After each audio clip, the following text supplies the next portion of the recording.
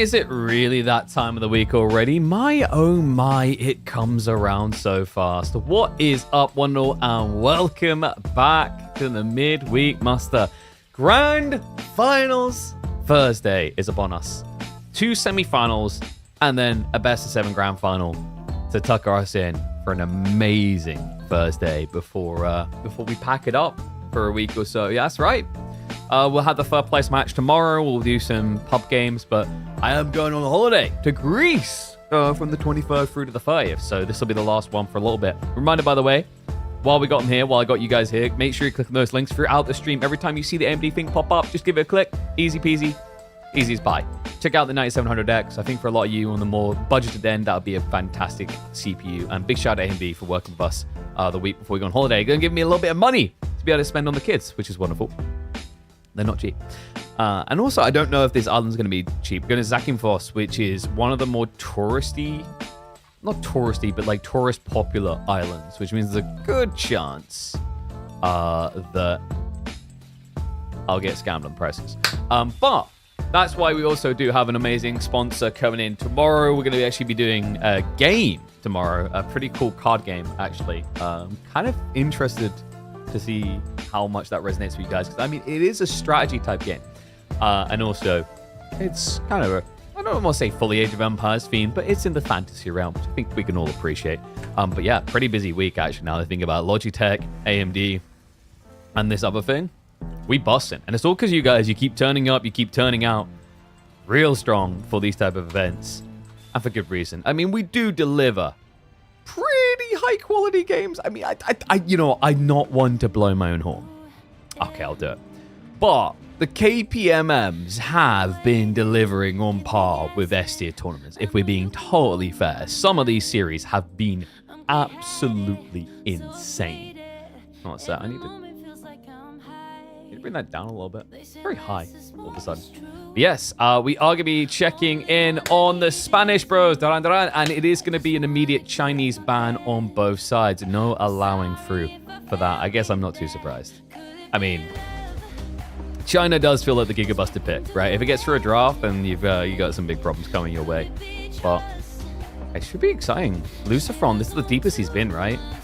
Whereas Vortex has been dominating, going all the way through to grand finals and winning back to back to back to back, like non-stop. His machine gunning his way through, like an absolute monster. But looking at the drafts, it's going to be a Byzantine-Rus split as a priority. Japan should be coming through secondary ban, but they actually deviate, Japanese and Ottomans. So House of Lancaster sneaks through, and that's a big surprise to me, considering how much success they both had, and how recently, I remember Core said he asked Lucifron, how do you count the House of Lancaster, House of Wolves build? And he said, I don't know. Now, whether Lucifron was being honest with him or not is going to be very telling if the Spanish bros have actually found solutions. Otherwise, they very quickly found a solution, and they just definitely weren't not telling Core the secrets. But Japan does go the other way as a result. Ottoman's now going to be safe through to the end. Yeah, Japanese, it's interesting. Ottoman's really not something you want to maybe prioritize the third ban on. Things like Shushi, as we're seeing here, comes out pretty strong there as well. HRE, Malians also makes sense. So smart read there. A little bit of a gamble, but makes sense. He's able to now save that through and just get the House Lancaster in as a prior.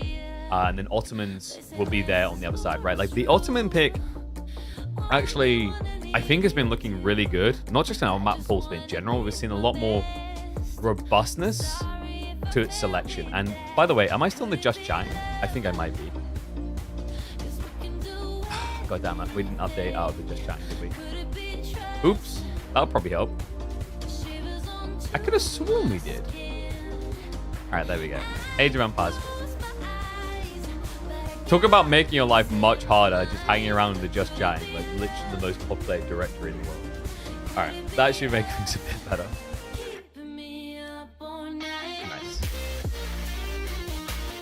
I was like, wait a second, what? I feel like the English pick can work with Mass Horseman Abbey. Yeah, but that's because you like saw it once and now you just want to see it again, right? You saw Dimu do it, you're like, well, I mean, now everybody should do this crap. I think it's situational. It doesn't work for every situation, for sure. Just a variable selection, though. And in terms of map, you have to remember, like, map pool-wise, we're looking at Bazaar. Bazaar actually made it in. So we got Altai, Bazaar, Dry Arabian, Cliffside, and Boardland. Kalauga and Front Range with priority bans. We might actually get to see another bizarre game. This is a new creation by Caillou, a really cool one as well, so I'm excited to see if we can get some games on it. And one sec, I need to open the door. It's already so hot in here. Good lord.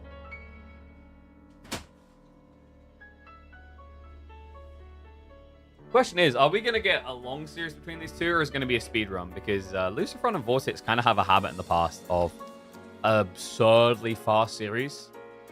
Like, I remember having talks with Tears of like, oh wow, we really thought we had more time in the day than they actually gave us there. That kind of made everything very short. Like, and no offense to players, like in some ways it's a nightmare to have them in the grand finals together, is the feeling for most heroes, because they know each other so well that they don't tend to play the situations out that often, so usually you'll get like 10 minutes each.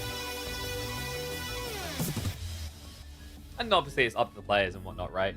But like I understand where 20 organizers have come from. First map is Borderlands, remember, not Carmel. Not even Carmel. I think Carmel was just there. I don't know. After a while seeing it, I'm not that convinced by it. I also don't think it gives great civ diversity. One sec, my headset's being pretty weird.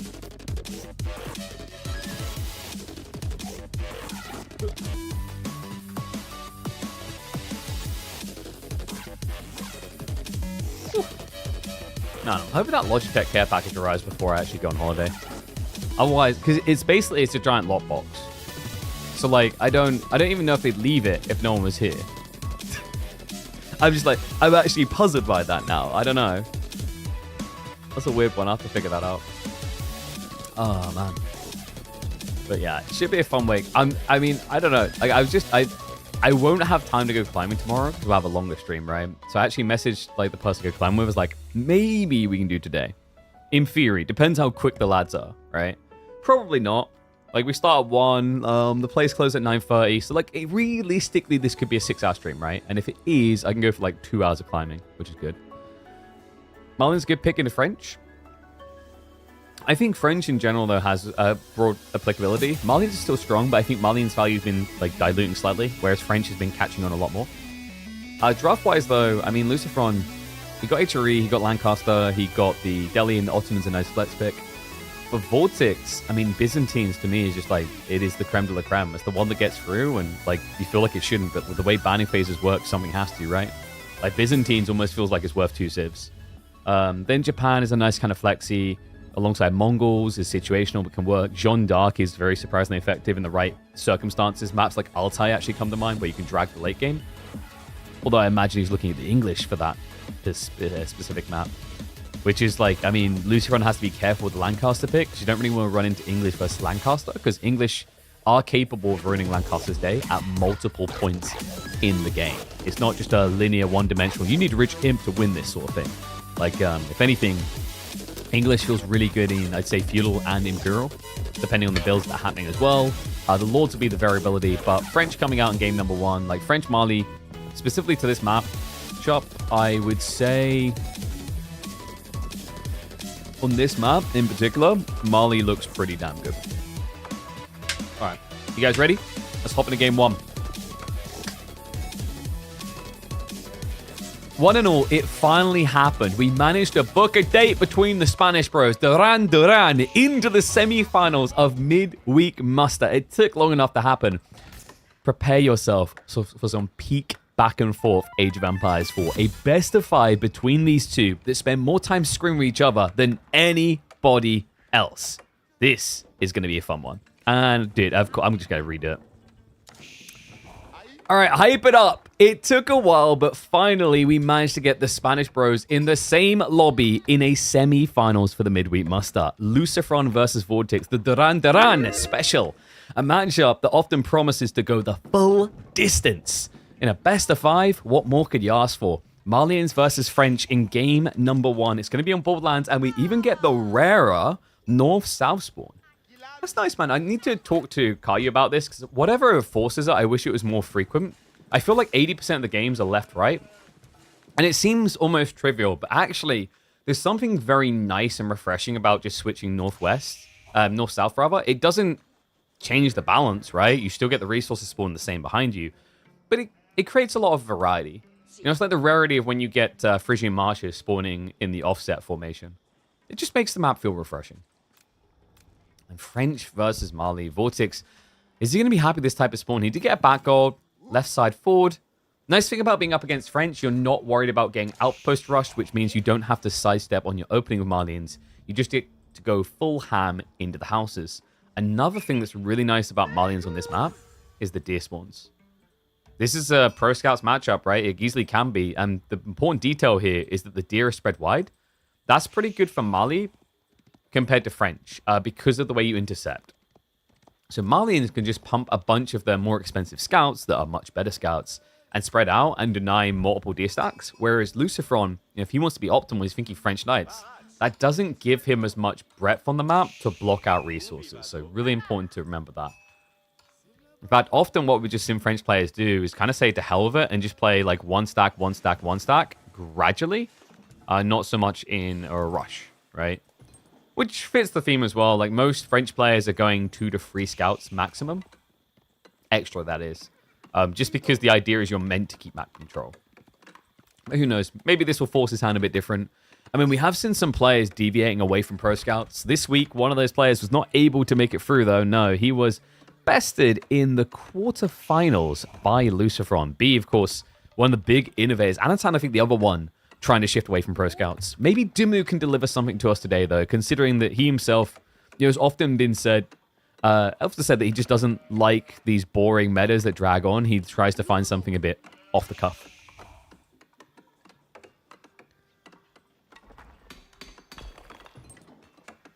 Oh, did we get predictions up, by the way? We did. 100% on Vortex. No gambas through to Lucifron. I think people need to wake up earlier. I gotta make sure they book this into their schedule every single time, folks.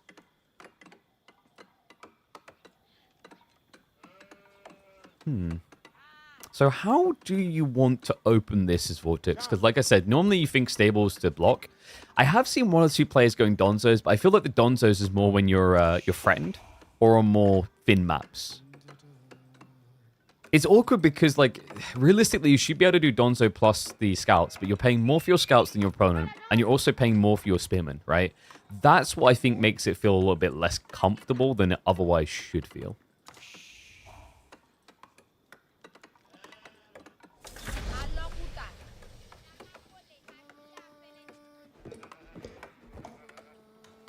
Lucifron, looking at the macro, is definitely Pro Scouts.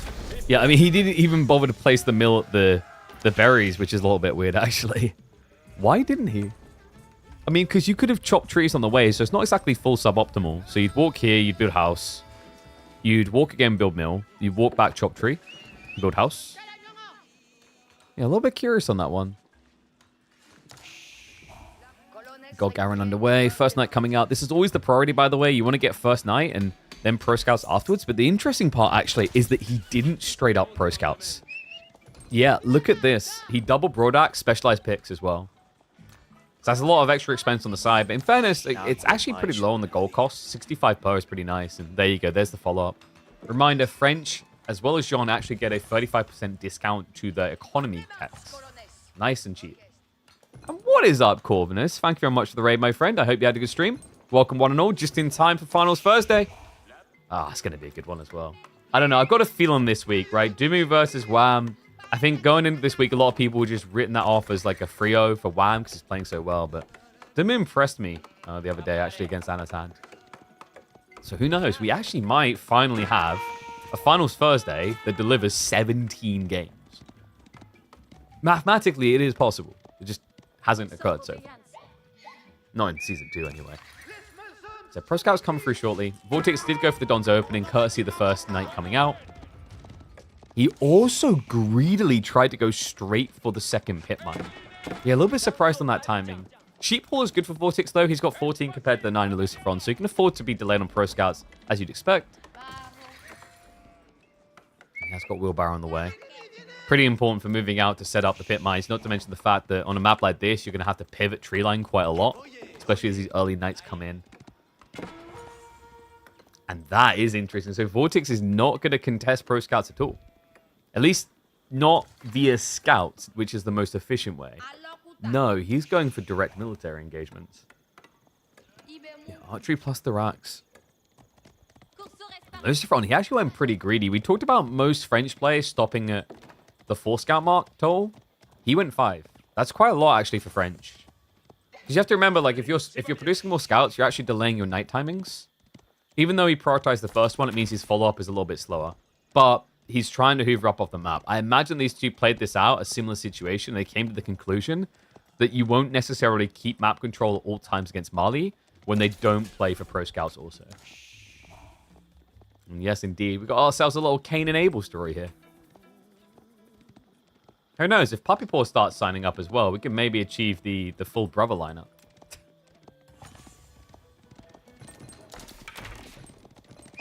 Gonzo's arriving already.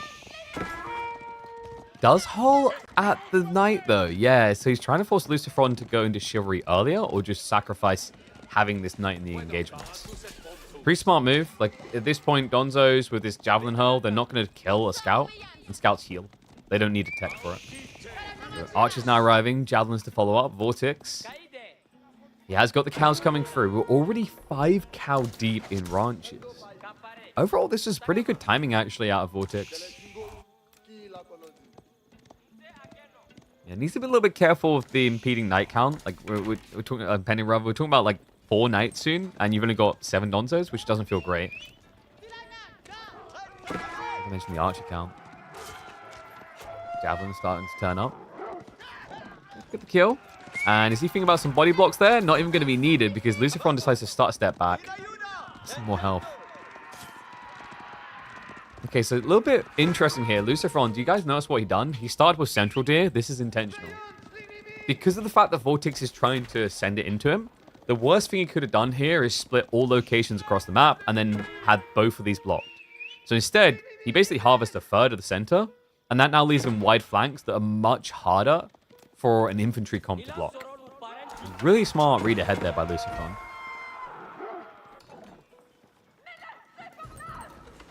Getting blacksmith techs on the way, so undermesh is a priority. Pretty nice. It also mitigates some of the damage that your knights will take from the Donzo shots, but also just ensures javelins barely register onto the knights themselves.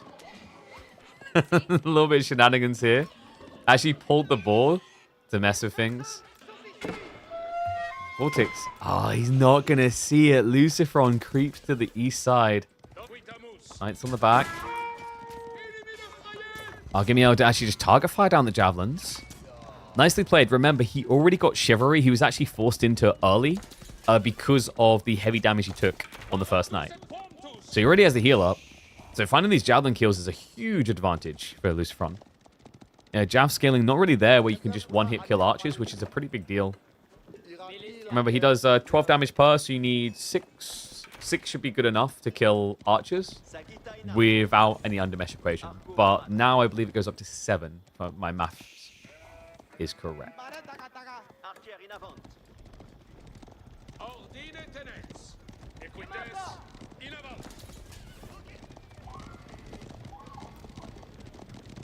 Still Gyro follow-up also. Where Vortex, he's actually lacking the blacksmith. Yeah, he's choosing greed. Okay, so you know, the funny part about this is the way the Vortex has been playing, you'd think he was the one all in. It's actually like the other way around. Lucifron is the one aligning for an aggressive all-in timing. I don't know if I'd say he's big enough yet for it, though. A little bit small boy energy right now, you know? Well, at least when it comes to a base dive. I think that's mainly because they haven't all shown up yet. And Vortex doesn't have an insane amount of javelins, which means the archers won't just get insta-cleared out. Like, preferably, the good thing for Vortex is if he was up at like 14 jabs, he can double kill every 2 seconds. Instead, he's going to end up overkilling if he scales the jabs any further. It's like one of those weird kind of things to think about, actually, in these type of engagements. It's like, you know, you could go 8, 9 javelins, but it's not really changing your kill point on archers if you're target firing them down. So it doesn't really make a difference. Vortex getting pressured. I mean, he hasn't increased his army count, and Lucifron, I think, has noticed. Does he, though? I mean, I feel like you walk up and see that count. It's not that crazy big. Like, something suspicious is happening. So Lucifron will just back up, rally the reinforcements. I mean, there's still a dive opportunity at the beginning of the age up. But remember, against Malians, the window is very small because the veterancy timing is very short. They only take 30 seconds. Yes, you have to be pretty much already in position. Otherwise, they just kind of retreat through their base. And unless you can hang around torching, you're not going to stop their economy because the cow. Cow's the game changer. This one has the right idea, though, on the edge of the base. Vortex has to retreat. Fulani isn't complete yet, which means he's going to have to stand his ground here. Lucifron may have timed this perfectly to force the fight. Archer's now diving through. Look at those Donzo kills. Villagers are idled out right now. He did not finish the Fulani. No, he garrisons instead. Lucifron gets baited to go after the workers. Not going to work. Vortex has yet to lose a single worker. But now it's time to get punished. A jump in, 3 worker kills, but tech up complete. Lucifron now with a 10 eco lead, but facing off against the Great Cows. Decides to leave the base. Not really worth hanging around now. We talked about the speed of the veterancies. Does show respect, but in props to him, he got 3 worker kills out of it. Some decent exchange of army value. And then on top of that, Lucifron, he still now has an eco lead, remember. Like playing French, you always build a worker lead anyway. It's not quite the level where he'll eclipse the value of Fulani, but that's the beautiful thing about Pro Scouts. It brings you closer to the count quicker. Fulani is usually, when it's fully stacked up, it seemed to be like, what, between 15 and 20 workers worth usually? But the problem there is that, you know, you're usually comparing like crappy gathering rates on workers, not Pro Scouts survival techniques. You know? Like, going from sheep to going to survival techniques deer is like going from a standard 4-core CPU up to, like, a full 8-core CPU from the Ryzen series. You just notice the difference straight away. Click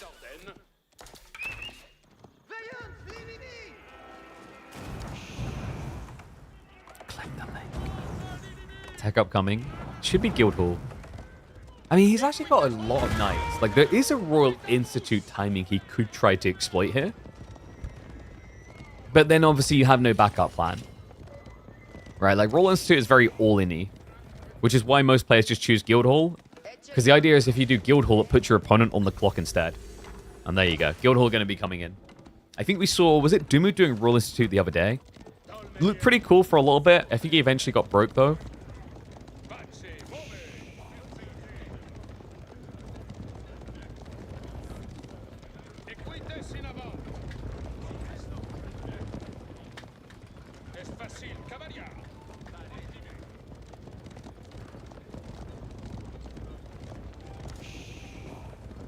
I wonder.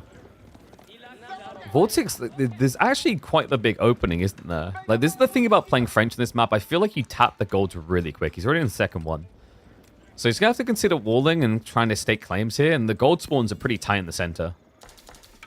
Vortex, I don't think he knows what Lucifron's up to. No, he just got the reveal there. Jumps in on the wall. I think that's going to force you all the way home. Like, there's no way you hang around, right? There you go. He's on his way back now. Veterancies are coming through for Lucifron. The Archer veterancy will be slow, but remember, the Knights actually only takes 30 seconds for him.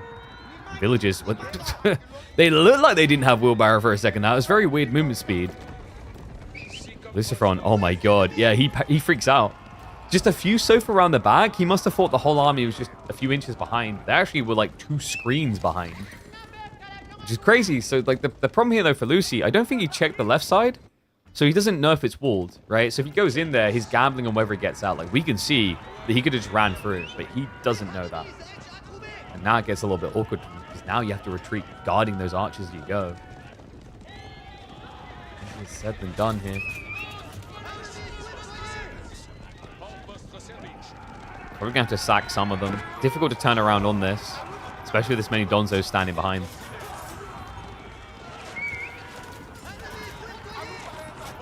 Count. Not looking great. Veterancy just kicked in. He's got about 10 left in the fight, though. Not good. That's Sofa front line. It's just so annoying to get through. It's already got the imported armors in. Javelin sniping out what little the Archer force remains. A full A-click commit here. Lucifron trying to find some sort of optimal micro to get some extra charges off. Seems like he didn't get too many, but it's not going to matter. Royal Knights flex. Yeah, and now he needs to clean up. The Javelins can't be allowed to get away with this. Sofas are buying time. Javs are targeting down the injured. Good micro here by Vortex. Second wave is coming in. That should be enough to actually scare Lucifron off now. Yeah, I mean, he got as good of a fight as he could have asked for there. It still looks pretty rough at the end. He's at least picking up relics, but simultaneously so is Vortex. Lucifron, it's now going to be a switch over to Arbitrate. This is a great time to switch. You're seeing a lot of Sofa. Sofa are quick clearers against Arbitrate are quick clearers against Sofa rather. The awkward thing is going to be the Javelin count. But the nice thing is with the Beast drops, you have just as much range as jabs, so you don't have to get stuck close.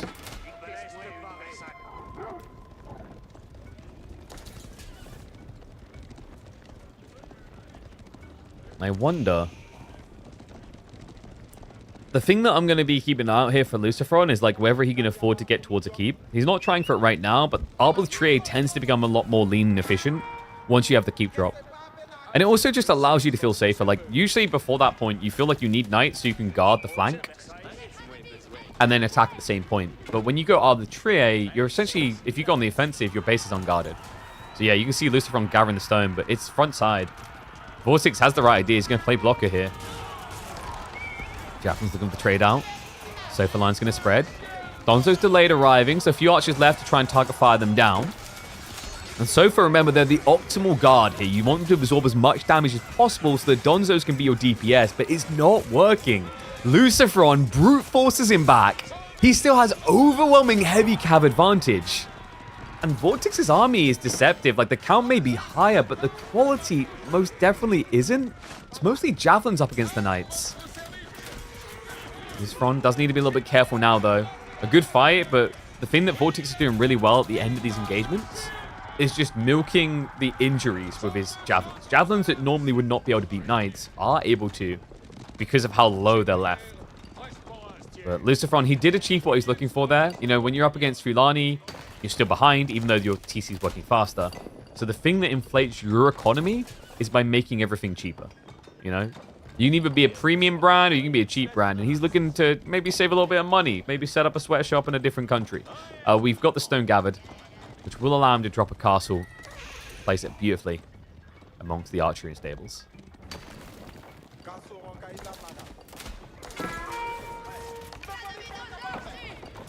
Push in though. Wait, Lucifron?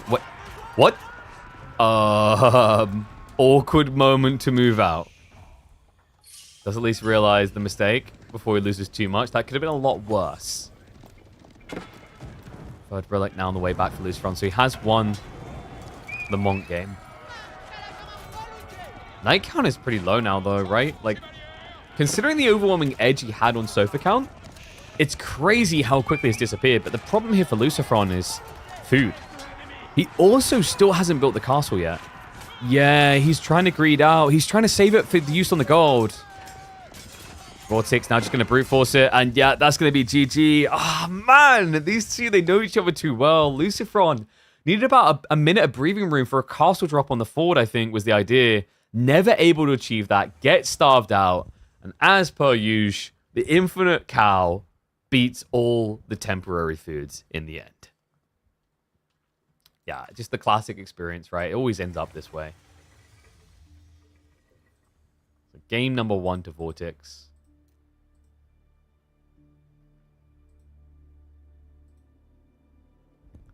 Marlins OP, I never see them lose. I don't think they're OP. I think they're strong, though. I want to say, like, low A tier, maybe high B tier. They're pretty good. There's better civs. Like, I still think, like, there's no way Marlians are better than Byzantines, for example. Right? But they are pretty damn good. All right, so game number 2. Let's see where the boys are going to be taking us. So they've got Bazaar, Altai, Dry Arabia, Cliffside to pick from.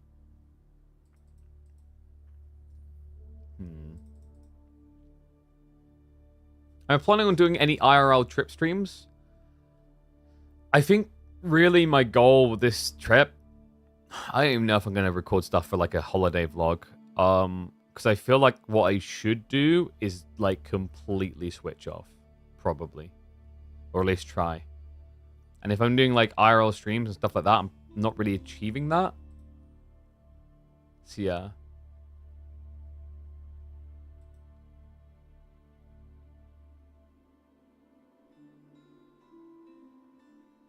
Wait. Mailboxer, what are you on about?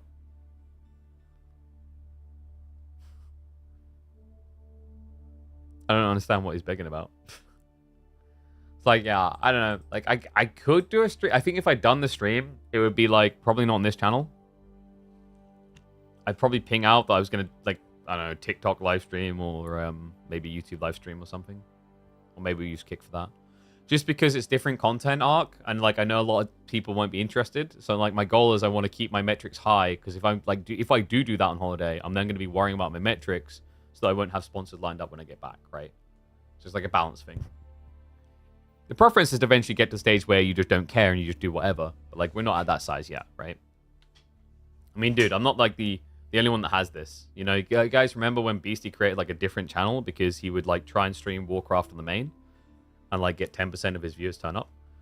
It's like, you have niches, right? You have to stick to your niches. Because unfortunately, like, although it can be shallow at times, a lot of brands will judge you based on metrics historically. And they'll just take it as a whole. Because they haven't got time to, like, nitpick and go, oh, well, I mean, like, if you're going to do our sponsor stream when you're playing your main game, then your viewership is this. They'll just go, no, your viewership is this number here across the last 30 days, stuff like that. So, like, I mean, the number one, like I said, the number one thing I think for me is I probably shouldn't even do a live stream on a different channel, just because I should really try to switch off. I think that would be good for me for the week. Maybe I'll record some stuff and we'll do, like, a holiday vlog, maybe. But, like, not live streams, because, like, I genuinely need to try and switch off. Like, I'm passing all my influences over to my colleague for the week so that I don't look at that. I don't worry about that at all. Because I don't switch off. It's like it's super toxic how I just don't switch off. It's not, like, you know, you need to kind of, like, it's very hard as well when you're essentially self-employed, when you're your own, like, boss.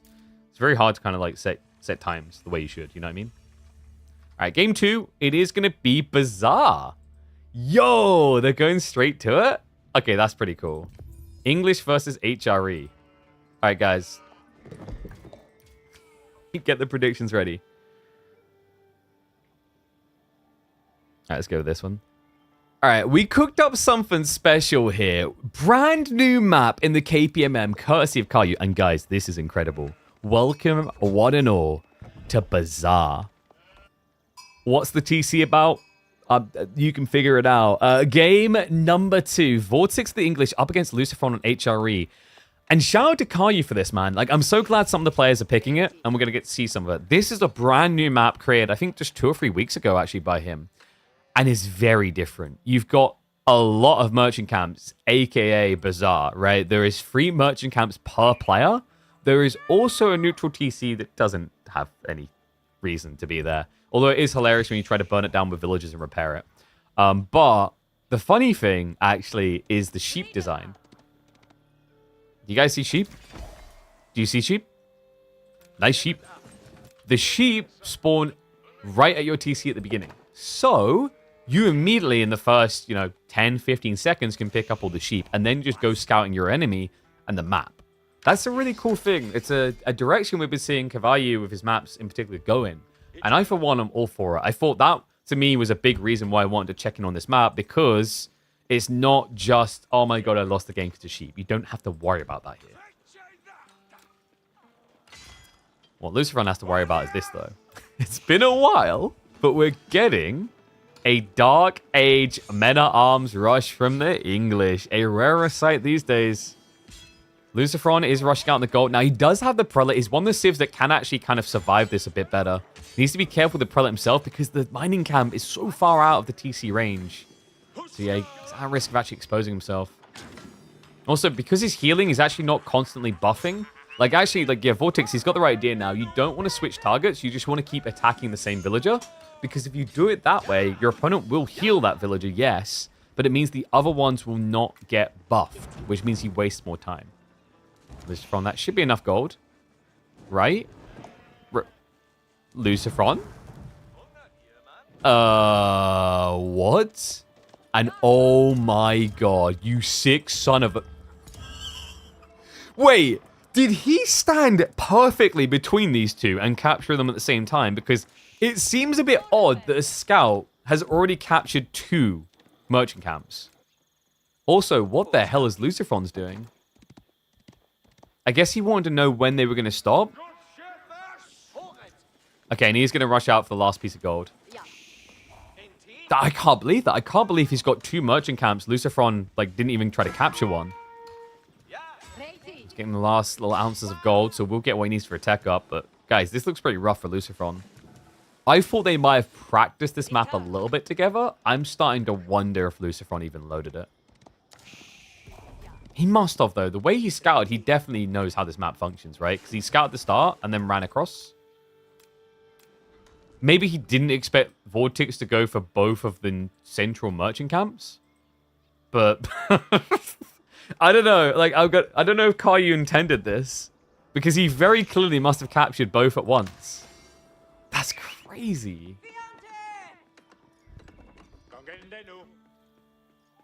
Capturing bones would be sick, like in Command & Conquer's Generals. Yeah, but it'd be pretty strong with a TC. I imagine, like, eventually, hopefully, we'll get more POIs, and then this can be replaced with one of those. The town center is just a nice little thematic thing, really. It's just weird, because if you try and burn it down, and then with villagers click on it again, they'll start repairing it. It's very weird. And, oh, sorry, just to confirm for people, this is not Borderland. This is a new map called Bazaar, which you can try yourself.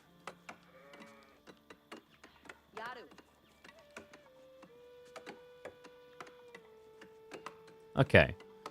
So, Vortex of the Abbey of Kings. I thought we might just get a Lombo Rush here, but it's dangerous against HRE. HRE is really good at playing counter to Lombo Rush with archers themselves.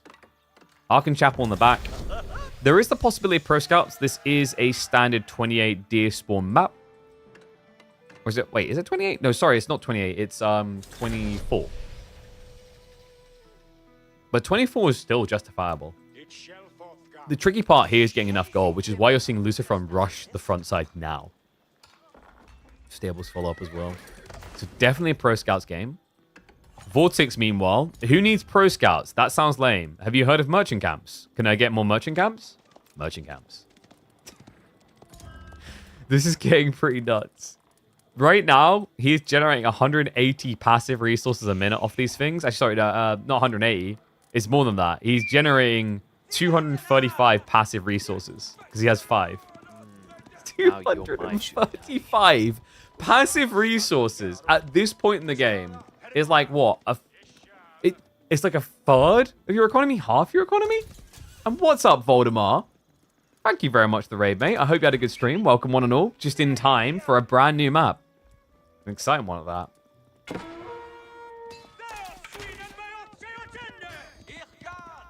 I mean, this is an interesting test, isn't it? Can merchant camps beat Pro Scouts? When there's enough of them, I think so. Because here's the funny thing about this. Vortex is able to afford Lombos with an Abbey of Kings build easily because of the merchant camps. That's not something you can regularly do. However, you know, you are longbowing into a civ that's usually quite good at dealing with it. HRE with Horsemen plus the Martial Archers. One thing to keep in mind here, though, is like HRE thrives on these more open and exposed maps. This is just a direct tug of war. There's like barely any distance between the bases. Part of me wants to say there should be like almost something blocking direct access.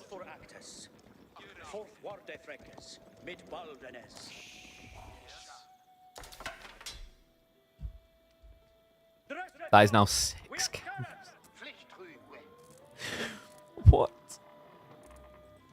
I don't know, man. Did we cook too much for this? 270 passive resources a minute. That's better than having 3 relics in castle. I can't. It's crazy. I did not expect one player to get all of them. I'll tell you what, if Lucifron wins from this position, I will be impressed. Like, he will have blown my mind because, you know, merchant camps can be a bit of a controversial point because of the snowball of resources you get.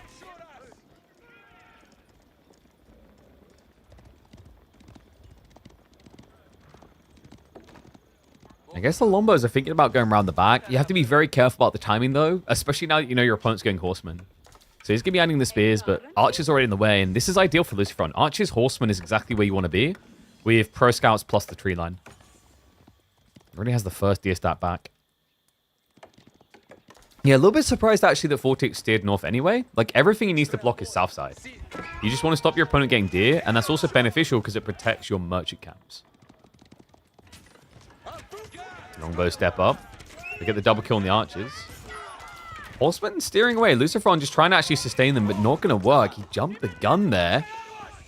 King forced a reaction of an outpost. Yeah, that's the other tricky thing with the arc emplacement. The way he's gathering, he's actually even now at risk. If the Lombos get back here, they can still snipe the workers. It's a great read by Lucifron to react with an outpost. Otherwise, you just lose all the deer. And he's actually started to take it back. This is cool. Because despite Vortex's early advantage, his disadvantage now is movement speed. So if Lucifron just runs around cap on the merchant camps, you can't easily catch him. Unless he runs like this. Whoops. Lucifron. Maybe a little bit predictable in the retreat there. In fact, I don't think that was intentional pathing. No, he just basically ran right in front of the Lombos. We'll be able to break away from that. Blacksmith now coming through because Lucifron is finding himself at a pretty big disadvantage here. Yeah, also difficulty accessing gold. I mean, this Blacksmith, I think he didn't want it to be seen. He built it really far back intentionally, right? He can't afford a single tech. Decap cut. Yeah, it actually does work. You can cap both at once with a scout. Like, look at the hitbox size. You see the hitbox size? So actually, it's tighter over here. So you could actually clip both of them at the same time. That's pretty wild. This is pretty ambitious from Lucifron. In fairness, he knows he can't directly fight, but he's trying to just cut reinforcements with his movement speed. Vortex, meanwhile, has started to set up the farms. We've got double farm cluster, plus all merchant camps again. Yeah. Looking pretty cushy. There does seem to have been some skipped worker production, though. This is not the first time we've seen this. It's either that or housing. Vortex, either way, we've been seeing him struggle a little bit with this occasionally upon his return to AoE4. So Lucifron is finding himself a worker ahead here. He also finds himself in a weird position. He tries to play for the back gold. Vortex is suspicious. Lucifron will break away. Has to be quick about it with no wheelbarrow. Seek shelter coming to effect, but does end up losing workers there. That's 2 down. Now Vortex with the eco lead.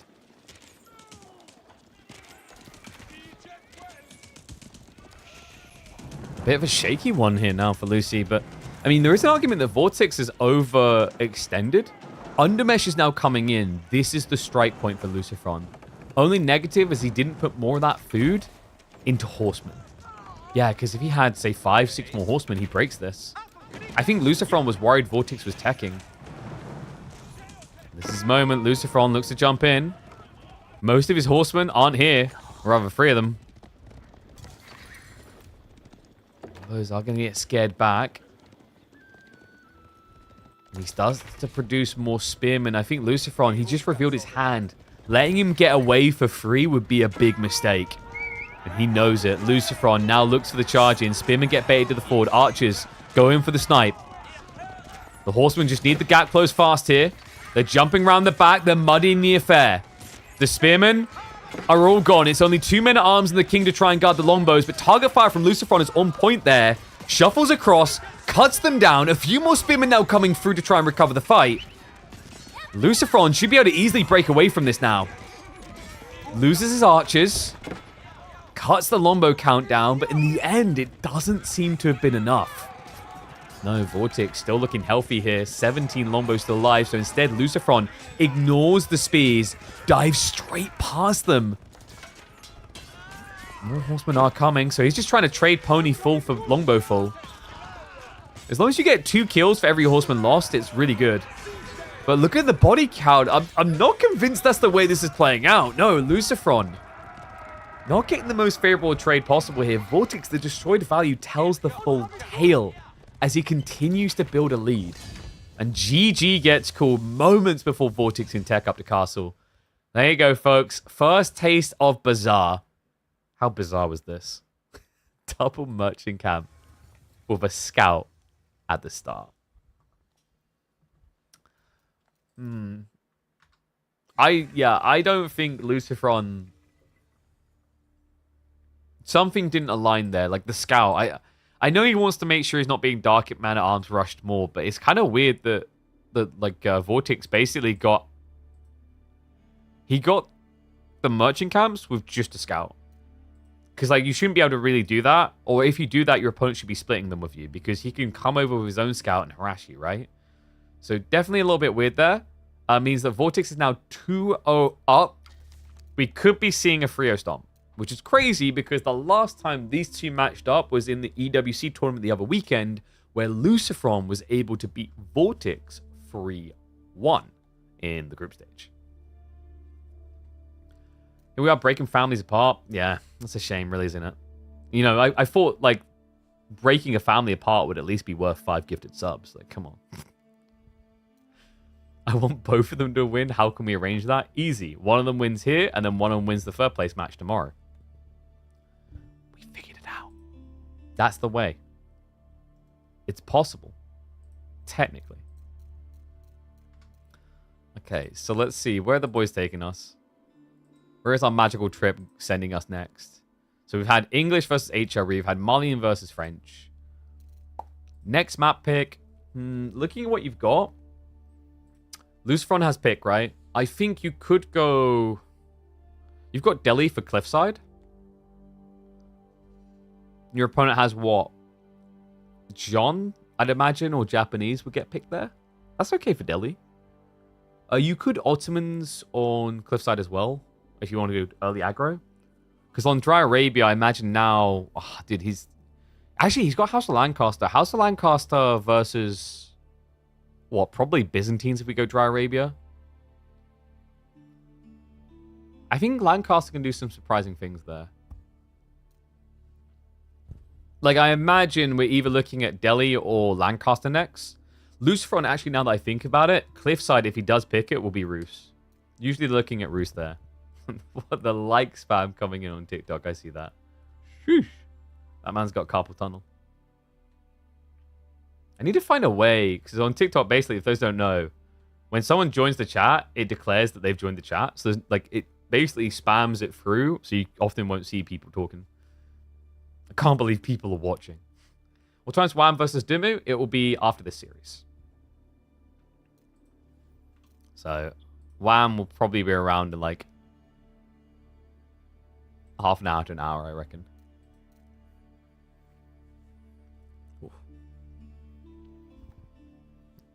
I think Dimu said he has limited time today, but it's like we only found that out from him today.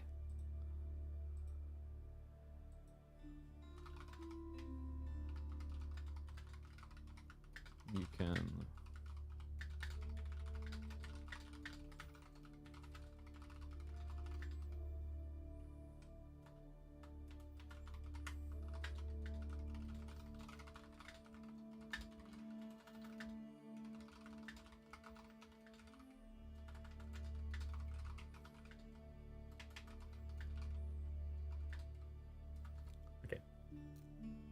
Dimu hasn't had a win in a while. Yeah, he done pretty well, though, against Anatan. I was shocked by that. The Delhi English game in particular was a really big eye-opener. Like a 12-minute victory with English over Delhi isn't your usual cup of tea. So yeah, he was definitely cooking on that.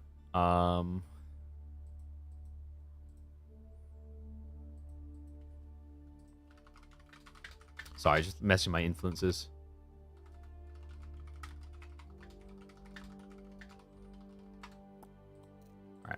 Game 3. Let's see where we're going. Cliffside. So he does go Cliffside, and he didn't pick the Roost. No, it's going to be Delhi versus Byzantines. Very interesting. Let me mark this up. Let's get ready to go. Let's get predictions up, folks. I can't win with my semi-finals with this guy. Every single time he appears, he speedruns them. And it might be happening again against his own brother. Welcome back to the channel, folks. Game number 3, and Vortex is already 2 games up. An unstoppable force of nature. And may exactly be that, considering we've now got a Byzantine pick into his brother Luciferon on the Delhi for a Cliffside game. Damn, Byzantines is quite the interesting read, actually. Biz on this map, I don't feel like we see them as often. There's just so many maps where they're good, whereas Cliffside has a few power spike type seers. I think Rus in particular has been looking good. Now, Lucifron, I think he wanted to pick the Rus, but the Byzantine threat maybe made him a little bit reluctant, as Byzantines have been really good with Jav rushes against Rus historically. And also on this map, I think they have a really good tempo control point. So maybe he expected the Byzantines. I think he also had to balance the possibility that this was going to be either a Mongol pick from his opponent or maybe Jean. I think Jean isn't as clean cut against Delhi anymore, but Mongols in particular really struggle to get value against Delhi. So yeah, Lucifron had to kind of play it safe with his draft. I think if he gets through this though, like he has some interesting picks. He's still got Lancaster, he's still got Ottomans, he's still got Rus. There's definitely some potential. And I'm on mod slacking. What's going on here? They are. Alright, let me fix that. I need even more mods now? I just promoted someone the other day. Alright, so Lucifron should be a standard Dome of Faith game. Spawn-wise, not the best. He didn't get back berries. Meanwhile, his opponent did. That's pretty rough. Double deer and boar on one side is kind of crazy, actually.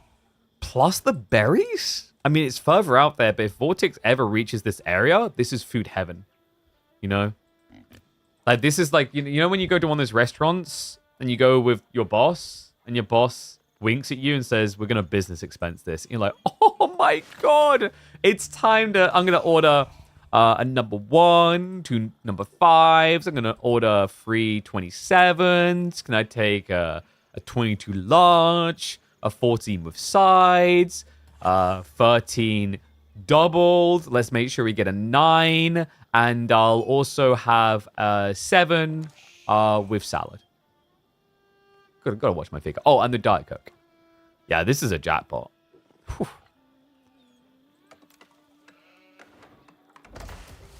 I like that to this day, people still get that meme. I think that might be... And correct me if I'm wrong, chat. That might be the most memorable, like, piece from any Grand Theft Auto. Is that a stretch? Surely not. I think, like, I need to go back and play San Andreas. Like, it's crazy to think the caliber of, like, quality that game had. Also, the voice actors, right? Having people like Samuel L. Jackson in there as Pennyworth. Was that Pennyworth or Penny?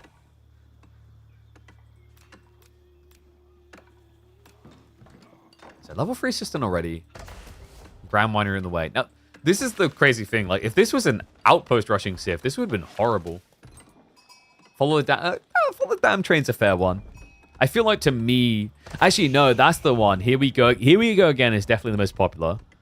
But for me, the best one, the one that I think is best to this day, is definitely the takeaway order.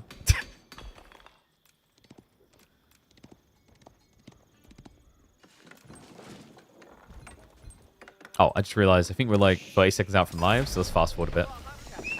So, tech up complete.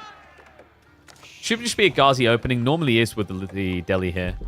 And there you go, stables coming through. Yeah, like, I wouldn't mind them doing a, like, full San Andreas remaster.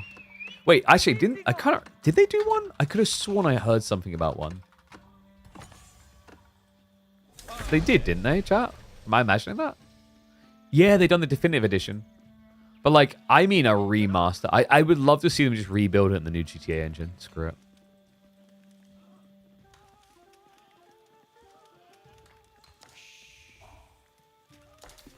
Yeah, I'm, like, looking at pictures of it right now, and I'm like, it kind of looks okay, but it doesn't look, like, crazy. Right? Like, I don't know. Me.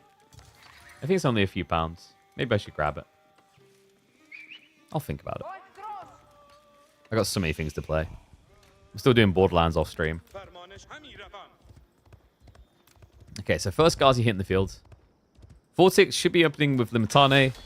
Normally when you do Limitane, you can support with Javelins. But, like, there is a world in which you just play Longbows here. It's a really short map. So playing, like, Longbow, Spear, plus the Horseman isn't a bad idea for Biz. Also, Longbows just feels a lot nicer scaling into Castle than Javelins do. I think normally in this matchup, like when you're playing Biz, you almost want to wait until you have confirmation of the archers before you switch into Javs. Archer range is already down. And it looks like Vortex did get confirmation of that. Like house coming through. Already setting up for the back berries. Dude, it's such a great spawn. What's the GTA 6 trailer and realize you'll never have big pre-lit? Oh, God.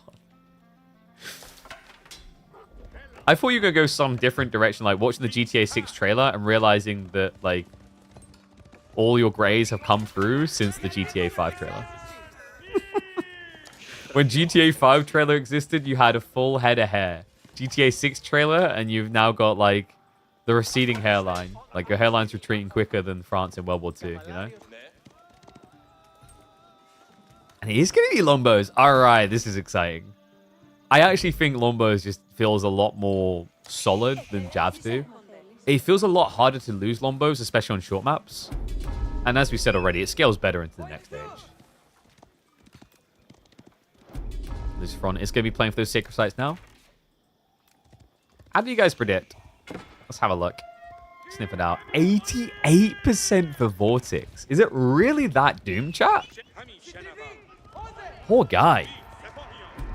Just keen to play a little bit of Age of Empires. Why you got Doom like that?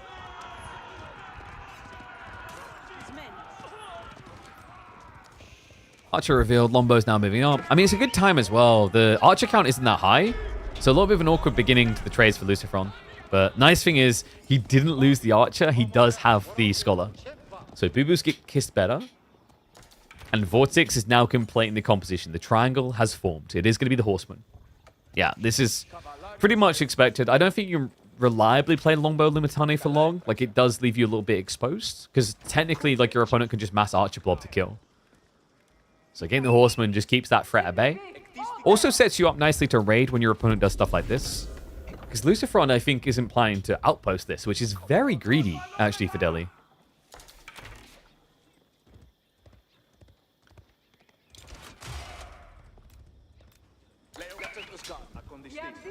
Vortex, I think his goal here will be to essentially stop the control of Sacred Sites and then look for attack play. That's normally what Byzantines are looking to do. Once you're around 20, 25 Lombos, teching feels really good. And there's Lombos. They are starting to get targeted. One down already. Limitane were drawn pretty far back, actually. Yeah, Vortex, I don't know if that was the optimal way he was looking to retreat. Rough timing as well, just before the second group of Lombos did emerge. Yeah, because double Lombo here would have been enough to just insta-kill the archers, so Lucifron would have been -2 on approach, which is very different than what actually happened. You see the impact there. Another nice thing about the Horseman play, you're seeing it over here, able to deny the Sacred Sites. If he played only Limitane Lombo, he wouldn't have that capability. Lombo's again being targeted. Like, Lucifron understands what the win con is here for Vortex. He's doing a good job of just stripping that back a little. Double Sacred Site, though. I mean, double Sacred Site with Pro Scouts is good enough to get you to castle. Something that I'm sure Vortex is aware of. It's not like this is a secret detail. He knows. A short map like this, it can be risky, but also I'd say with, like, Delhi, especially if they have 10+ Scholars, it opens the door for a Honed Blades Men-at-Arms rush. The dream. Yeah, just a quick end to your opponent. We've been seeing those Home Blades rushes been looking pretty good. We had it actually last week between Myriad and Dumu. Led to an astoundingly impressive win for Myriad over Dumu. I mean, Elephants ended it, but it really was about those Men-at-Arms. One thing that is awkward here for Lucifron, and he's going to be aware of it, is like, you get all these techs for free, it's great. But then once you're done with that, you don't really want to be feudal anymore. Because being feudal longer, A, we talked about the mercenaries, they just start stacking up, it's inevitable. But B, it's a 26% eco buff across the board. Right? It just gets better and better and better for Byzantines. The more workers you have, the bigger of a worker lead it feels. Meanwhile, Delhi's biggest advantage of all these savings doesn't really matter when there's nothing left to save on. Vortex, he's suspicious. He thinks there's a tech coming. He's going to step up. Little does he know right now, Lucifron isn't greeting. And he's finally going to get that outpost up at the perfect moment when it's absolutely necessary. Yeah, instead, he's just got Ghazi way in the flank. So I think what Lucifer's looking for is the sneak out of 1 or 2 horsemen so you can snipe them down. He's realizing that this is kind of neck and neck right now. No one with the clear militant advantage right now. Down. Kind of a waste to even put the outpost up. He has got the deer coming back on the backside, right? So, like, he's not out of food just yet. Although, it doesn't really feel like he got that many deer home. Oh, he's pulling them from the east side. That's why. Vortex. Bit of a dangerous rotation around the back here. Lucifron. He might actually be able to just sandwich him. He's got the Guardian waiting. Archers are mirroring from behind. Scout will get denied. Nope, somehow survives. No vision into this for Vortex. Would be the golden jackpot if he could just get maybe a horseman or a scout round there, but just so many archers. Makes it difficult. Now the clash coming in. Ghazi just trying to front. And Vortex, all he needs to really do is remove the Limitane. Ghazi will beat the horseman. It's a special Delhi guarantee or your money back. Actually, we won't give you your money back. We'll just say micro better. What's it from? Micro so far is working well. Limitane count is shrinking fast. Vortex doesn't really have enough lombos to kill 2 archers at once. So it's a bit of a slow killer. Still 16 archers in total. 8 Limitane remaining. Vortex hasn't brought the second wave forward yet. No, the Ghazi almost have access here. Sense the danger. Vortex just tries to break away, but the problem bringing Lombos this far forward is there's no easy retreat.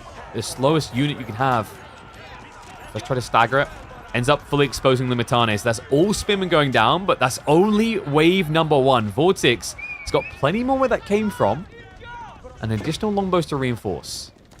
What he doesn't have is a tech up. He's still all in on this. And credit to him, Lucifron snuck a cap on the central sacred site again while this was happening.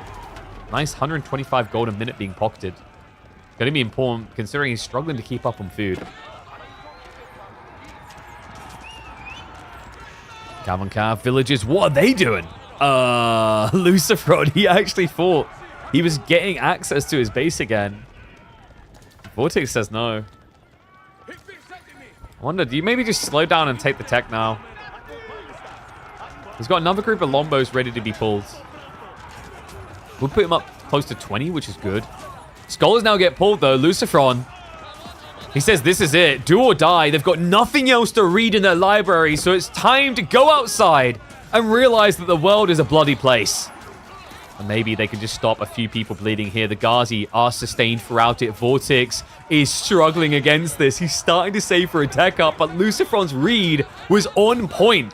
Able to brute force out of this awkward situation, courtesy of the healing.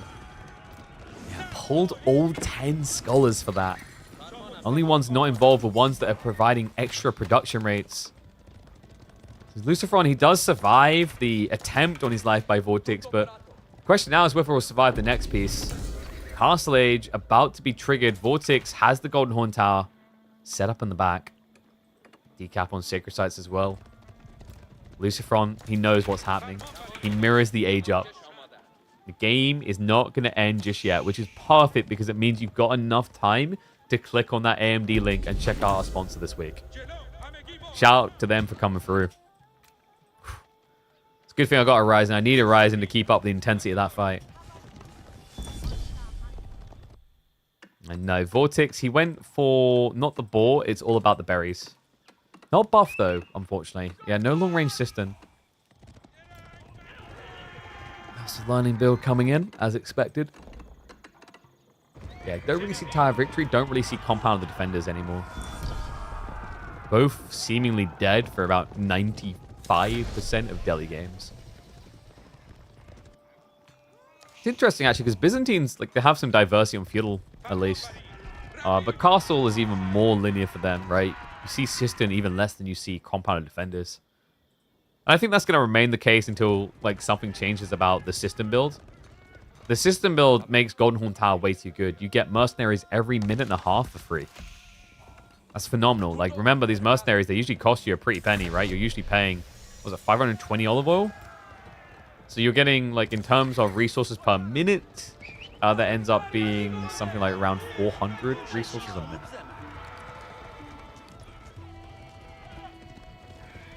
Blade Temp not going to work. Lucifron, great start to the age. He's got more deer coming home, but he's also got relics on the way as well.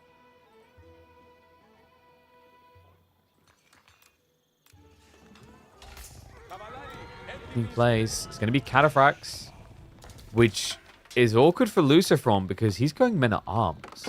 Yeah, I mean, he kind of has to. You can't really mirror with Night Play when your opponent has so many spears. But that does make me a little bit worried. Like, Lucifron doesn't have a solid answer to Cataphracts.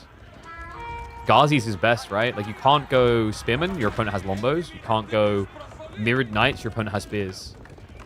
And you can't go Crossbows because your opponent has Lombos.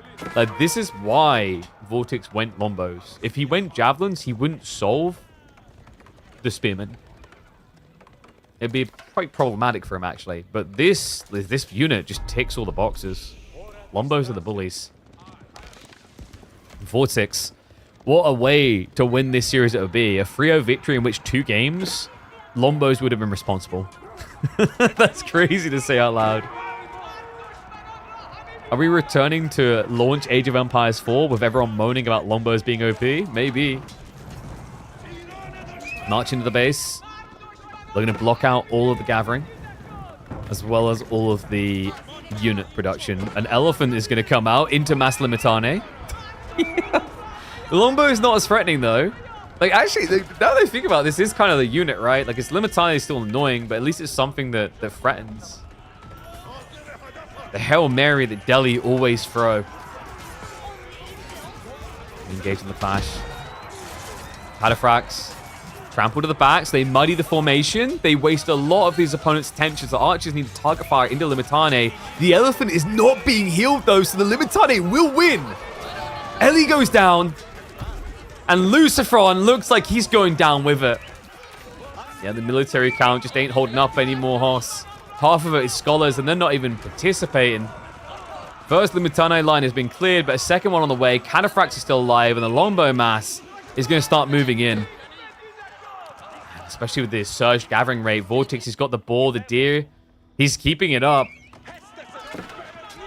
Pushing his brother out. GG. A 3-0 domination. Nobody in the semifinals is able to put a dent in Vortex, and he is now on track to potentially win 4 KPMMs in a row. What a beast. Damn, what a monster.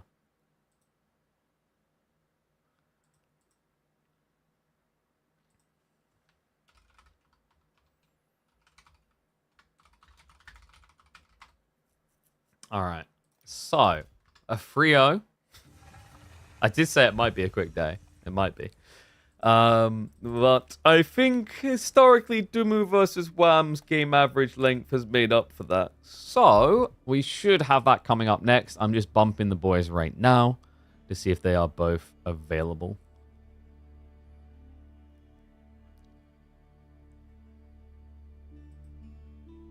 One second.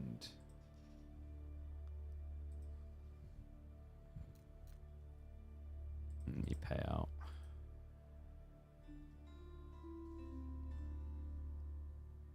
Is Wham around? I hope he's around. Otherwise, day's gonna get real awkward. 4 in a row in their Pose Cup. Don't forget EGC Masters Fall. Wait a second, that hasn't happened yet. Oh no, it's all scripted. How did we know?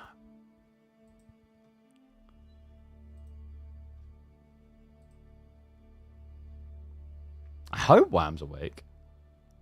Dude, that was a little bit quick. I thought we'd get like an extra half an hour to an hour out of it all.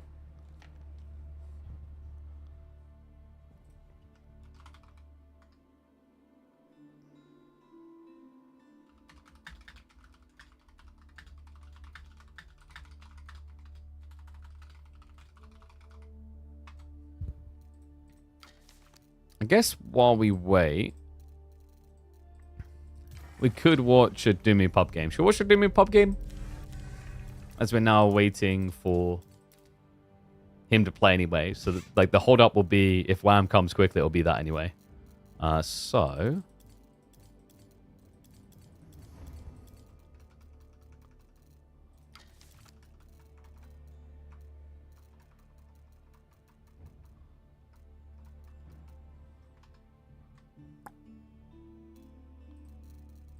It's not even showing up.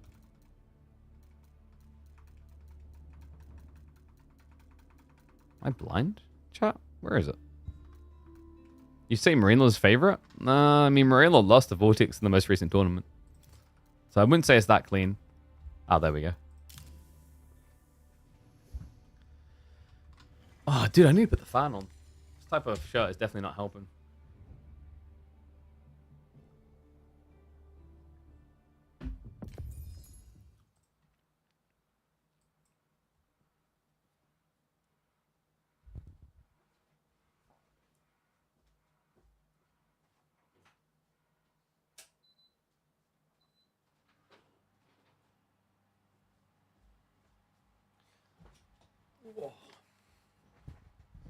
Bear me. I'm going to check in with WAM while we got a sec while we wait to load in as well.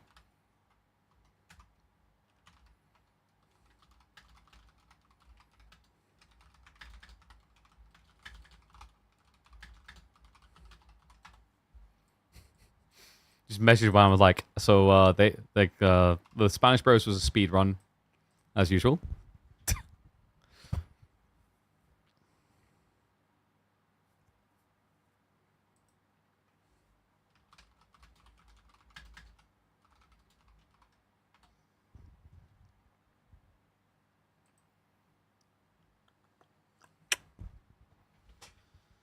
He has a habit of stepping up for the S tiers. I mean, I think you're like devaluing Vortex though. The only risk is that he's revealing what he's done, like what he's up to, whereas Marine Lord's more secretive. But you know what? Like, is it really a win if you have to be that secretive? Huh, Marine Lord? When are you signing up to KPMM? Huh? Huh? Huh? No secrets needed. I mean, we can claim credit for Vortex's recent performance, Voldemar's recent performance. They've all been here in the KPMMs. It's the only consistent anchor point to talk about. Louis MT, he came back for a week, but he's been taking a break, and then obviously, wasn't able to win the Post World Cup. Is that a coincidence? I mean, I'm not saying that the KPMM is due credit, but there's an argument for it.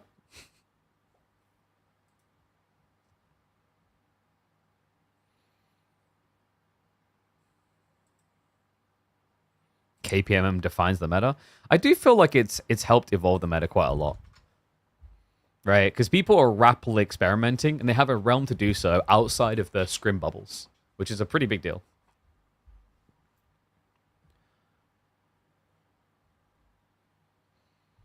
Vortex, the people... Wait, Vortex, that's a different person, remember? You guys remember that guy? There used to be a guy called Vortex. I don't know what happened to him.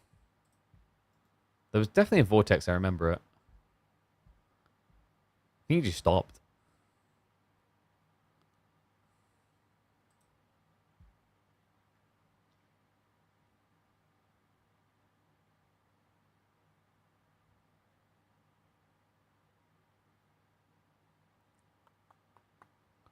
Alright, there we go.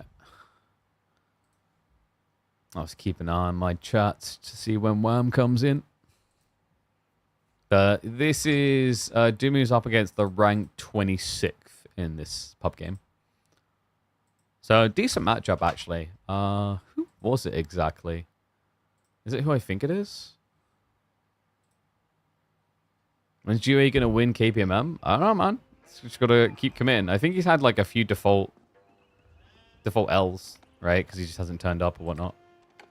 So that would probably be a good start. Is making sure the schedule is clear. All right, rank 28th here, chat. A good old Carmel game.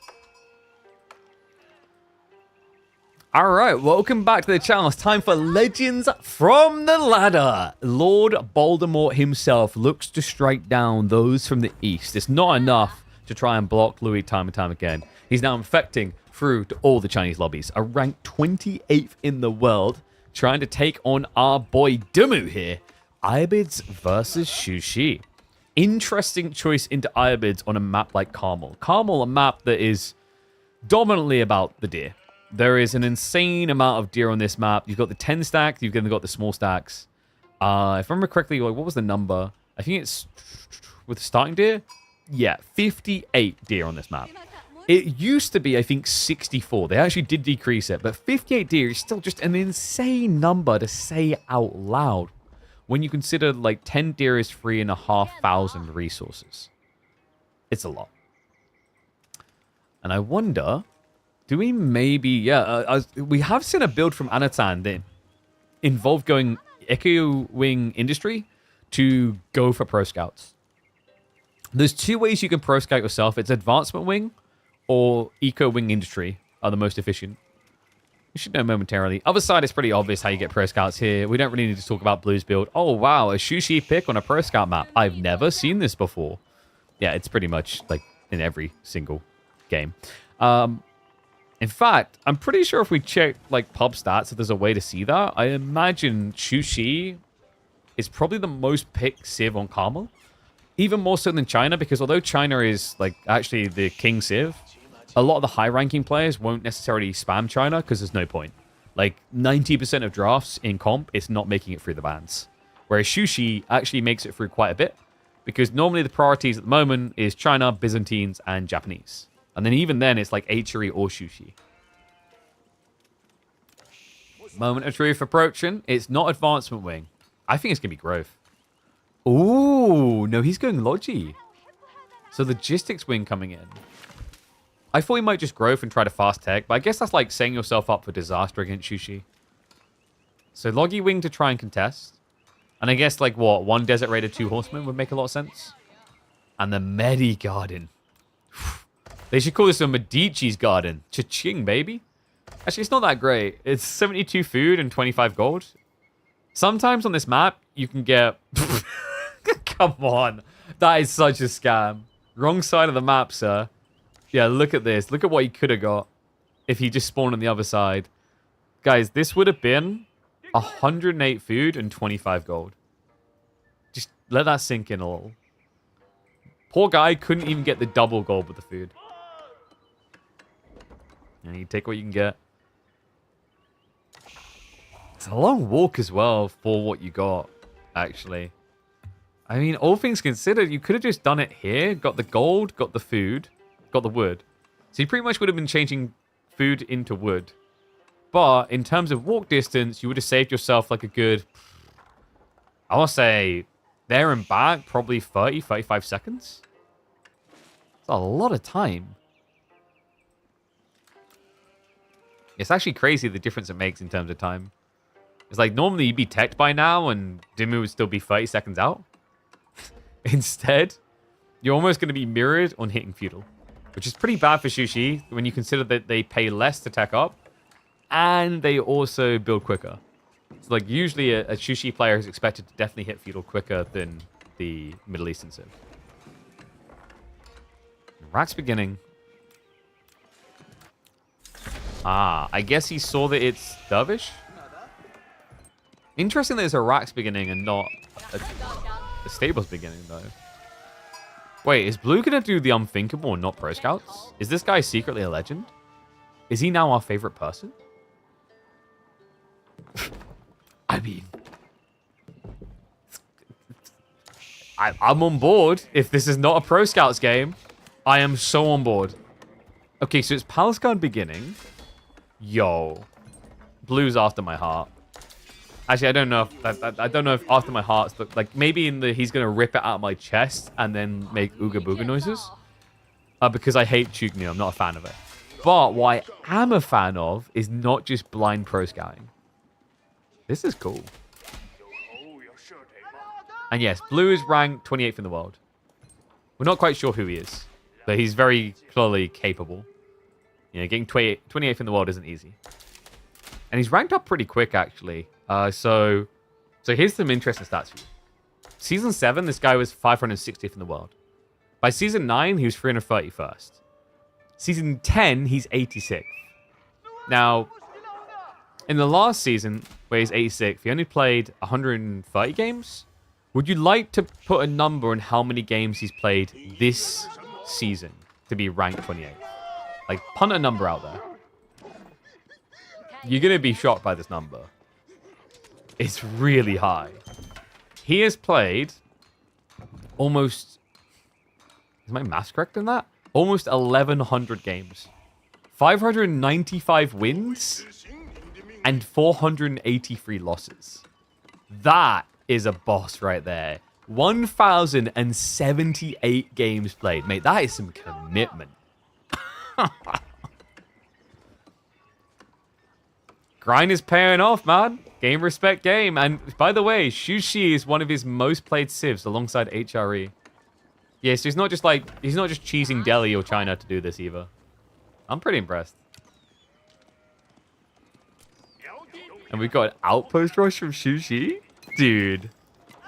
With that goal placement? Come on. I mean, it's also a fast castle build, so that's pretty rough for Dimu. Yeah, he steered after he saw the chick opening. So Millie Wing in a minute and 30, but without any gold. Marketplace, I guess? You're probably going to want Marketplace and then Racks.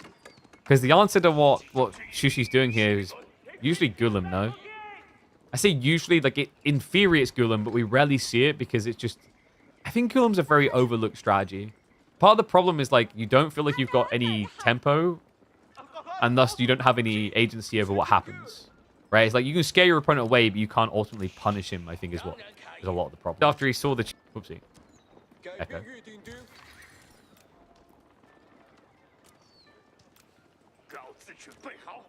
Leaves one in town, Doom has to leave the gold. Yep. He could even just rush out a little bit of stone and get some hand cannon slits, actually. Not bad idea. Hand cannon slits scales really nicely against castle units. Like, it's actually toxic. I'm surprised we don't see more Shushi tower rushes, if I'm being honest with you. Just because of how good the hand cannon slits are.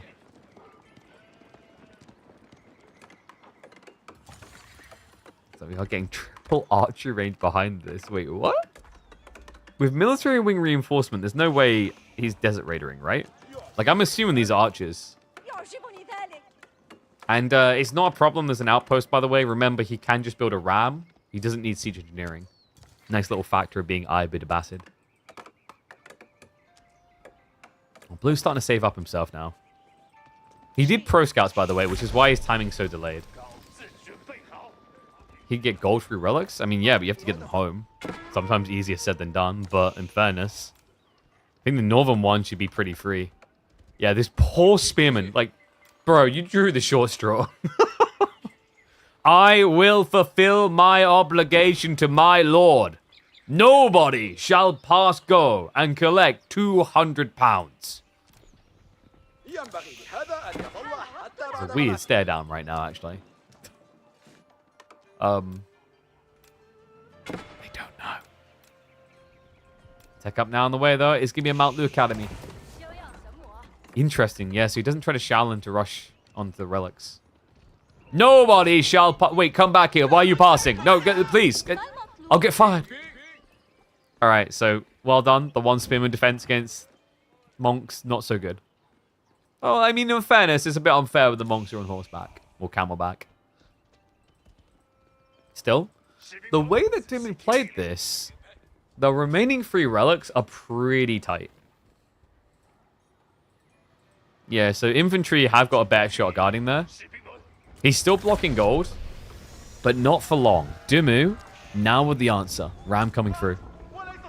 Yeah, has bought time, though, for the catch-up. Blue now teched into the next stage, and remember, he does have pro scouts.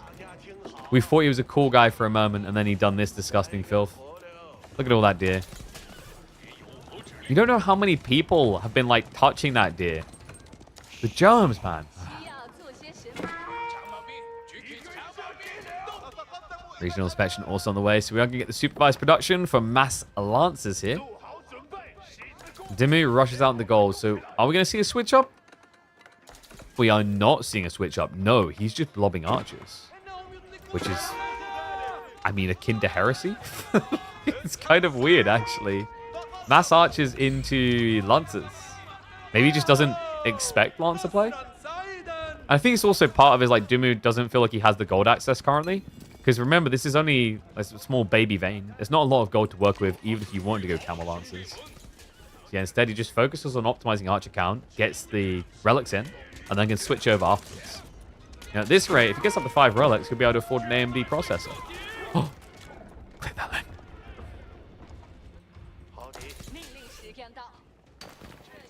Blue shifting out to the additional gold. Reminder, you only get the baby veins, the little 1.6Ks. If you want stacks, you're going to have to secure the 8K in the center. Which is normally only done via a very big fat castle. Which at this stage is like easier said than done.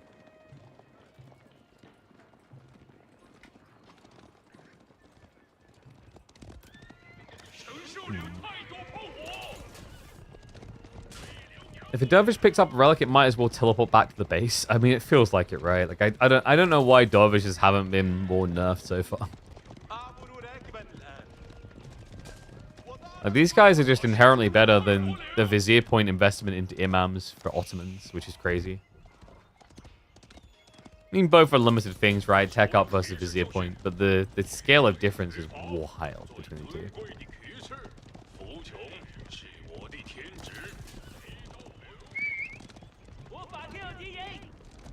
Lancers. Numbers are getting pretty high here, actually. Dimu doesn't have that many crossbowmen yet. Might not never get them. Dive in. Oh my god, the grief of that damage from the emplacement.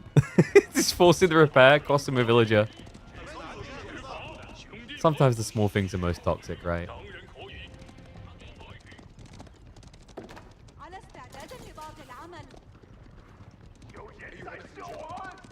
Lancers now shuffling around the back. I mean, this looks pretty dicey right now for Dimu.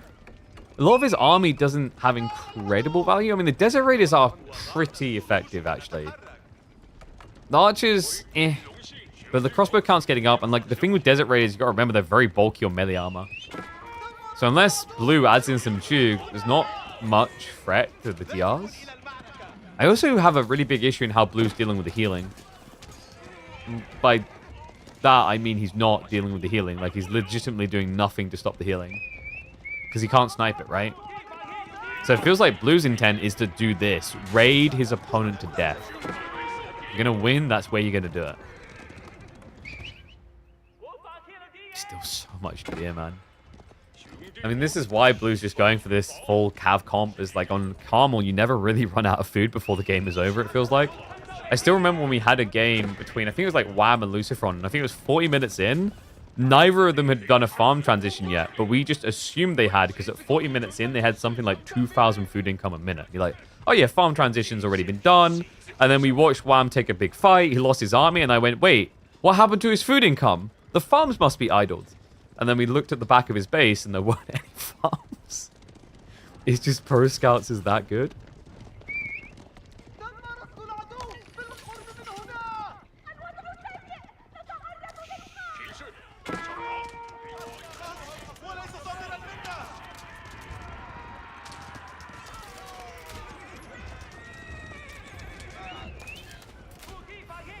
Chugnu count is going up, but I do think Blue maybe revealed this a bit too soon.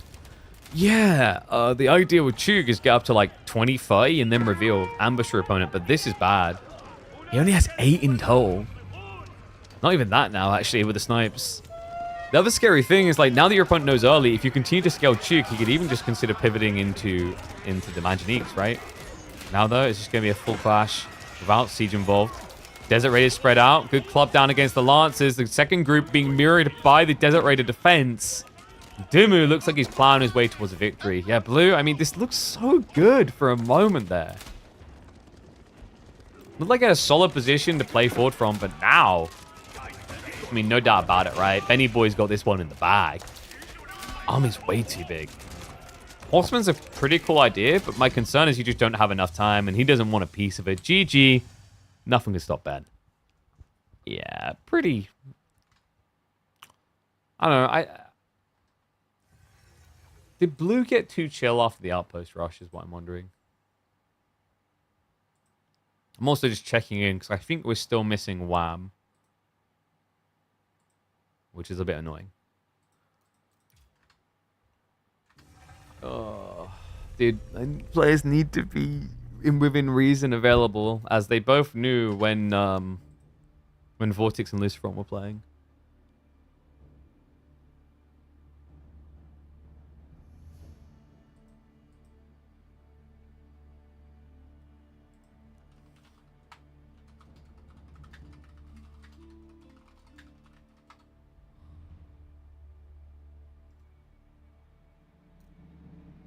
Because Wham responded yesterday. I was like, can you play after Vortex Luciferon? And he's like, that's fine. But dude, is he like slapped in or something? Because we're kind of short a semi-finalist.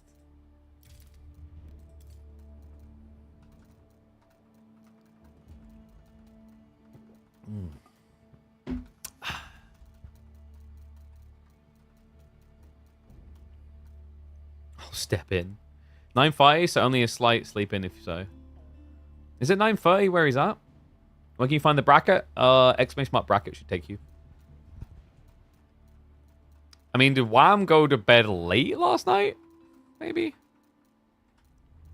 Yo, like, okay, chat. All I'm going to say, if I was able to wake up to make it to an 8:30 a.m. dentist appointment, me wake up, nobody has excuses.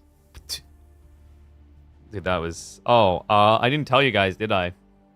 It's not good news. I am not happy.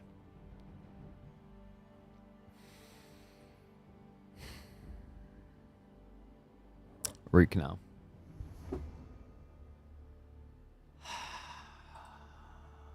Dude, like... I'm actually considering just having it pulled.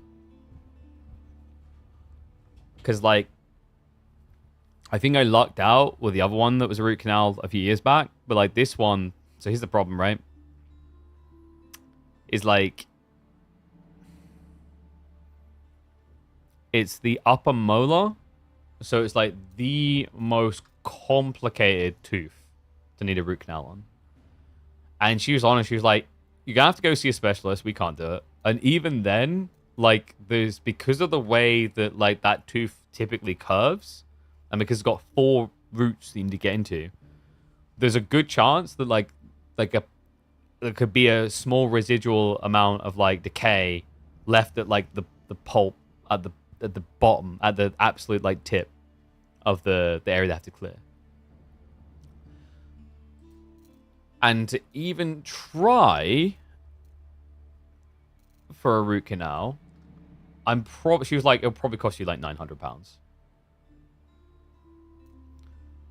And if I wanted to do an implant instead, which means have it pulled out and then get an implant, she was like, that's like £2,000. I'm like, dude, like, where? I don't get where it's expected that people get this type of money. Right? Like, is there a chunk of the population of England that are jerking off leprechauns to be able to afford these procedures? Like, I'm confused. Where the hell you're meant to get that type of money? No, there's no subvention. Like the NHS piece is you can get it extracted, right? That's the excavation piece. That's the NHS piece is that they will extract it. But like getting an implant or having a root canal, like because it's one of the back teeth. And chat, why are you hiring me? Like guys, you're acting like leprechauns aren't real. What the hell? So like. The problem is, like, because it's a complicated tooth, you have to go and see an endodontist. Endodontists don't really exist on the NHS. So you have to go see a private. Right? So yeah. So you're looking at probably like £800 or £900 to get that done.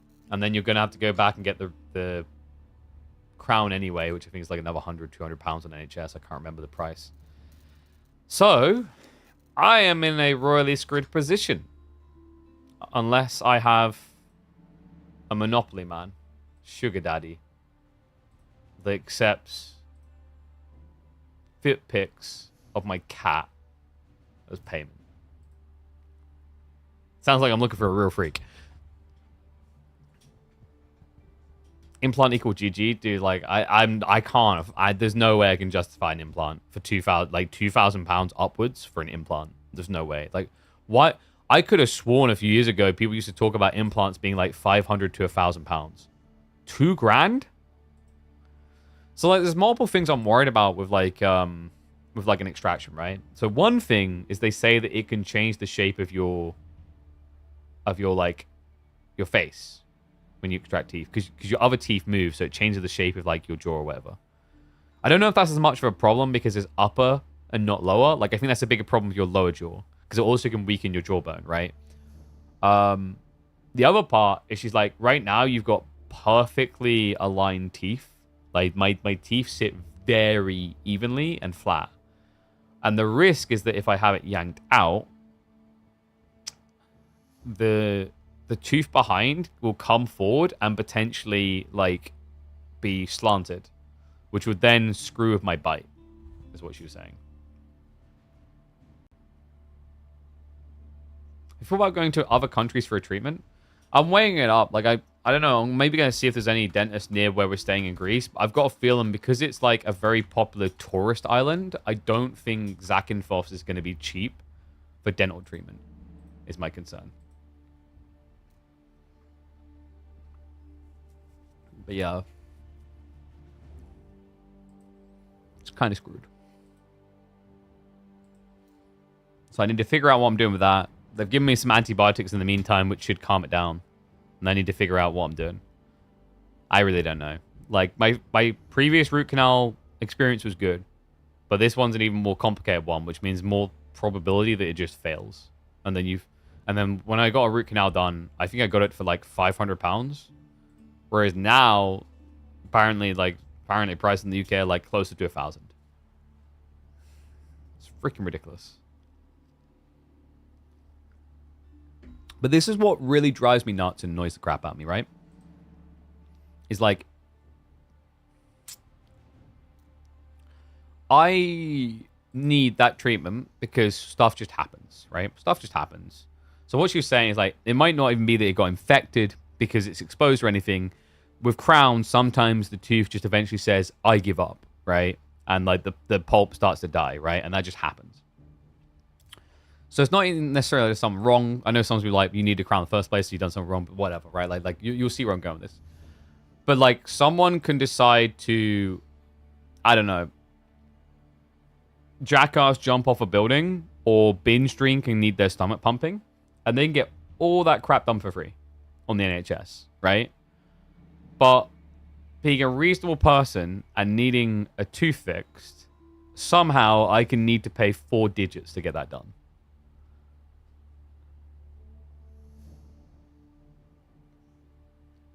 Like, these are the flaws of a healthcare system that's free, really. Like, I still find it dumb to this day. Like, you can be a chronic alcoholic that needs to have your stomach pumped every week. And, like, sure, you're damaging your own body, but, like, outside that, there's no cost to you. It's just so stupid.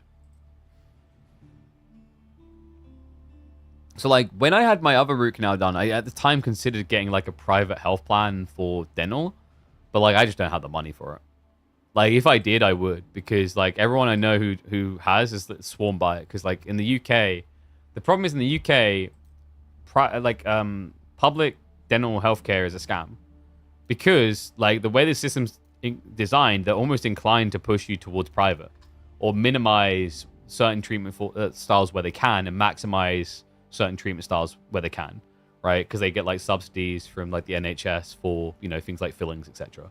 Which leads to, like, you know, the filling pandemic of, like, overly gung-ho dentists that each trip are like, you need one filling.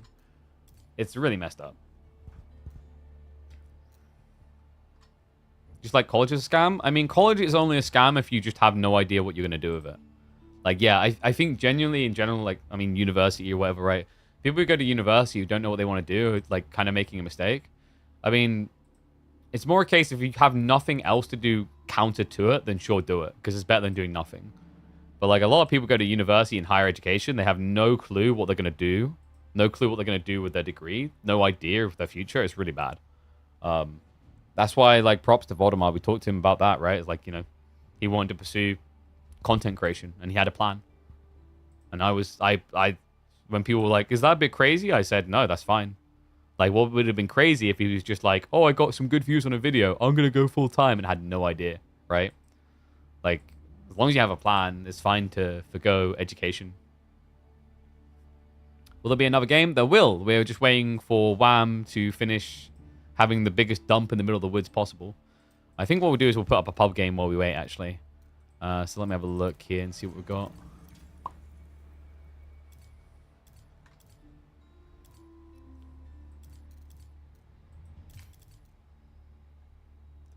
Nowadays, I think kids nowadays should get time to search for the thing they really want to do. Exactly. They just don't know what they want to do. What's up, White Walker? Thank you very much for the sub, mate, and welcome back to the Swarm. Like, yeah, loads of people just, like, they don't know what to do, and they get really, really poor guidance. Because, like, a lot of the people, like, you know, a lot of the people who try and encourage you to go to university in the university system, just, like, they want you to, because if you don't, they don't have a job. Just like I don't have a job if you guys don't click the AMD link, !AMD. But yeah, it's like I said, once again, don't use what I'm saying here as an excuse to not do uni and do education. Like, if you have if you have no self-driven interest to start your own business or pursue something else, then yes, you should stay in education until you can figure crap out. But like, if you have a plan, don't be afraid to pursue that plan, for sure. But if you think that like books should be used as toilet paper and you don't know how to read your name, then yeah, you probably need to be back in education for a bit longer. You know, like there's not time to get out of the oven yet. You need to bake a bit longer. All right, we might do a recon game while we wait, because I still have no ping from WAM.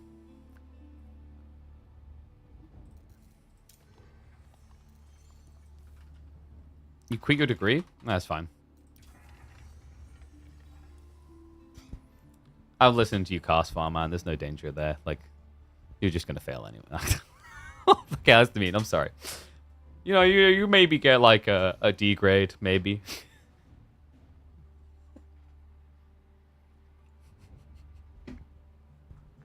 Poor guy. He's dead. All right, do you guys want Roos versus Abba or Roos versus Lancaster?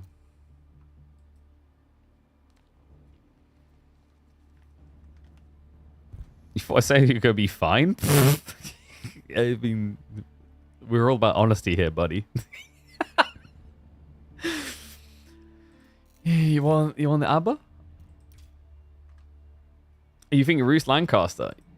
I mean, okay, so it's on Carmel. Does that change your mind? I think Carmel, it should probably be Lancaster Roos, right?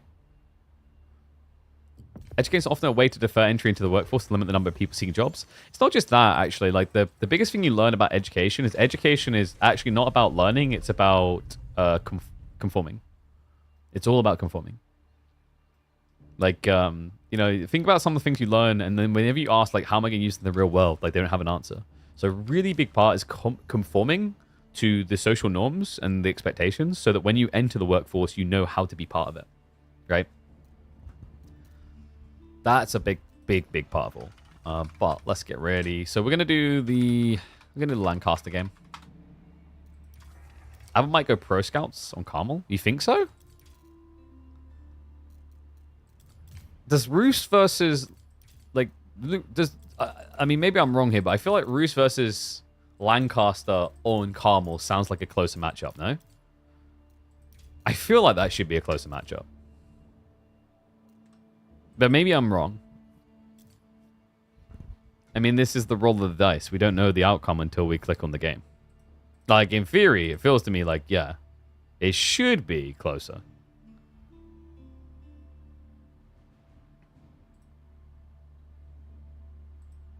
Alright, screw it. Let's go in. Let's do... Alright, you know what? Because we've cast a lot of Lancaster, let's just do Abbasid. Screw it. We're going to do the Abba one. Oh, wait. Okay. Oh, wait. We've got a wham.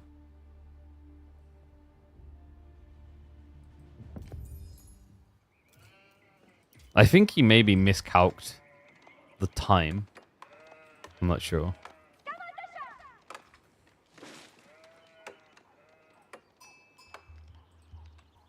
A little bit of a scramble mess.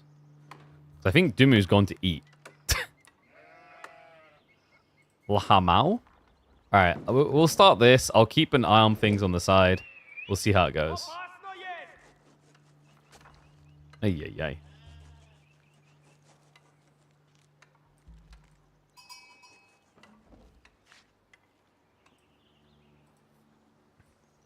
5 minutes from the start is my fault. Don't.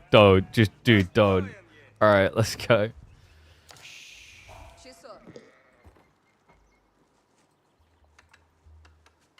It's a map so good that nobody could resist pro scouting.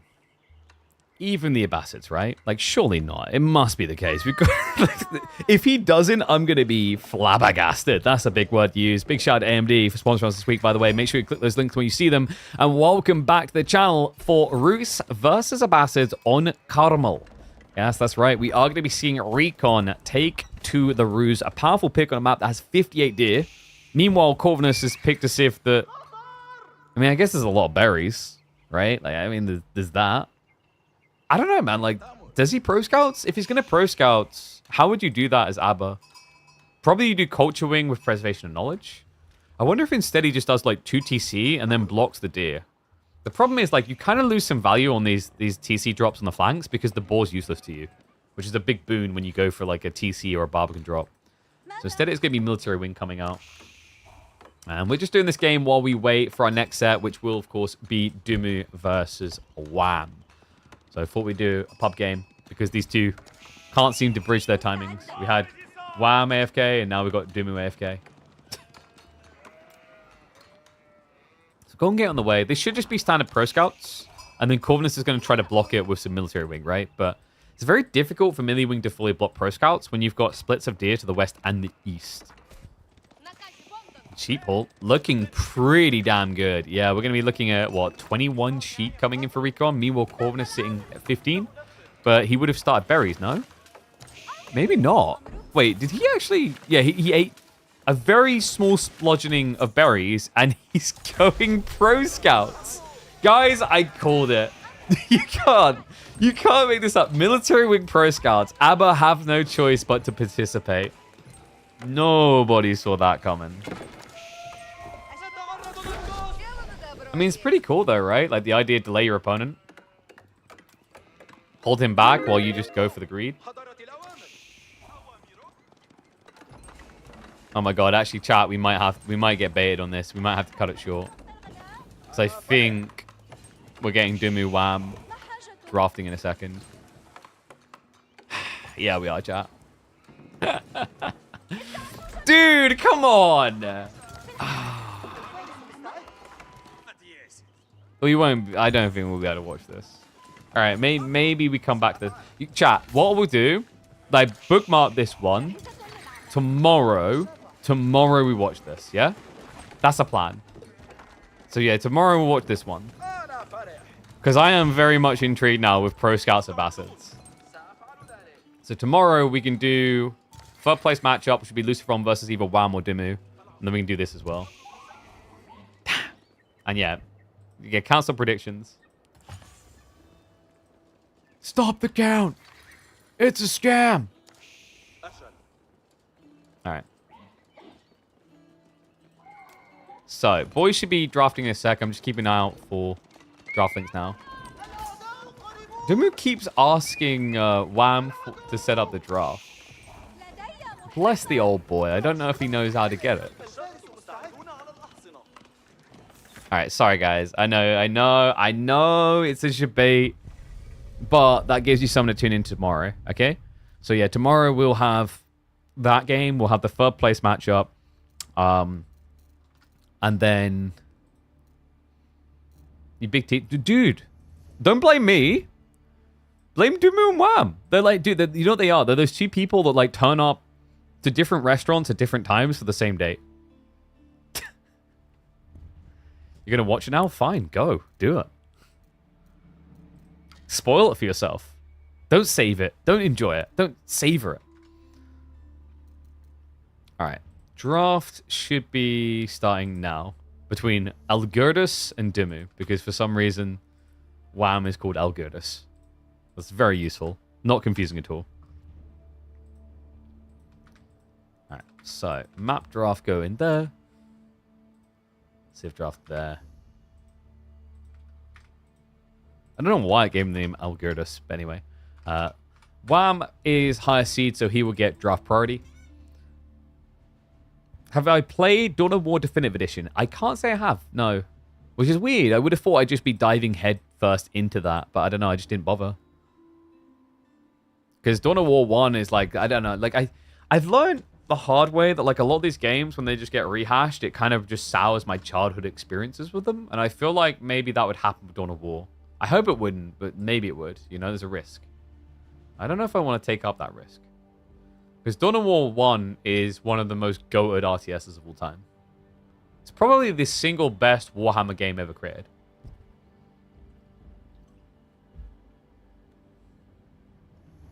Call of Recon had a great game. Karma was whole roost. That was the other one we were talking about. So there you go, guys. We can do both the Corvinus Recon games tomorrow. And then we'll also have the third place match. Sometimes it's too easy to switch midway when you're educating yourself on something. That's not a bad idea, though. Like, if people get past their first year and discover they want to do something else, sure. I think one of the biggest flaws with, like, the university education system is, like, the first year actually doesn't count. Don't know if you guys know that. They usually don't tell students this, but your first year of grades don't actually count towards your final grading. They don't like to tell you that because it means you'd be more lazy. Oops, I may have just helped some people get D grades. Oops. Not in Germany. In the UK, it does. In the UK, they're like, nah, that's your incubation period. You're just learning to be a happy little camper. At least I think that's every degree is that way. Definitely bachelor arts are. All right, so draft underway. China banned? Chat, can you believe that? A China ban? How did this even happen? I mean, like, what is the world coming to? I didn't realize that AoE 4, AoE 2 CM drafts were all secretly Trump. This is ridiculous. And the Shushi first pick. Now, that is a little bit more surprising over, like, Rus, HRE, Japanese. But map pool-wise, what did they draft? That might explain Shushi if we look at the map. So, Cliffside, Dry Arabia, Altai, Kalauga. I guess because of Kalauga. Kalauga, you can get some really good Shushi meditation garden placements in the center of the map. So, that gives them a bit of flexi pick there.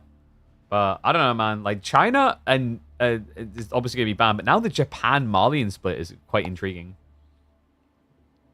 Malians with Cliffside, Dry Arabia, Altai, Kalauga. I mean, Baldland is where you want Mali, basically. But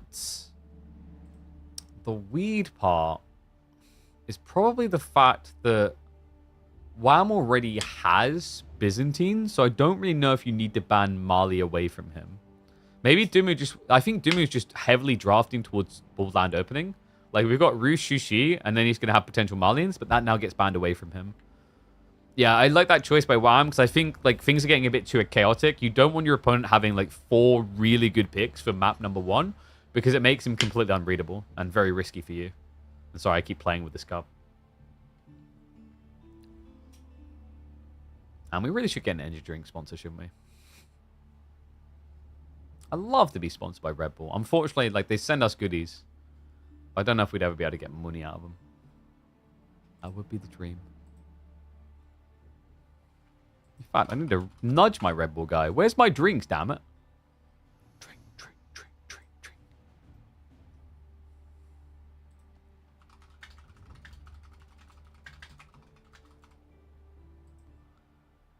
See announcement about AU2? I noticed something this morning about Macedonians. They're getting Macedonians? Oh my god. Dude, copy and pasta.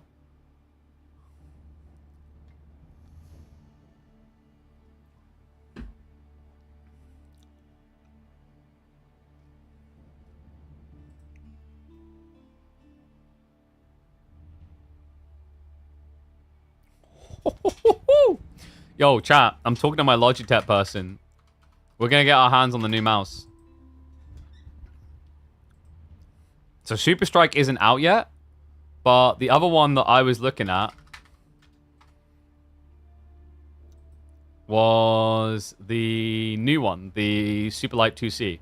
Chat, do we get it in black, white, or pink? Okay, you're all going to say pink, but I think we probably go white, right? And then we look to get, like, the keyboard updated as well.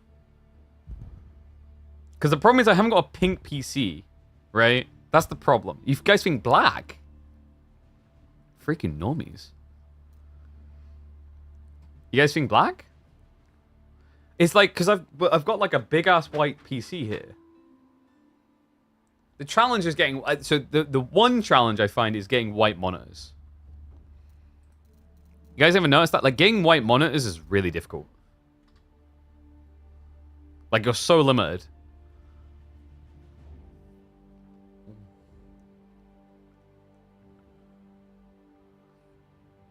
The pink is tempting, though.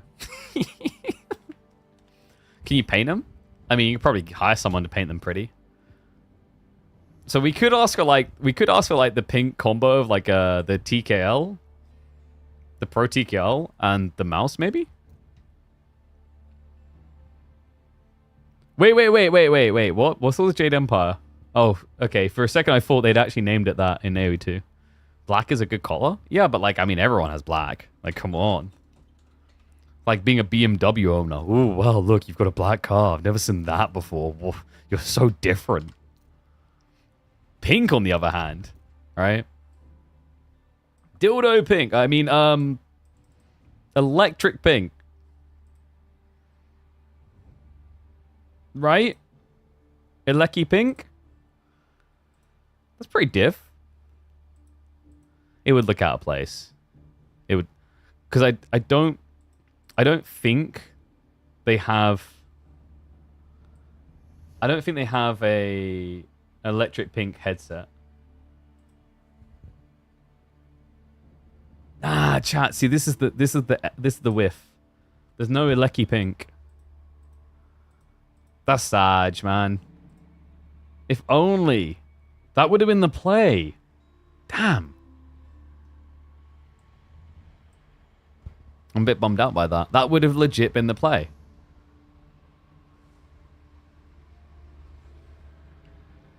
This pink is really cool. Oh my god, are we actually like not memeing? Are we gonna have to pink now? Jesus Christ. I mean, the white is pretty slick though. That white is pretty sexy. Right? Right, chat? The white? The white? Not the pink? The white? We pink gamers? Why do I keep looking at the pink? White will get dirty? Dude, I've got like a white right here. It's not really dirty. Like, dude, I don't know what you're doing to your mice that they get that dirty. Like, I don't know. It's like, dude, like, stop using them to scrub your toilet. Like, why is your white getting that dirty? White is an office mouse? Is white really an office mouse, though? Oh my god, pink won? Dude, wait, redo the poll. There was only 3 votes. Jesus Christ, that's like freaking setting up the poll station in the middle of farming territory and then wondering why the Conservatives win in the UK. Like, come on, dude. Right, redo poll. Let everyone vote. This is a democracy. I can't believe you guys are just gonna freaking vote pink anyway. You're 100% gonna vote pink. YouTube right now is like, we don't have a vote in this. I'm sorry. Here. Which color mouse? Pink. White. Black. Fight. Start the poll. Start the game. Let's get ready to go. Delhi versus Biz? Wait, what? What? I'm confused.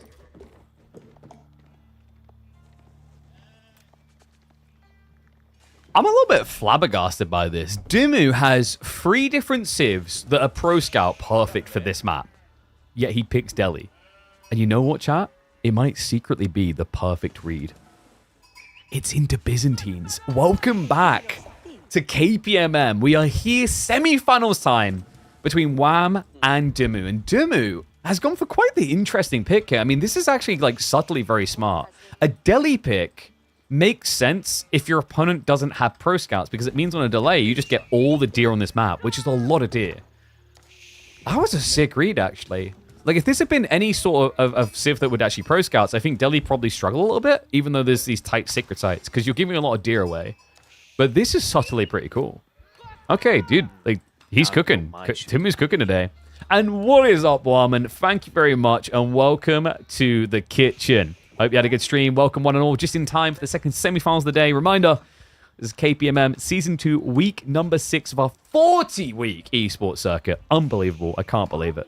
Although we will be taking a break next week to go relax on a beach in Greece, and then hopefully my tooth that needs a root canal doesn't hurt me too much. It probably will, though. All right. We have two things going on. We have a poll, and then we have the predictions. Because I need to decide which mouse I'm getting. So am I getting the pink, the white, or the black? I don't know. I mean, there's going to be people watching this later. It's like, what the hell? So I can get my hands on either this, or this. And I feel like a lot of you are probably going to choose the pink. Let me know. Get voting. Okay, so we are getting the stone build. I wasn't sure if he'd try to rush it up against Ellie. And wait, what? Bro. We've got a Tower of Victory build. Mate. Wait. Is he inspired? Because I know I caught Dumu on his stream watching Voldemar's game against Wham, his game number 5. So is he inspired or trying to cause PTSD? Because Wham almost lost that game to a Tower of Victory all in. This is so different and I love it. I'm so here for it. How does pink... I can't believe this poll. 3 black votes, 1 white, 18 for pink. Where's the other poll? 56 for pink, 33% for black on YouTube. You guys just find the pink comical, don't you? I mean, it is a pretty cool pink. Chat, I used to actually enjoy... Like, I had this really cool collared electric pink shirt that I loved and adored. I need to get another one. And then I can match my future mouse. I'm going to ask... I guess I'm going to ask from the TKL as well. I mean, you've got to have matching sets, you know? Curtain's got to match the carpet. All right, Grand Winery coming through. This, by the way, is a pretty good spawn for Wham. Yeah, double berry. Close to each other. Didn't go for the Grand Winery slam dunk, though, which is understandable against Delhi. Also, probability was that he didn't scout it. Most of the time, people don't scout their back corner first. Sheep Hall is going to be an advantage for Dumu, but to be expected, right? You start on berries here. Wham didn't, so he's behind on sheep just a little bit. But, like, overall... Actually, sorry, no, he's ahead, right? No, okay, 15 to 18. But, like, he's ahead in the overall haul because he didn't start on berries. And no, I don't get x-rays printed out. But, like, they're pretty convinced I need to have a root canal, which means I need money. I need infamous amounts of subs. That's a good start, though, Pilgrim. Appreciate the prime sub. Smash those subs. Help me. I don't know what I'm going to do, guys. I might have an extraction. I might extract harder than someone in Division. God, do you guys remember that game? Do you remember how hyped that game was when they done the, like, the reveal? And then how it soured over the years of waiting for it? So sad. 22% on the mouse. 22 votes rather on the mouse color pink. Yeah, I think I'm getting a pink mouse, chat. That definitely seems to be happening. I mean, in fairness, it does look pretty good. And also, like, I can actually rock pink pretty well. You know? We're not from, like, these, you know, born in the 60s, I can't wear that, that's camp type thing, you know?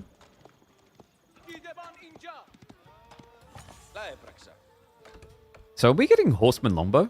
I think so. Against Delhi, we're seeing a lot of Horseman Longbow. The problem is, like, Javelins actually sucks pretty bad against Tower Victory. The issue with going Javs is you just kind of get overwhelmed.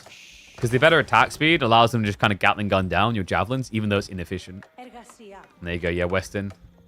So double stables from WAM. Now that's interesting. We usually only see the one stables, especially with the system build, because you blow so fast.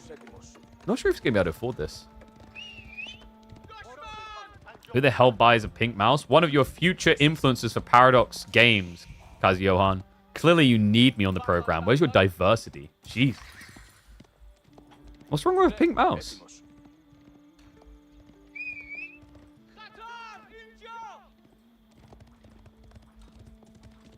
Johan just revealed his age. What a grandpa.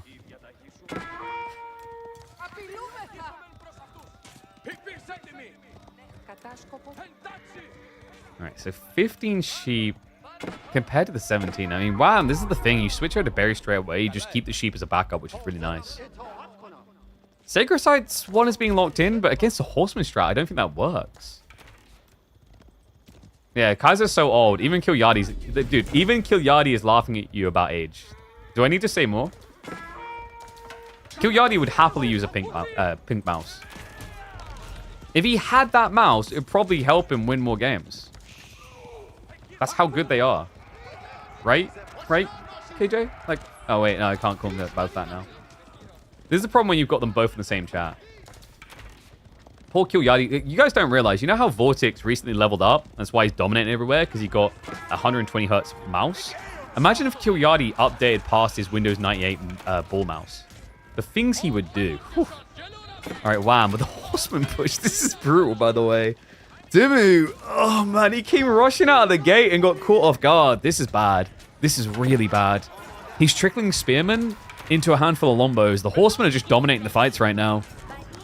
No textiles on the workers. They might be needed soon.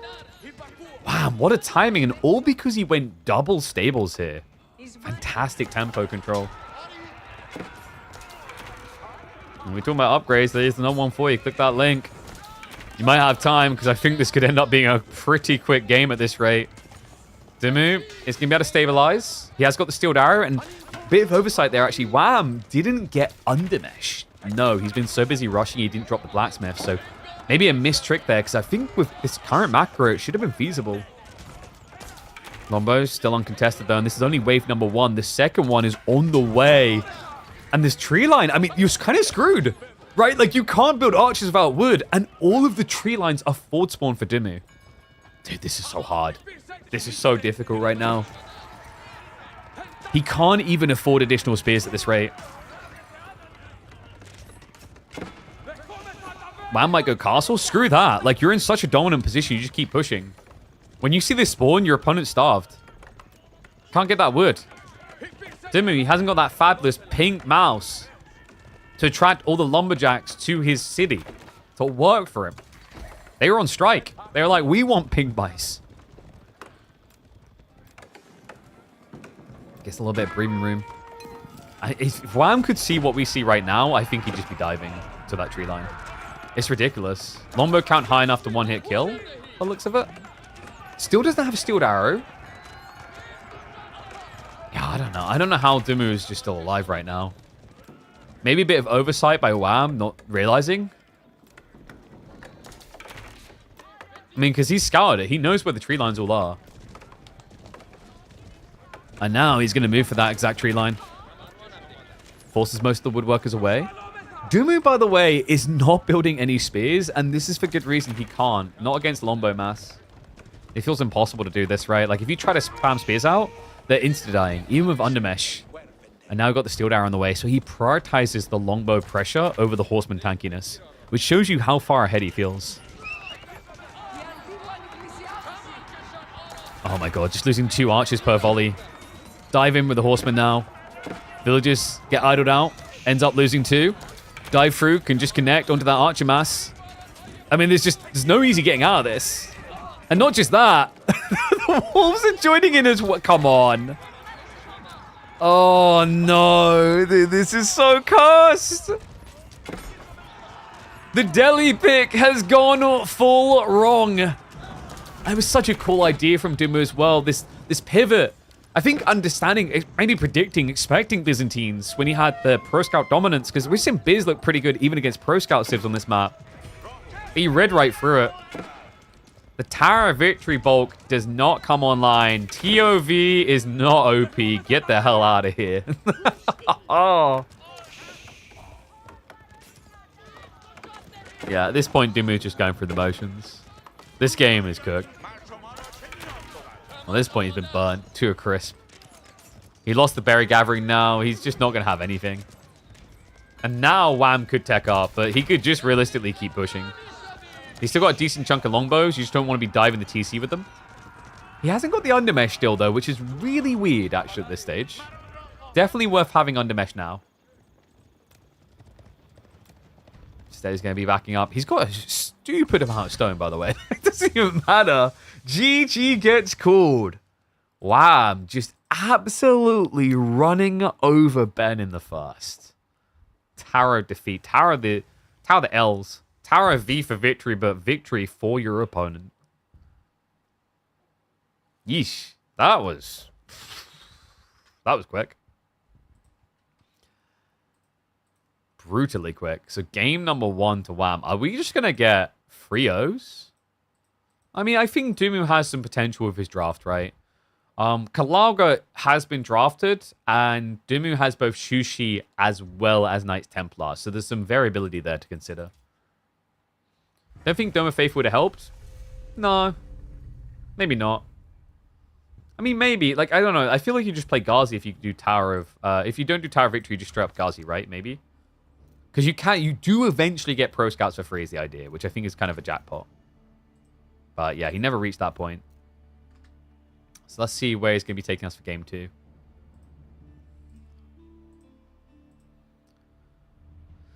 Oof. It's French HRE, so I think he probably selected Dry Arabia, or what was the other map? This might be Altai, actually. French occasionally can work there. Like, it kind of feels like Dry Arabia. And then you save, what, Ruse for Cliffside. Then you've got Shushi / Knights Templar for Kalauga. And then you got English for Altai. I think makes the most sense.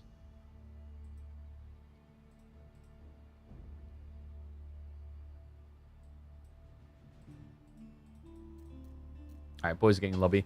Since Wham and Vortex seem to be in insane form lately, can you share your thoughts on the 3 strongest players at the moment? Sure, I've been over this a few times now. I think the strongest players right now are probably Vortex, Wham, and Louis. Like, actually, Vortex, Wham, Louis / Marine Lord. I think third place between Marine Lord and Louis. Like, Wham, and you know, Marine Lord's probably going to do his thing where, oh, you did not think I was the strongest, look at me, and flexes when I run. But, like, based on recent performances, Wham has been kind of crazy. Like, Wham even able to take, like, all the top players. You guys remember the Steel Series event, he was able to take them all to a Game 5. So I wouldn't sleep on him. And I'm checking the votes. This is kind of ridiculous. I don't know how I feel about you guys. So, Pink won on YouTube with 32 votes. It had 50% of the votes. And I believe it was like 70% of the votes? 66% of the votes on Twitch. So I'm getting a pink mouse. Is that what's happening? You guys really want me to have a pink mouse? Why? Do you guys, like, be honest, like, is it the memes or do you actually like the look of that pink mouse? Like, do you actually like this? Real talk.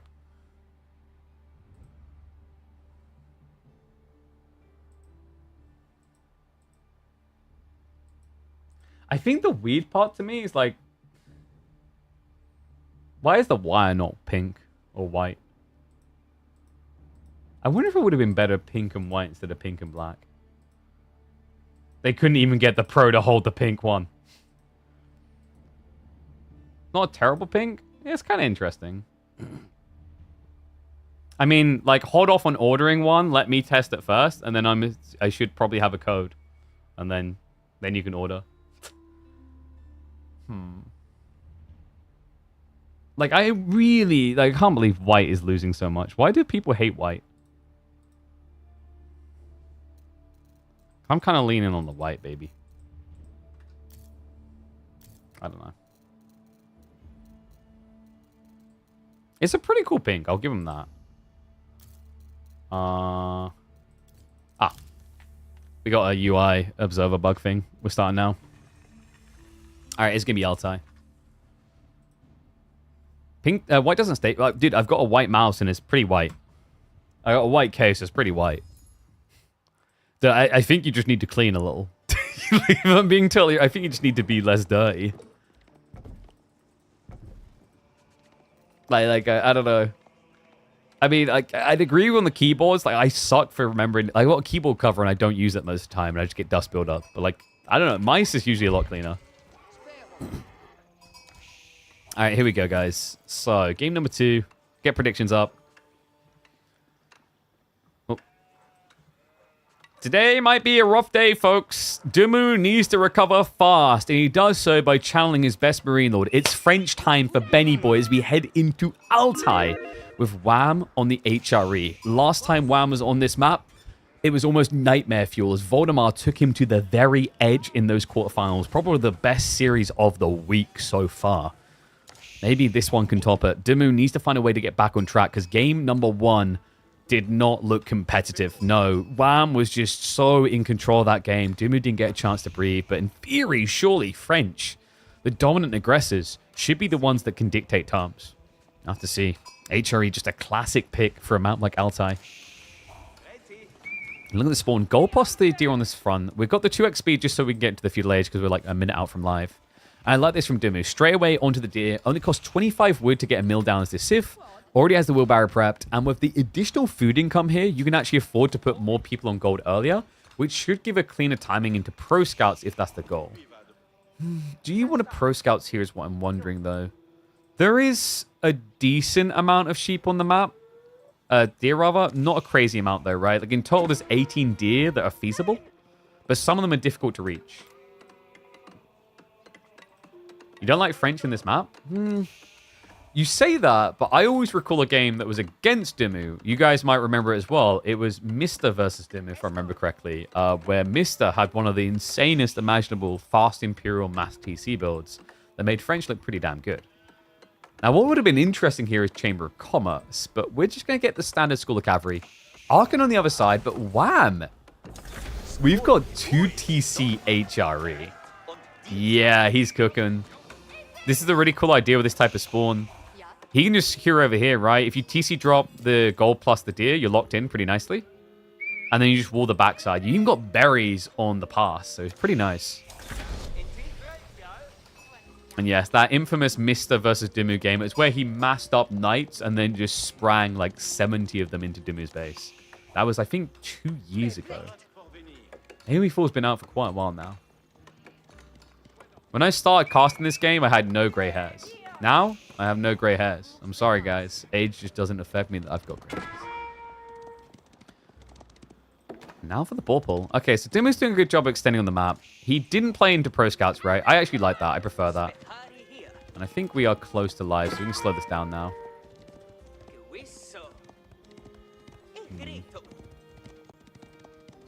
So what do you do? Oh, he does it on the forward. Well, I knew about this goal, but I guess it's too risky. And in fairness, it's really far out from the primary. So he just blocks the front side. That also protects his deer. In his sheep game, he's still pretty cozy, right? Like Dumu, he's got 15 sheep, but Wham, even though he's gathering on the sheep to begin with, he's still got 10 to work with. So he got a really good haul. Rats coming in. That's to be expected. I think Dumu is just kind of focusing on an all-in path here. Yeah, and it's just raw knights.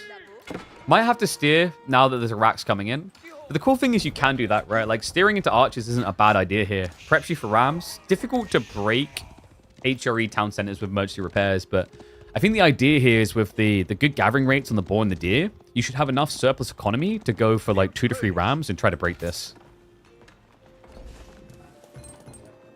Wham, a lot of wood. It is going to be Wham's walls. Yeah, he's being very greedy. Only the single racks. And yet to get the hardened status. But that should be coming in once he has like 4 or 5.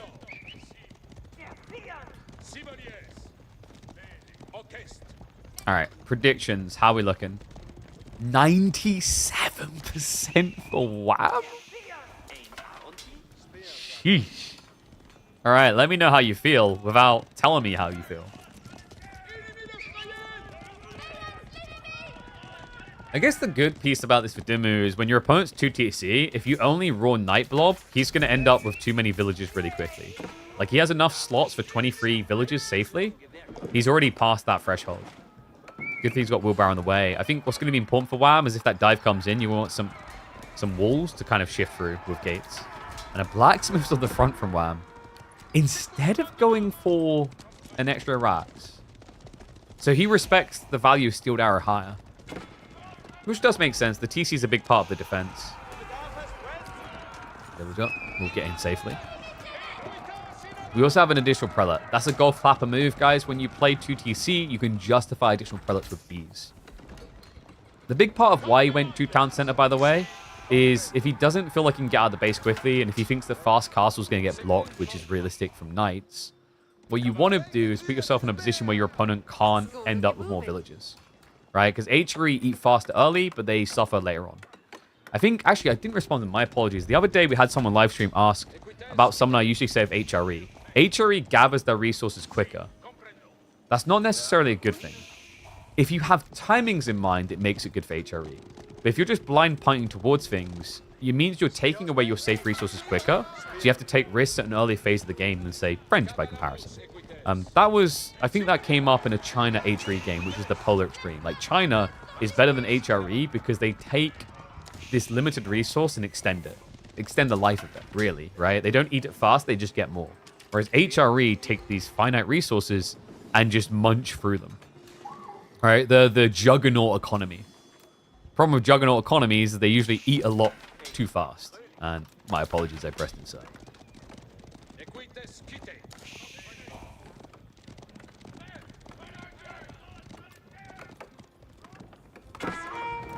Wham. Oh, he tried to sneak archers at the back. Okay, if I'm Dimo, I'm very happy with this. Because I've got just mass knights. I have no intent of switching. Oh my god, guys. Do you guys remember a game earlier this year between me, Micah, and Dimu? I think it may have subtly implanted itself in Dimu's memory. When he goes to bed at night, it's all he thinks about. The 120 night game. He just thinks, maybe there'll be a tournament, a competitive series where I could beat that record, only then win. Definitely feels like that's what he's going for. 12 nights. He's still holding resources for a castle switch. Wham's got a decent number of spears already, though. Another thing to keep in mind, Dumu already has the undermesh, so this archer switch with Steel Arrow isn't going to really hurt. Spears the March and Drills should be able to defend, seek shelter. Works in time.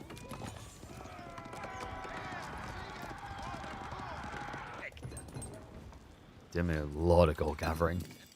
Hoovering up. Boar should be running out soon. Okay, he's got 1,000 left. Yeah, because he only pulled 5, right? He didn't pull the full 8. Normally, we're used to boar getting low by now because of the 8 pull, but more recently, more players have been just using 5, which is smart. It just gives you more lifeline before moving around, and it also means that you don't have to worry about harassment because a single outpost protects you. I was surprised to see the outpost choice from French, though. French normally get away with not needing one because they're aggro, but he's respecting the fact that this is a stealth forest area, and there's always those wide flank plays that 1 or 2 spearmen can achieve. Outpost up. Almost. Not quite. Another worker kill. Demu ready for castle. Ahead of Wham. This is not looking so good for Wham right now. 7 worker lead isn't crazy here. Demu, could this be a Royal Institute game? It is. Oh, okay. The chef is back in the kitchen. Dumu already achieved a 12-minute GG over Delhi with English on this map of a mass cavalry build. 12 minutes might be ambitious, but might not be far off. Not with Royal Institute now on the way for Ben. Wow, only spears. He'll have to rush a tech up the moment he hears it himself. He's already doing so. People on the gold.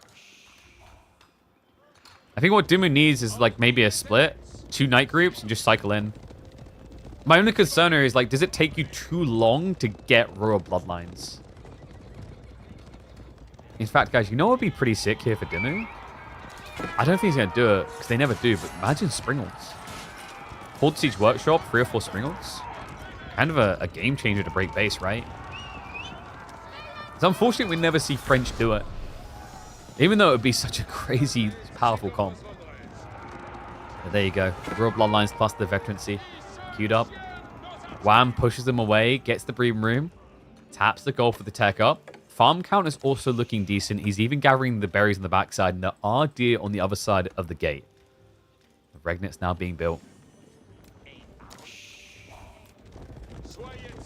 Candled Saddles is interesting here. I don't think that gets value for Dimu.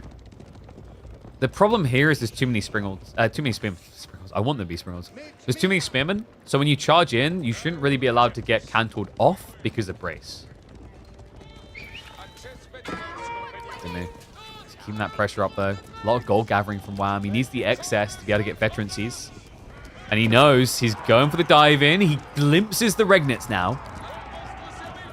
Doesn't want to commit. No, despite the fact that he has already got his veterancy, he does not trust the Knights against these spears. Dude. Maybe on a more open map, this strategy works for Dimmu, but on Altai, everything is just so linear. He'll have his bloodlines, but now as a result, by the time he does, he's what, 20 seconds out?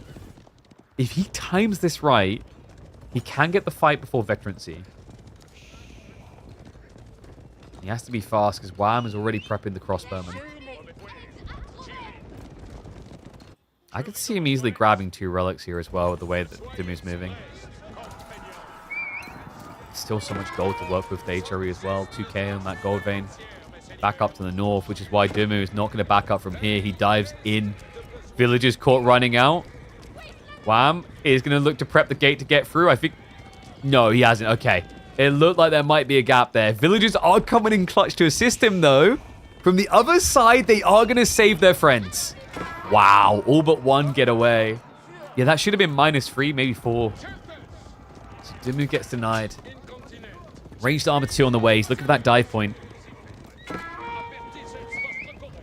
It just feels like there's no entry point, man. And there's still no switch. We're not seeing Springles coming from Dimmu. Like, am I delusional or would Springles be sick here? Maybe not now because the crossbowman count is getting up and crossbows can snipe Springs. Sort of. I mean, it's difficult because the range difference. But, like, considering how clustered these fights are, I do think Springles are slept on. You could argue HRE marching drills makes it kind of awkward, but... Like, when you see this many spearmen, it's either that or archers, right? I get why he didn't want to do archers into HRE, because HRE can blob archers quite easily with 2 TC. Especially with the Arcan on the tree line.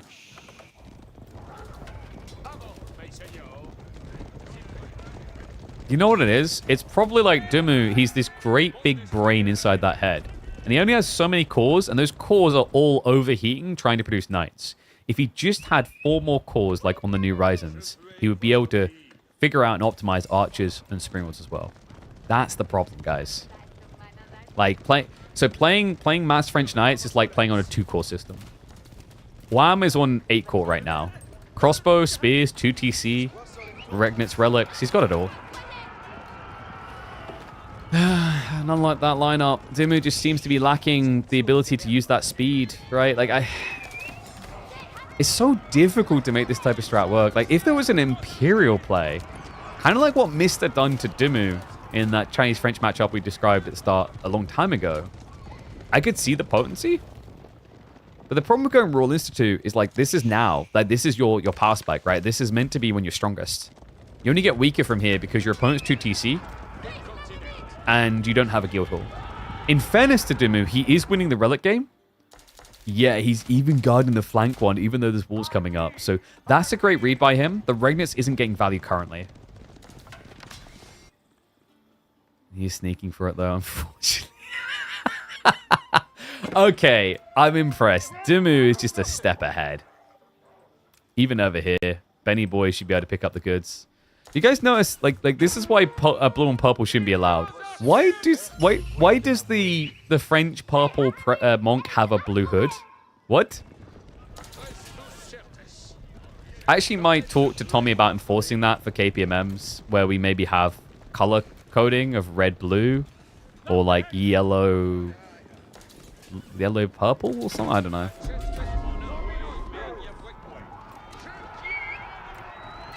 It probably should be a thing for tournaments always.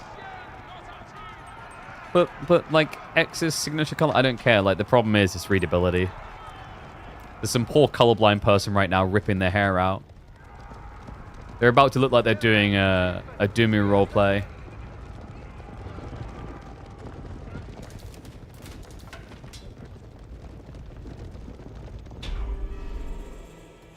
Sacred Sight locked in, but that's really not what Wham was after.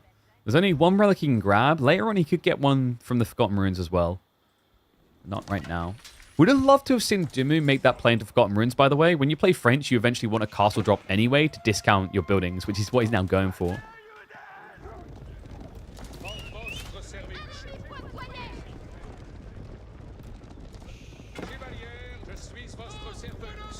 So strict. I mean, you kind of have to be. Your job's not to be the player's best friends, to make a reasonable tournament. Does this look like a reasonable fight? Download 50knights.com. The Spearmen, they get the brace out. Still have to retreat, though. Crossbow count is looking good. This is a hard fight for Dumu. Yeah, the Expo's the big problem. Spear on Knights, you kind of like his chances here. But it's getting to the crossbowmen. It's killing them off that's the big challenge. And so many of his Knights right now, they haven't spread out on the flank. The tree line stopped him from rotating around the back. Dumu down to his 30 Knights. This is do or die. He either breaks him or is broken on the hill. And it looks like this man is going to be beat in the mountains. He reaches into the crossbows. But the Knight count is incredibly low now. 13 left alive. Start a step away from Wham. All he needs to do now is buy time, get more spears, and he's cruising towards a victory. The bodies that died for that fight. It's unfortunate for Dumu, actually. Like, Wham, if he backed up just a tiny bit more, Dumu would have been able to rotate on the flank up here instead of just down here, which would have given him an overlap effect, which would have favored the Knights slightly. But instead, Wham had the right idea, braced and defended at the perfect point to keep his eco active, to not expose or leak any Knights into it, and to allow him to buffer away the threat point. Now, Dumu derelict. 7 Knights left alive. Wham may not have relics, but he's got an advantage. Villager count lead of 22 as HRE.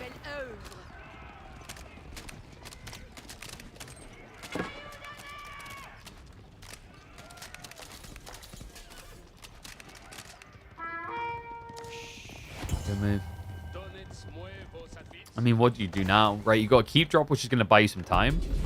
He's not switching out of the tray mass. He's just going Raw Knights again, which is worrisome because food isn't looking good anymore, right? Like, he's got the boar, a small deer stack, and then I think he's out. Meanwhile, Wham, he has something like 25, 30 farms? Yeah, 31.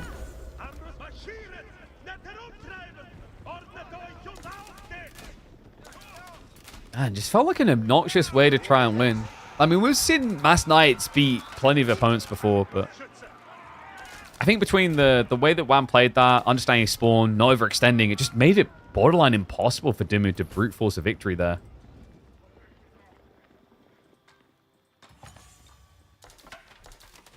And Wham had the right idea. I think so. Like, there would have been a temptation to start a step back, because Spearman's attack speed is worse than Knights. But because he didn't, what happened is you didn't get the situation where French Knights just move forward, A-click, move forward, A-click, and keep wedging themselves deeper in the formation. Like, it never happened. So great read and great discipline by Wham, because for a moment there, it looked like the crossbow line was breaking.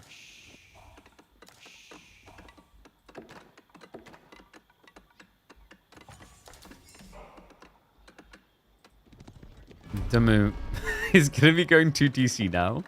He has 200 food income, though. At this point, he's eating rocks, which is an appropriate way to refer to the series so far, as it's not been kind to him. He's out for the wood on the flanks. He's at least getting the stone walls up. Oh my god, Ben. He's like, it might be trending towards a 3-0, but no one said it had to be a quick one.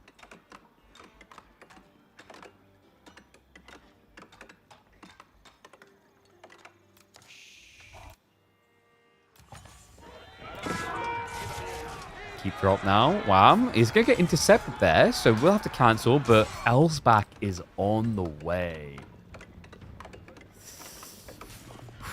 Does at least cancel the castle before taking losses there. That's good, because he could actually set up some cannon placements, but still was coming in just to block it out. Okay, so this is the point where Dumu has to build something else, right? Because you can't get through stone walls unless you accept something other than knights. Because last time I checked, there is not a knight cannon yet. I say yet because the Jean rework is coming, and for all we know, it could feature her with cannons on horseback. That would make her very different to French, yeah.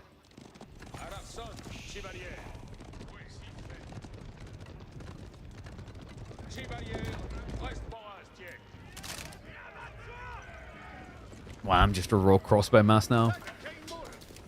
Whew. I mean, if Dumu's given enough time, and the farms are coming in. The problem is, guys, even if he's given enough time, what concerns me here is this is not a guild hall game. So he doesn't have infinite gold. So, like, his only hope then would be trade. And I think we're a long way off of trade. Castle drops now coming in as well. Just starts to crawl across the map. Should be Corvin set up behind this with Siege Workshop. He did need to get some extra gold. Like, the big challenge this game, remember, is that he did not win the Relic race. A little bit surprised that neither player has still gone for those Forgotten Runes, by the way. Considering both of them are using a lot of stone. Rework level 3 JD rides a cannon instead of a horse. I'm all for it, baby. You know what she... No. So I've got the idea for JD right here. So what it is she has a chariot, but instead of it being horses that like, propel the chariot forward, it'll be Reboldequins. You guys game? Dimu. Dive in here. Difficult to dive the castle like this, though. Yeah, the crossbow's just catching. Now the L's back from behind as well. He's going to dive towards the eco. This is a good distraction in theory, but Wham isn't biting. No, he sends his spears back to deal with it and starts moving the crossbows forward. So he'll lose a few workers, but the idea here now is to try and catch Dumu as he ages up. Right, so at least get value onto the cove. What do you mean, what the kick? Come on, dude. The chariot, where it's like Reboldequins that are your ponies, is genius. Come on. Oh, boy. This is a gambit to buy time. And wham, the game sense. He understood perfectly what was really happening. Crossbows now into the back farm area. I mean, he will be able to get Red Palace. There might be room if he deletes a house to set it up here, which would block a rotation around the back. The problem is, if you build a Red Palace here, do you have enough knights to defend against these crossbows? I mean, if they were vet crossbows, sure, but elite crossbowmen? You don't know if Ensnare Arrows is coming either, which is another problem. The good news is, Wham has walked around the back, and he doesn't have a way of breaking the buildings. The villagers, however... Okay, I'm gonna put it out there. I would not want to be one of Dumu's peasants. Good lord. Like, the hate for them right now. I mean, I know there's a history between English and French people, but come on. Have a bit more love for them. And the Red Palace. Oh, no. No, the spearmen and the crossbowmen are already here. Red Palace being rushed up. Double Culverin just got queued up by Wham. It should go up, but the cost is going to be so damn high. Yeah, Knight's just about clean up the crossbowmen. But the spearmen are going to be able to find a few kills. Textile's doing a lot to help him. My concern is your farms are inoperable. About, what, 75% of his food economy cannot work. And only 16 people gathering on food right now, and actually some of them just ran out. Oh, this is an extraction! I shouldn't say that too loud. It gives me PTSD about the root canal requirement. We have got Operation Get the Relics Home underway. Damn. What a move. Alright, guys. We're 27 minutes into the game, and Dumu has yet to build something other than knights and monks. It sounds like a board game, doesn't it?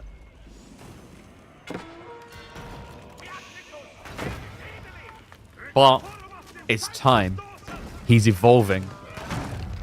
That's right. He has changed from a Caterpie into a Metapod? I don't know. Like... Alright. Freya's here. Of course she's here. Freya?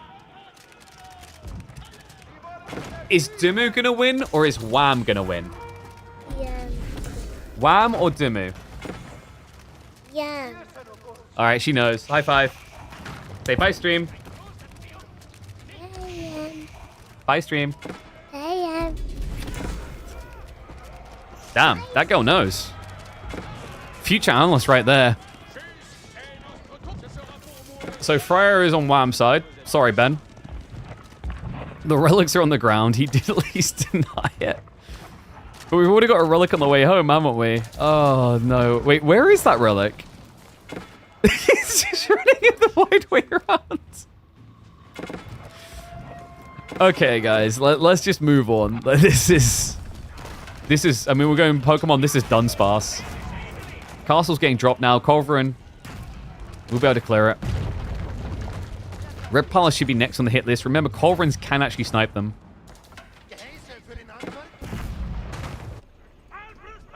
Shout out to Freya, our future analyst. When we have budget to afford a panel, she'll clearly be on it. DownloadMoreKnights.com has now downloaded a Trojan virus. A Trojan horse. It's going to be the Horseman. But Wham, I mean, like, he already has spears. How is this game not over? I think this is like, you know, this is perfect time to just talk about our channel. Guys, if you enjoy these games, reminder, we do these every Monday, Tuesday, Thursday, and Friday, with a rare exception at the end of September because I'm going on holiday. So make sure to always tune into each one of these days because, like, this has been an interesting series, but I still got to give it to them. The Wham versus Voldemort is like the semifinals before the semifinals, really. But don't worry, KPM will be back. 40 weeks of this. I mean, we've got to slot it in somewhere. All right, Culverin's now sieging on the TC. His mini little red palace is about to become his mini crypt. Knights are going to switch over to crossbows, but this looks cooked.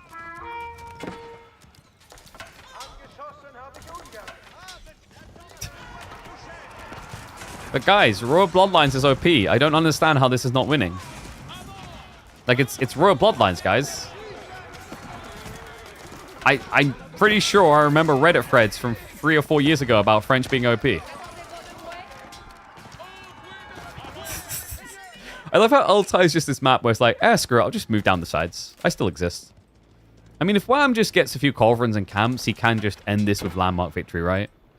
But Operation Retrieve the Relic is of critical import, folks. We've got one player that refuses to build anything but cavalry, and the other one that's more interested in getting his shinies than winning the game. Yeah, like, you know what? To put it in Lord of the Rings terms, this is basically Gollum versus Foreign. I think that's pretty, like, accurate.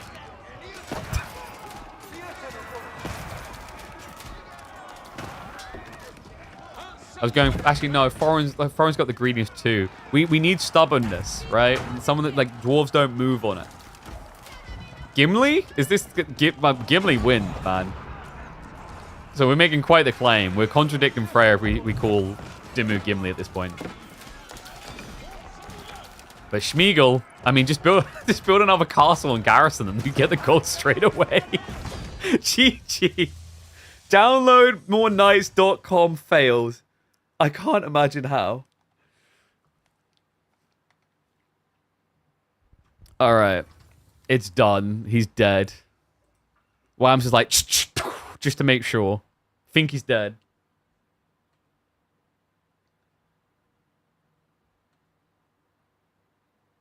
I can't with that.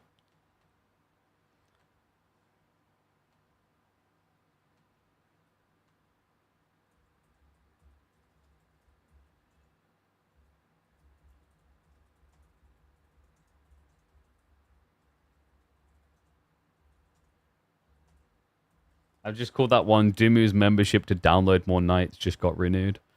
Oh my goodness. What a game. How was that 30 minutes long in the end? The root canal, I reckon you crowdfund it based on the fact you have to stream it. Like, oh, I don't think, like, I think, like, I'm not even sure legally if a doctor can let you do that. Also, I'm pretty sure it'd be boring. It would just be me laying back in a chair, really calm, and then, like, you just hearing loud instruments the entire time. I don't think that's the content you really want. You might think it is, but I'm pretty sure you don't. Alright, so... Left side win again. Emma's, like, such a cheapskate, by the way. She's like, just have it removed. Yeah, you're only saying that because it's my mouth. And you don't even look at me with great attraction anymore. You already got what you want from me. You have 2 kids. I passed my attractive genes on. He was like, yeah, just knock all the teeth out, all that crap.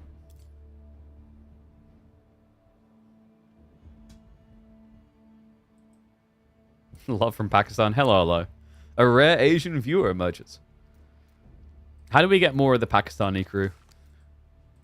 AoE's just so popular in Europe. Alright, so Boyo should be getting ready for the next game. So am I doing the pink mouse? Did Emma even see that? I don't think she did.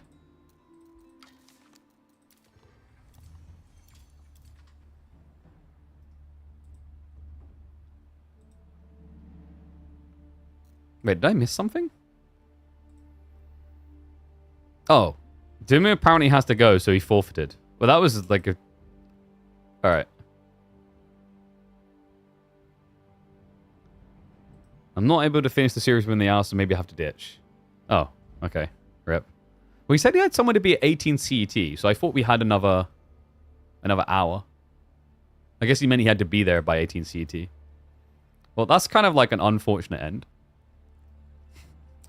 That's a really underwhelming end. Alright. Dimu loses. Really need to talk to them about scheduling. Because that is a very unfortunate schedule conflict. But yeah.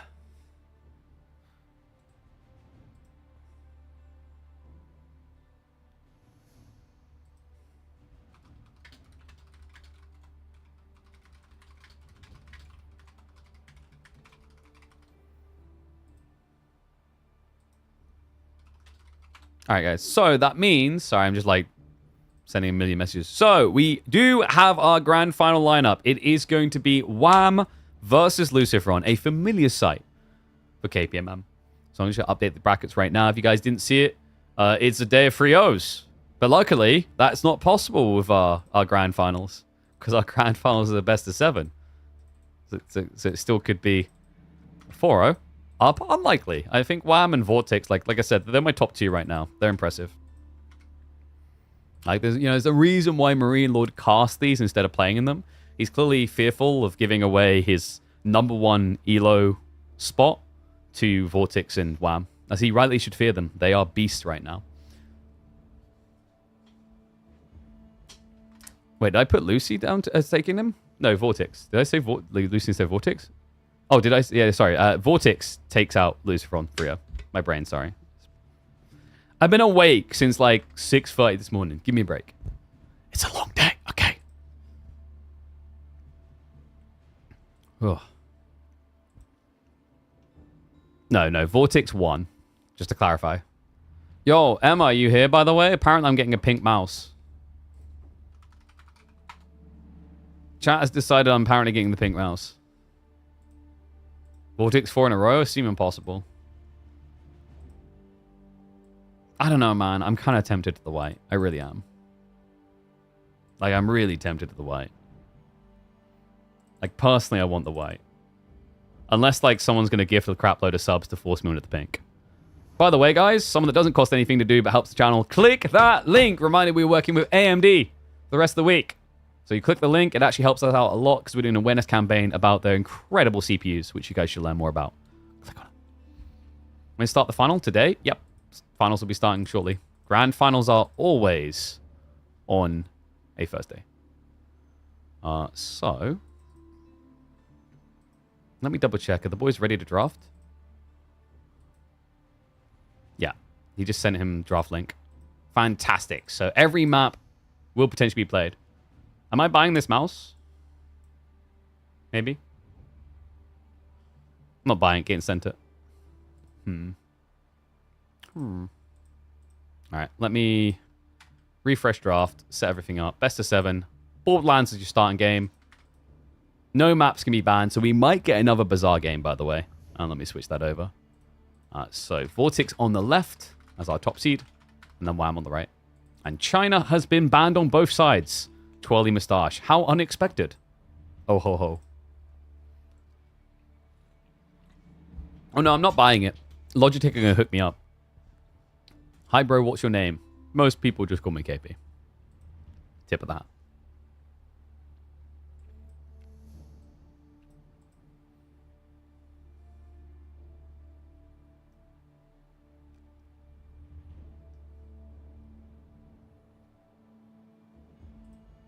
Alright, there we go.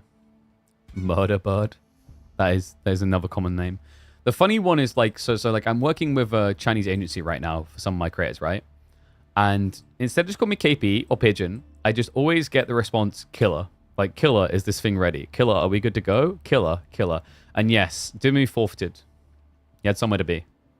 I didn't even notice. He's just like, he went offline, and like he's gone, and I like checked my DMs, like, oh, okay.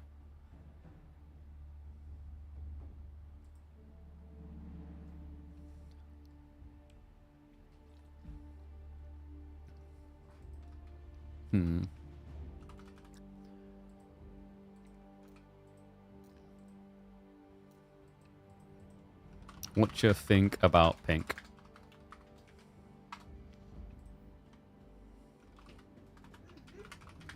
Oh no, guess who's back? What's up, squirrel? What's that? Oh, that's just a random thing. Daddy's talking to people. What do you want? Why you're talking to people? Daddy's working. Why? And you're dirty, covered in chocolate.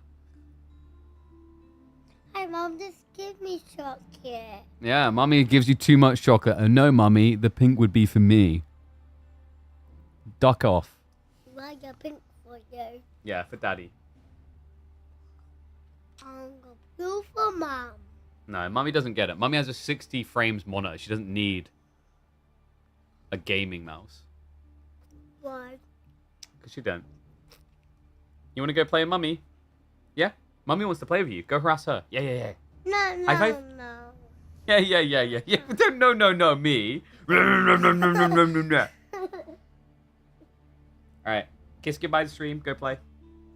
Oh, God. No, you're going. Why? You're covered in chocolate. Go to Mummy. That's disgusting. No, I'm not kissing you like that. Freya, no. No, you're being disgusting now. Stop it. Go. Go to Mummy. She's got more chocolate. Oh my God, dude. Yeah, thanks for sending our child covered in chocolate over to the guy sitting in a white chair that's probably going to be stuck in this chair for the next 3 hours. Douche maneuver right there. Definitely not getting a friggin' mouse. Alright. Boys, draft is complete. Game number 1 will be on board land. Let's see what the boys are going to pick. Ah, my tooth's starting to hurt a bit. I might need to pop painkillers. Who won the draft? Cheers from Taiwan? Damn, we global now, poggers. Why are my lips so pink? It's because your mum's heavy on the makeup. We've talked about this before. Alright? You just need to tell her that, like, you can put lipstick on a pig, it's still a pig. Alright? She's just using too much. Jesus. Like, could you guys see it, by the way? Like, it's disgusting. She basically started, like, drooling the chocolate. Oh. Took it too far.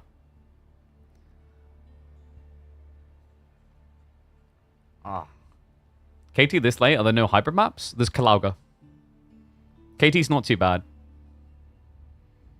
But, like, it's kind of... It should be predictable. Opening game is kind of wild, though. It's Ibis Ottomans. Can you guys believe that? Those are not your usual Borderland picks at all. That's crazy for game 1.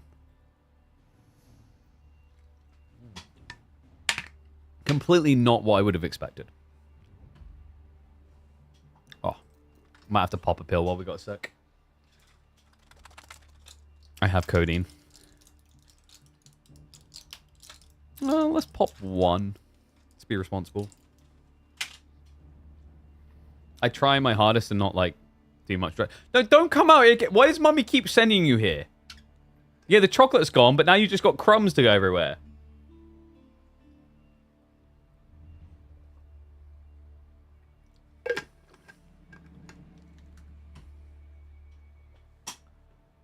What do you want? I know Mummy keeps saying come out here. You're not just coming out here because... Does Mummy keep saying come out here? She does, doesn't she? Because she doesn't want to deal with you. Is it because you're a pain in the butt? Are you naughty? But you're a pain in the butt.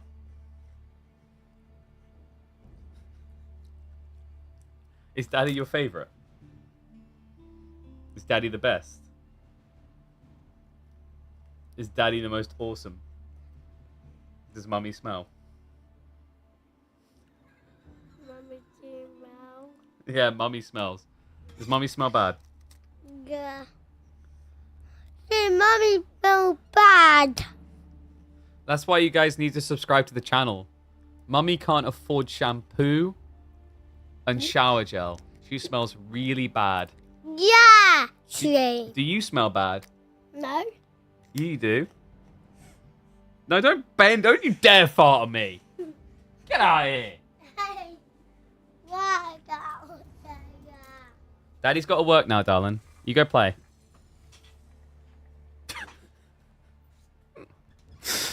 That adorable little mother ducker. Alright, we've got 3.5 minutes until we're in game. Oh, my tooth, man. My freaking tooth. That girl.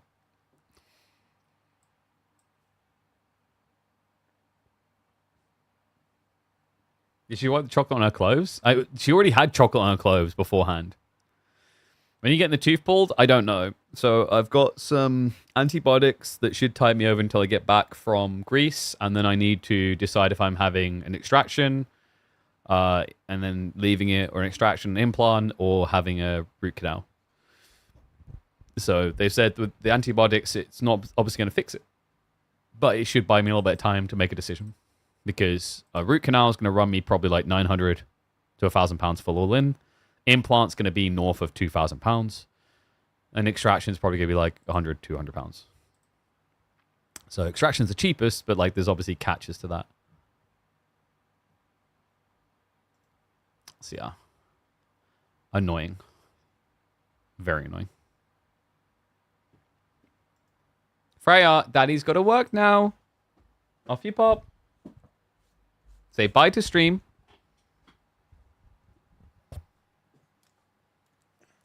Say bye-bye, stream. You can wave at it. Bye. Bye. All right, you go play. Stop dropping crumbs everywhere. Mummy's coming out here later with a Hoover. Thank you very much. No, Freya, you go now. Go on, play with Mummy. Mummy wants to play with you. Your problem now. Your move, sucker. No, go, go, go, go.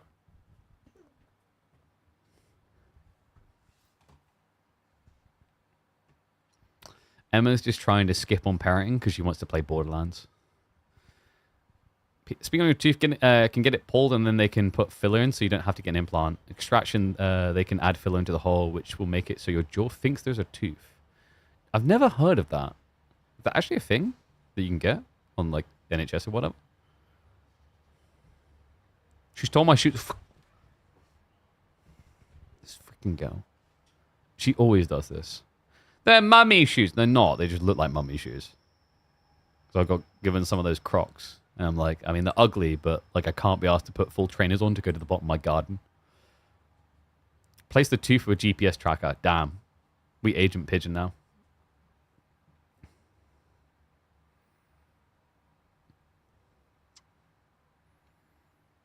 Jesus, Ozone. What birth control sponsorship might fit to theme? What the hell is that? Dude, you attacking my daughter? Just because I'm not a vegan like you? That's a bit rude. Do you wear mummy shoes? Only when no one's looking. You know what? I think I'd look pretty good in the red dress too, okay?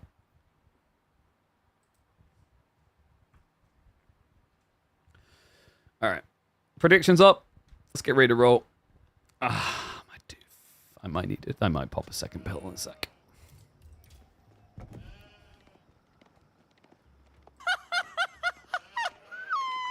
Yo, what's up, Blue Dream? Thank you very much. I damn right I would smash that red dress. I'd look so smashable. All right, here we go. This is freaking wild. One and all, welcome back to the channel. It's grand finals time, and what an unexpected way to begin it. Pro Scout Central map with no Pro Scouting Civ in sight.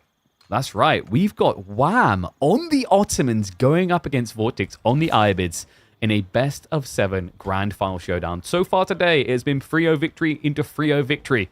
But these two don't tend to deliver that. No, this should be back and forth because I've pegged these two as my top 2 contenders going into the EGC Masters full. If it's not the obvious Marine Lord, these are the two that I'm looking at. Yeah, so we kind of just basically hit the expected dominant players into a best-of-7. And it's going to be a military school opening from Wham. So yeah, it doesn't just try to go for the Rax Rush. He's being a bit more organic about it, which makes sense. Like, IU can sometimes be a bit hard to shut them down the gold quick enough if they get a back gold spawn.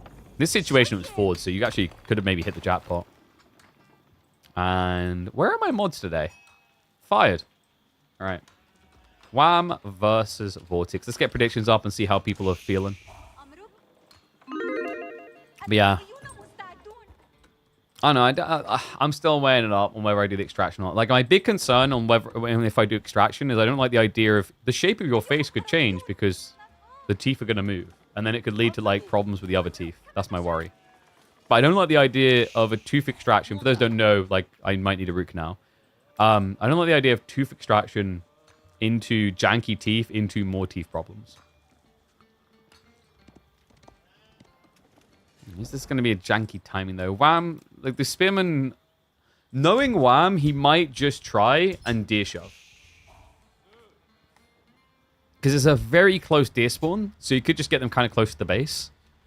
You know, he's one of the lead players alongside Puppy Paw that I think was responsible for getting deer shoving nerfed.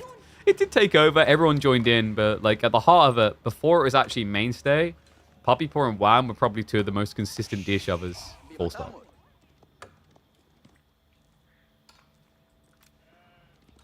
Okay, so Rack's beginning. Not going to be there. So with it being so slow, like you don't really deny much if you go straight across the map. It is going to be Growth Wing from Vortex. So aggressively aligned here. Like you can actually be very aggressive with Growth Wing. You could also use just a fast castle, but considering it's a 4 gold, Vortex is going to have to do something to defend himself. 6 on wood. It could be an outpost. Tricky part is like it's going to be an annoying timing for an outpost considering the spear's arrival. So what? That leaves... Do you want an archer open as an alternative? That doesn't feel great either. Because Ottomans obviously will just follow up with Sipahi. I think this is the nice thing about a military school opening a beginner. Is that it essentially can force your opponent to counterplay in a way they don't want to. I love that. He's just spreading out the damage, knowing that they'll get pulled away one by one anyway. So if you injure all of them, it becomes more of like a liability for Vortex to manage. Shivs out and the chase on. Decent damage spread. A little bit out of time forced. I wonder if originally the idea for Vortex was growth into Pro Scouts. Because remember, Borderland has a lot of deer. It's very hard to resist. Madrissa coming in from Wham. Soon to complete. A bit of a weird placement, actually. Didn't build it on the berries. Didn't build it right next to the TC here. Somewhere in betweener. 19 sheep to work with. Plenty to gather off of. Only 15 sheep for Vortex isn't great considering you start on berries with Ibids. Yes, wow, just winning the scout game. Like quite a bit, actually.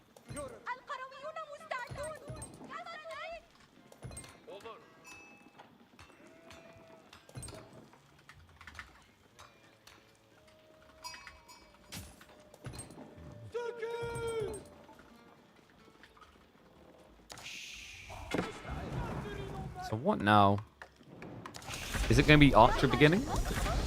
It is. Yeah, so his hand gets forced.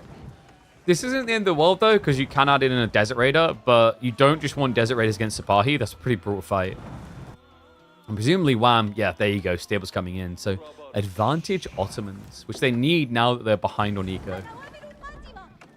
Yeah, remember, getting Growth Wing at this stage of the game is essentially a 15% eco buff.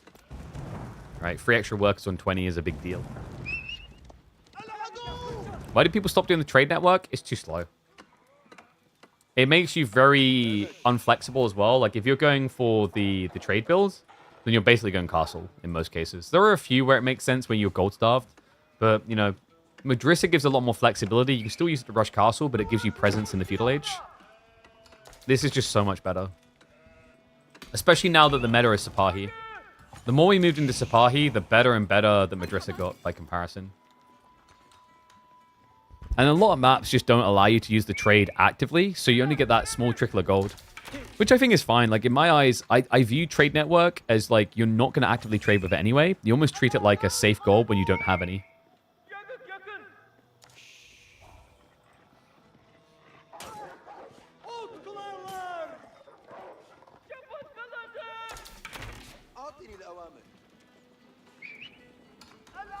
Okay, and we do have the stables full up now. Yeah, but Wab hasn't actually steered into the next step yet. So it's a little bit assumptual from Vortex. Like, technically, Wham can just beat this whole comp with Sipahi only. So, like, I don't think you necessarily need to switch. Already has the meta queued up. Which should be in the military school. Yeah, just organically over time. Like, honestly, if I'm Wham, yeah, dude, he has the right idea. Just double down. Machine gun out Sipahi. And he did go for Anatolian Hills, so we'll have the extra food at home. 26 sheep to work with. This is smart. He's going to force Vortex to eventually go 1-1-1. This is the thing about Sipahi.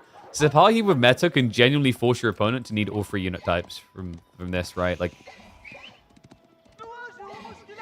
I think Vortex, it was a bit gambling assumptual that there was going to be a switch into archers. We'll see if it works out for him.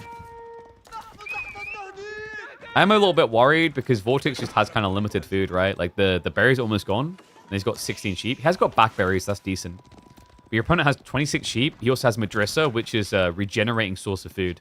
And also, like, you're giving him map control, which means things like deer might become possible. I like that for that reason, Vortex is actually playing out onto the field. We have got horsemen sneaking around.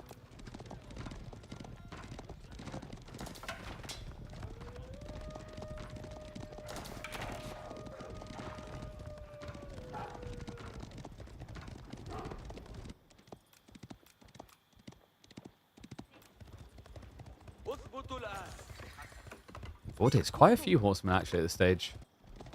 Probably going to want to consider getting a Desert Raider soon. The debuff is a pretty big deal when your opponent gets close to double-digit Sipahi. Because remember, you debuff them so much that your horsemen have comparative damage to Sipahi. Right? Because Sipahi will lose 2.4 damage, so from 12, they'll go down to 9.6. Whereas horseman standard is 9. Still difficult because the drummer boy, right, attack speed or melee is a big deal. And this is a big deal as well. Sipahi just get a freebie. They find the archers unguarded. Villagers as well.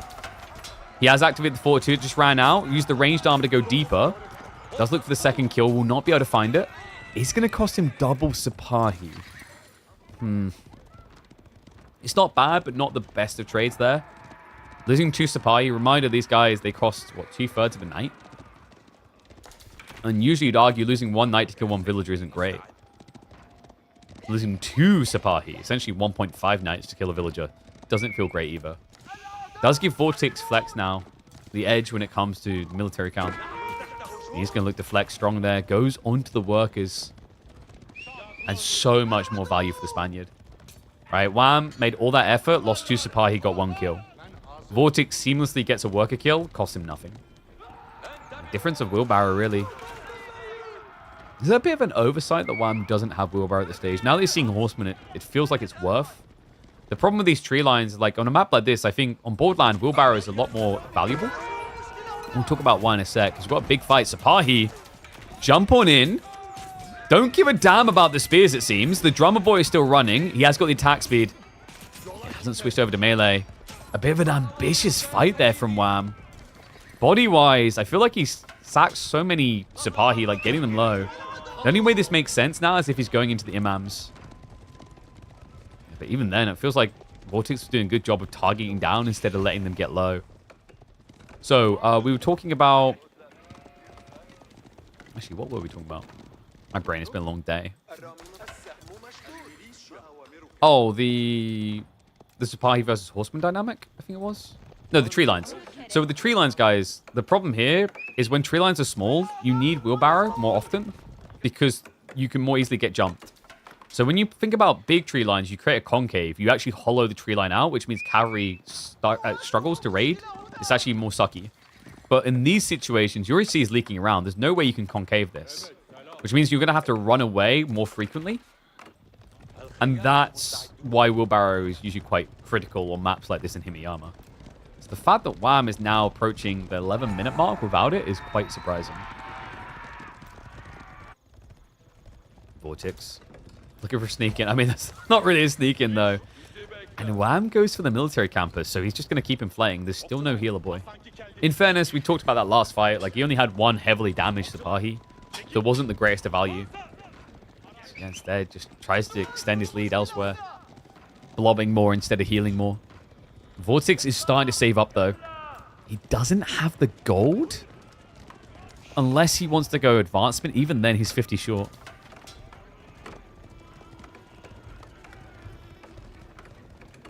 I think Vortex just maybe needs to reinvest here. Sapahi will get a freebie. Berry workers a bit exposed. The horsemen are on their way home, though. This is about to turn into a sandwich. Vortex lays the trap. Archers jumped onto straight away. Spearman giving chase. The archers won't have a chance to trade out there.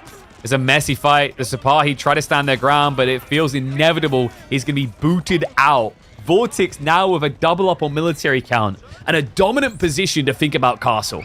Yeah, he straight away heads over without hesitation. That was a sick fight, Vortex. Such a big flex in the engagement there. And good read on the timing where he just drew the spearmen back, brings them in when he knows the archers can't fight anymore. That was a sick surround. Wow. He has at least started to stockpile for castle up himself, but the concern now is Vortex could just look to dive you. It's 14 horsemen. Logistics wing did just get queued. We'll have to slow down for the archers to arrive. And no, does not have a desert raider, even though it actually would be great value now, considering Wham doesn't have any archers. Instead, I imagine he'll just save all of his resources for the camel lancer timing. Mermaid Imperial Armory now on the way for Wham. He has got the triple military school. Will get buffed nicely by arriving in castle.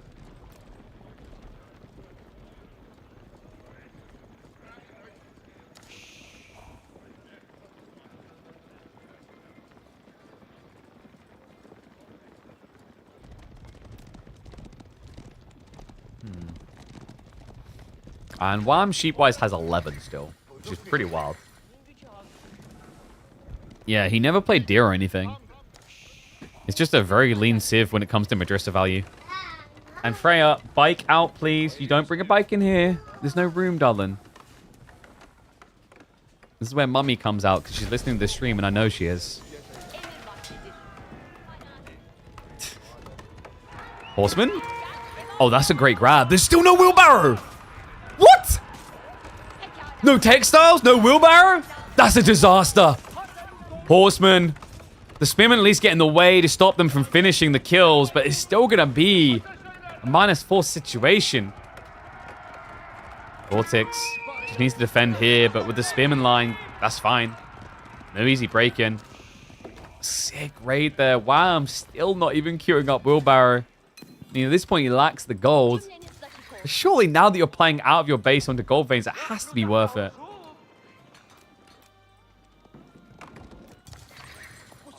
Wolves coming up from Wham.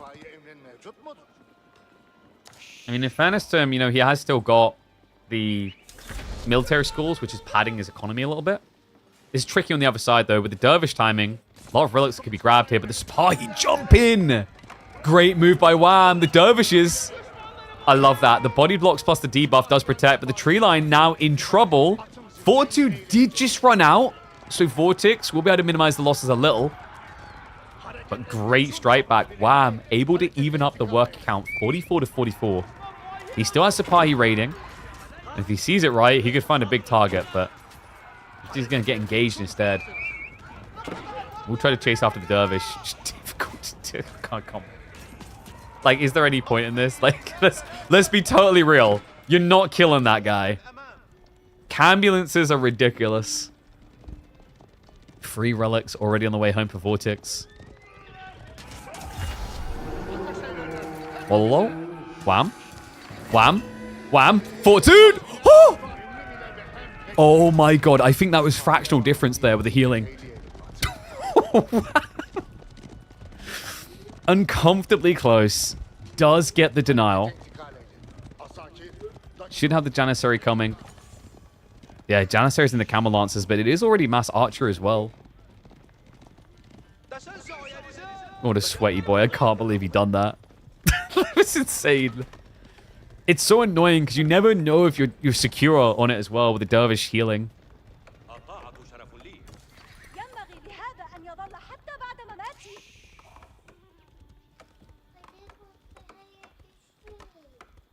Alright, yell hello stream, Freya. She's walking around in my old boot from when I broke my ankle.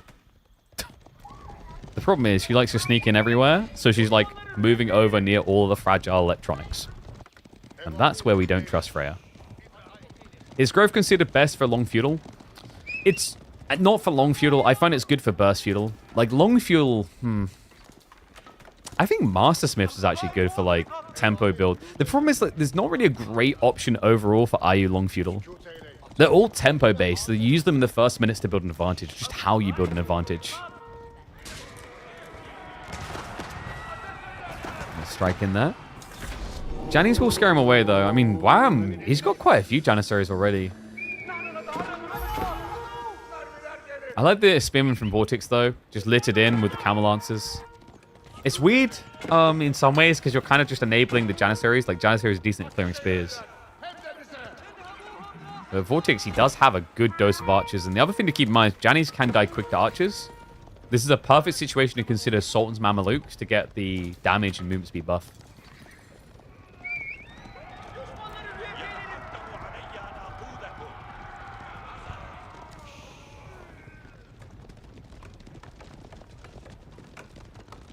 Another thing that's kind of scary here for Ottomans is that Vortex, remember, he can just build Siege on the go. Like, double Manjanik is pretty good against Janissary Mass.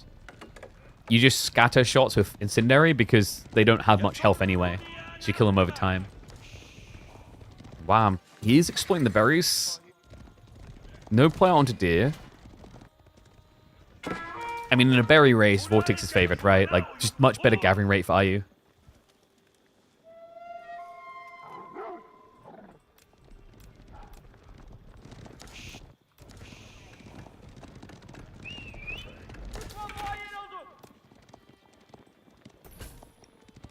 Now that's a good switch from Wham. Springalds is smart with the Spearman coming through and... What a hit! What a timing! He finds him on the berries when they were getting low! Sick raid. This is the thing about Sapahi. They're such disgusting raiders. It's the ability. The attack speed buffer just turns them into something better than knights at DPS exchanges. Oh, lol. A big whoop. Not gonna happen. And now we head to the main engagement. Vortex knows after that damage he's taking, he needs a big win. And once again, Wham goes in for it. He's going to find the rest of the berry workers. Okay, this is it. Vortex has to go. There's no waiting around. He's dying to raids. Wham. He even finds them on the south. Oh my god. Wham. If he can survive this, it's his game. The double strike. We're using on Wham's walls. We need something that represents raiding. Wham's wacky raiders? I think that's the way we go about this. Vortex now with it all in. Janissary is trying to defend the base. Sapahi are making their way home, but Wham needs to buy some more time here. Spirals are coming out. Good penetration on a clustered force here. This is tricky for the Janissary with the archers. There's the counter unit to them. And Vortex now camping the production line, but Wham, all he needs to do is outlast. Sapahi almost home. This is the Wham Witch waiting to happen. An answer to the sandwich early from Vortex. Shivs out from the villagers. Wham says, screw it, I can afford it. Okay, put it on the bank account. Worker force to the front line with textiles. Sapahi almost in. But Wham does not have much military left. The workers start to shift away. It's going to be a garrison switch. Sapahi now home. But Vortex says, I'm here to stay, baby. Does he have extensive fortifications? He does not, but this would be the point. The Vizier point. It would be the way to deal with the camels. Instead, though, it's going to be a tap out. Vortex may take the cuts, the bleeds and the loss of limbs, but he thrusts through for the win.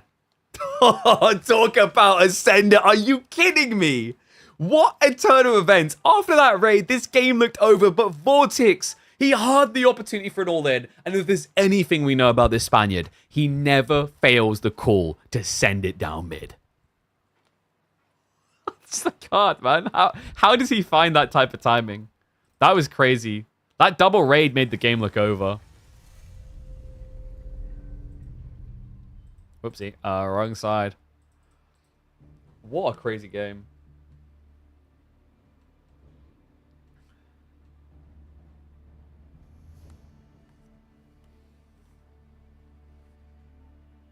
I mean, you might as well pull the village at that stage, right? All in. It's crazy. What do we call that one? Definitely want to upload that one, but I'm not sure exactly what we call it. It's probably something to do with the raids.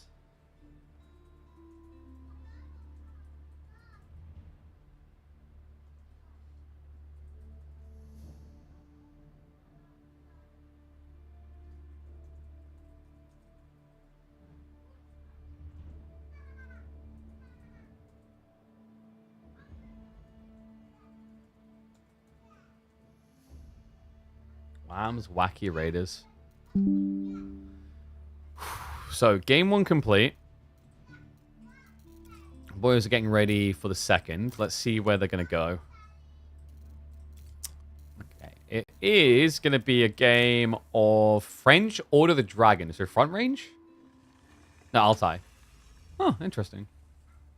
I know, Order the Dragon. Oh, yeah, of course. Like, Wham loves picking Order the Dragon on Altai. I think it's always been picking it when it's been coming up, actually. So, French coming out. Are we about to see more download, more nights.com? Or are we going to see some deviation, I wonder? If we had 20 more vills for 10 minutes, that would be a win. But for 2 minutes, opponent rating base. Yeah, I mean, the problem is, like, the Sapai, it never felt like they got home quick enough. And he's, like, basically defending Janissary, like, against mass archers, which is doomed. Like, that never feels good. That's just desperation play, right? And, like, it's still execution, which is why Wham Pro is like, there's a chance, but, like, micro execution for a player like Vortex is, like, easy.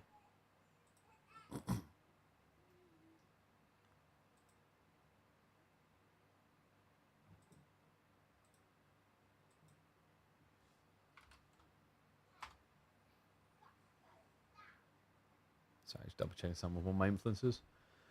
Oof. Dude, freaking crazy. But, like, also the thing is, he's diving the TC, and he's also doing it, like, I genuinely think, and I don't know, I might look back at that and be like, if I just got extensive fortifications, maybe.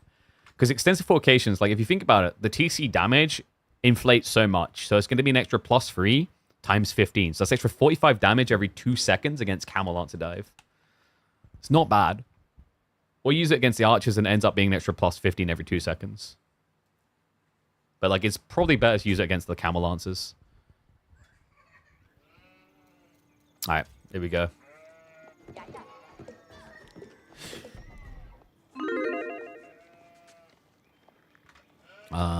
That score is the wrong way round. 1 second.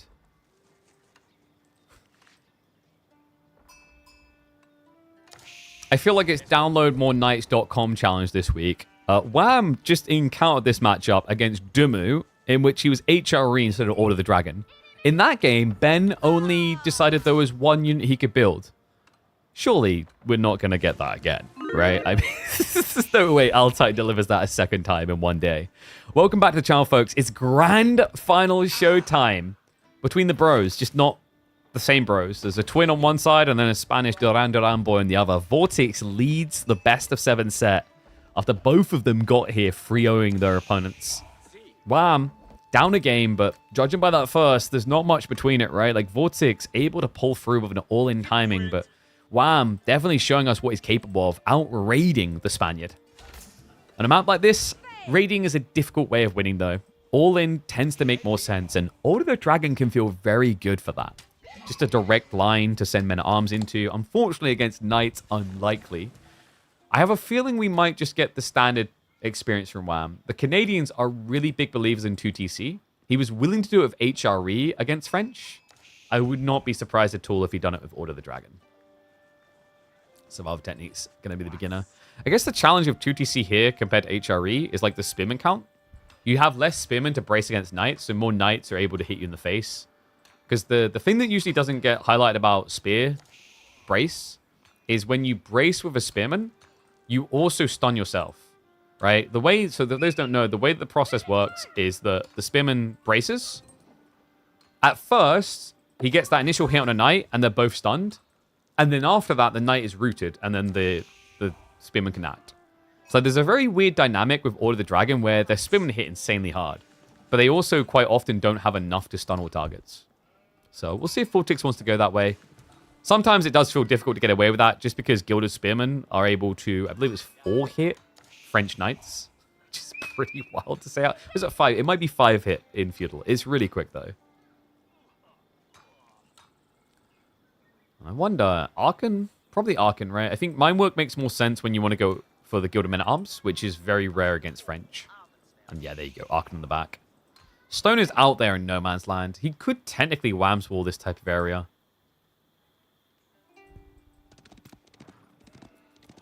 By the way, can we just appreciate how much of a change the wall nerfs were? Like, I praise it occasionally, but if you think about it, Altai is a pristine example of how effective it was. Right? Like, Altai is the type of map that was just generic walling all the time. Now, while we've seen a decent amount of walling in Altai, it hasn't been the instinctive first move like it used to be. So the wall changes have definitely worked, for sure.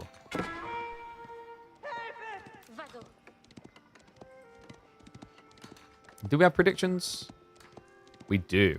69%. Nice for Wham. And people just not trusting French when they don't have the maneuverability, right? I do like OOTD as the game goes on also. You have to remember that this is a map that features 7 relics. 2 of them are just hidden inside Forgotten Ruins, but there's a lot of potential gains here. The only tricky part is, like, you usually don't go Regnants with Order the Dragon unless you go 2TC. And I'm not seeing move over to stones, so this is not 2TC. So yeah, maybe just a Burgrave. Do you get higher TC damage output if you age up? Only from upgrading your range tech. The town centers don't upgrade. The only things that inherently upgrade when you age up, there are certain unit types like Lords of Lancaster. And the other thing, the more generic thing, is torch damage. Torch damage upgrades per age, so you go 10, 15, 18, and I think it's 21, if I remember correctly. On military units. Wait, was it 8? No, sorry. It was 8, 10, 15? It's 8, 10, 15, 23. Something like that. Exception being Order the Dragon because their torch damage is higher on all their units. It looks like it's going to be a Pro Scouts game. Yeah, no hesitation, straight into it. Didn't even start on the deer on the front, which is a little bit surprising. French is usually good for just taking this deer, as there's only 25 wood and it's right next to your base. I thought he'd at least do that and then, you know, indulge moving out a little bit later.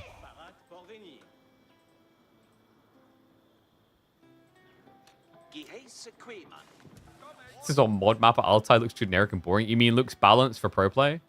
I mean, it has variant. Sometimes these spawn very differently, these passes.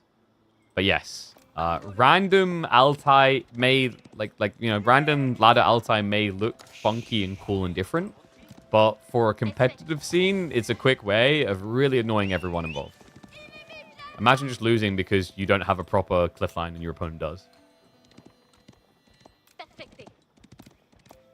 Pro Scouts isn't bad on this map, actually. There's a surprising chunk of deer, even when you don't think about the starting stack. Right, like I'm selecting them all now for you so you can see. Like there's 18 deer. 18 deer when we don't include the ones that start near your base, which is another 7, right? So there is a lot up for grabs. And also, for Order the Dragon, it's very hard to stop pro scouting because you just don't have many spears. In fact, you have no spears. This is Fast Castle. Is there a... Wait. Okay, so I know I said you don't really men-at-arms against French because of knights. But this actually might be the situation where you get away with it. Gilded men-at-arms, Castle Age men-at-arms, isn't the craziest idea against delayed night scale. Probably add in a few spearmen, but then like men-at-arms alongside it to dive, maybe? Wait, did they actually have Altai and free-for-all? Do you remember when they had... do you remember when they introduced Turtle Ridge and we started using it for our community games? That was wild. Vortex. I think even if Vortex didn't see the Burgrave, you can assume it by now. You haven't seen any military units, and Fast Castle Regnitz isn't really a thing for Order of the Dragon. It's really bad. Like, even if HRE is pretty rough to do against French. But for Order of the Dragon, the difference is, like, HRE can sneak a castle up and have someone on a relic already. You can't do that. Order of the Dragon need units. A reminder, guys, whenever you see those links pop up, big shout out to AMD. They are sponsoring us so we can make tournaments like this happen. Be sure to click on the links as a nice little thank you to them so we can keep them coming back. We do like working with AMD.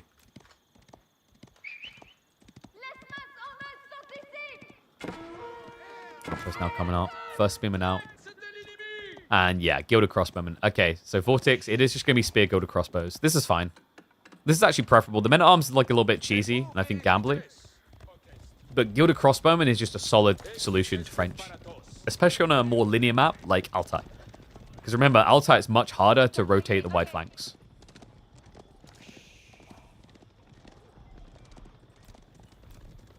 And yeah, like saying Fast Castle is kind of crazy. This is the thing with Altai. Any map where the deer starts close, you have a phenomenal gathering rate. Like, look at it. He already hoovered up, what, almost all the deer?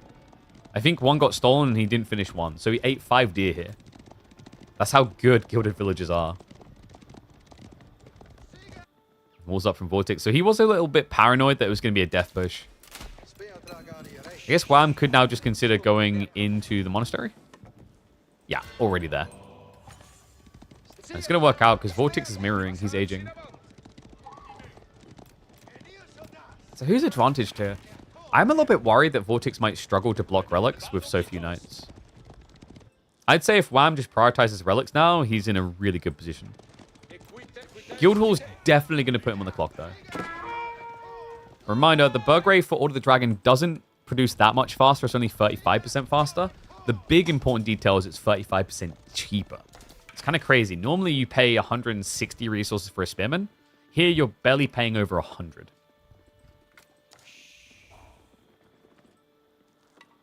Schönes Bild. Usually the best value is obviously Men-at-Arms because they're a lot more expensive, but it's just not in this matchup.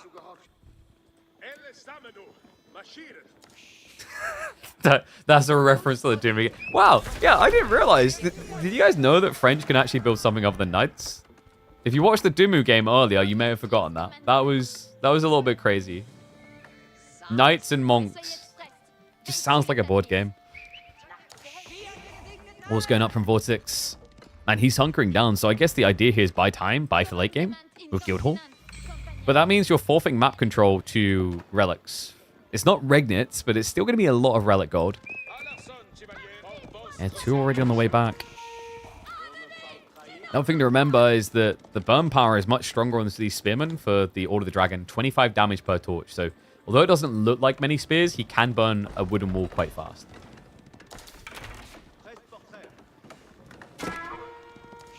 Vortex. Knights are going to need to try and distract here. Gilded Crossbows, great against these archers.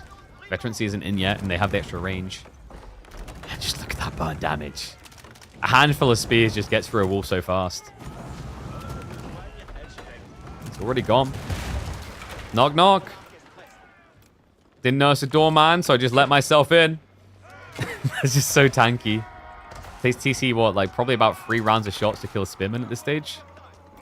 And by the way, these are only hardened Spearmen. Maybe a little bit of an oversight from Wham. Definitely worth the veterancy now that you have almost 10 Gilded Spearmen.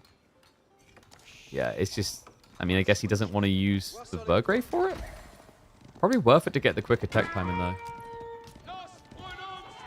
I'm starting to think maybe he forgot about it. And Wham. Oh, God. Wheelbarrow's on the way, but not quite there yet. So Knights, they do chip a kill. They definitely shouldn't be getting away with that, though. That's going to be double Knight dead, at least. Okay, make it free. Jackpot. Wow, I'm very happy with that outcome. Not able to find kills on the other side, though, unfortunately. And a Horseman switch now coming up for Vortex. So he's just devaluing the Gilded Crossbow play as much as is possible here. Yeah, he's basically aiming to make Wham look at his comp and go, I wish I didn't build these. That's very difficult to do with Gilded Crossbowman, though, because Gilded Crossbowman is a jack-of-all-trades unit anyway. It may not be directly countering anything, but it doesn't inherently feel bad to have here.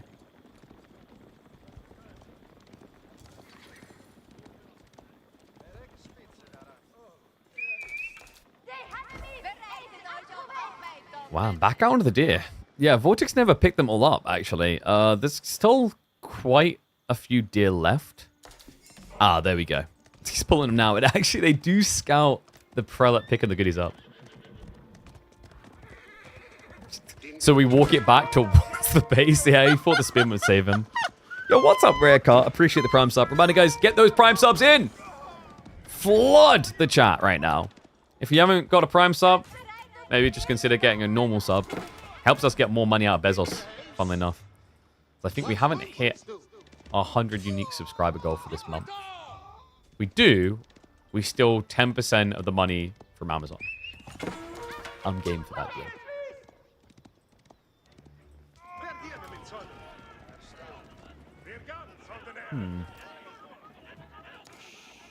A Horseman switch now from Wham.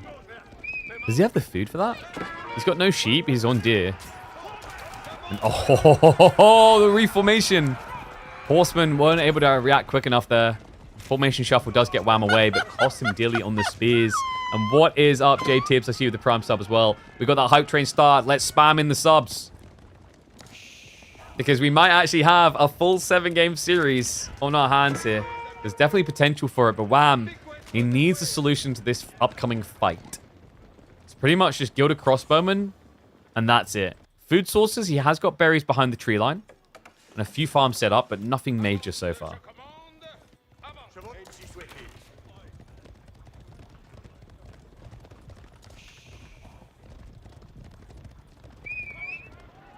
Vortex even looking to relics himself now. Kind of feels like Wham needs Vortex to overextend here.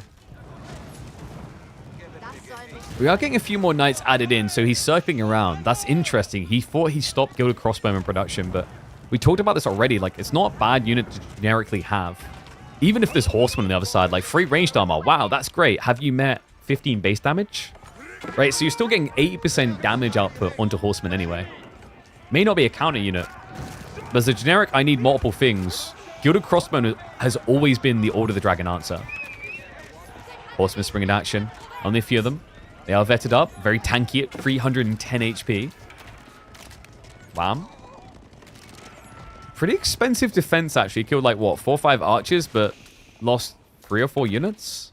A lot more expensive for him. I think what Wham needs here is Inspired Warriors tech. We don't have it coming in yet. It's a really big deal here because your opponent's mass archers. So the extra armor goes a long way. Not to mention the base damage increase is nice, as you are playing generic Gilded Crossbowman against everything.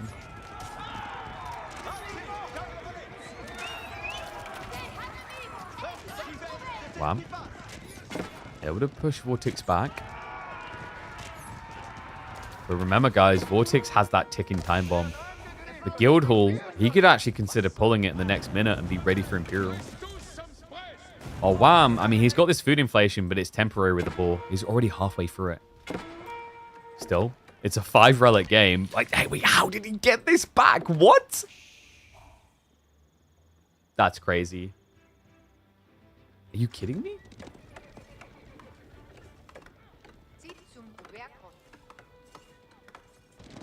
That's incredible.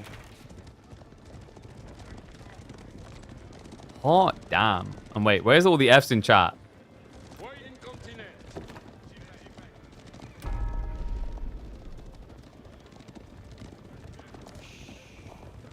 Is Twitch screwing up? Alright, I think Twitch is screwing up. Hopefully it'll recover in a sec.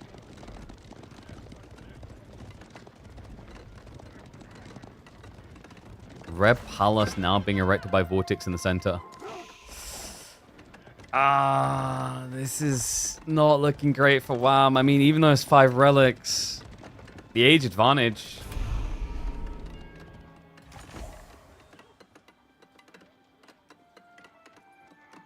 Stream is stuttering? Why is stream stuttering? Twitch, please. Okay, try a refresh. I think we should be fine with a refresh.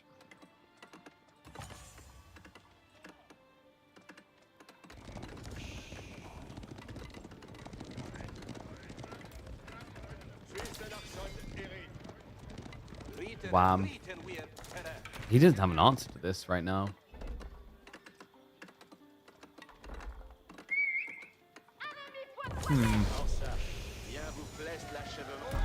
So I guess he just has to tech up as well. Like, isn't a bad idea, actually. French has been building a villager lead, so that would allow you to recover the game. And your army is big enough that you shouldn't really be diveable.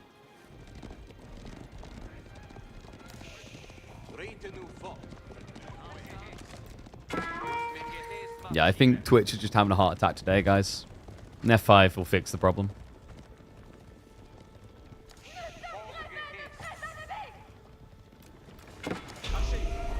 Dude, I think Twitch just needs to pull finger out of butt on the enhanced broadcasting. Seems to still be really clunky, which is crazy because they've had it for like over a year now on wide access.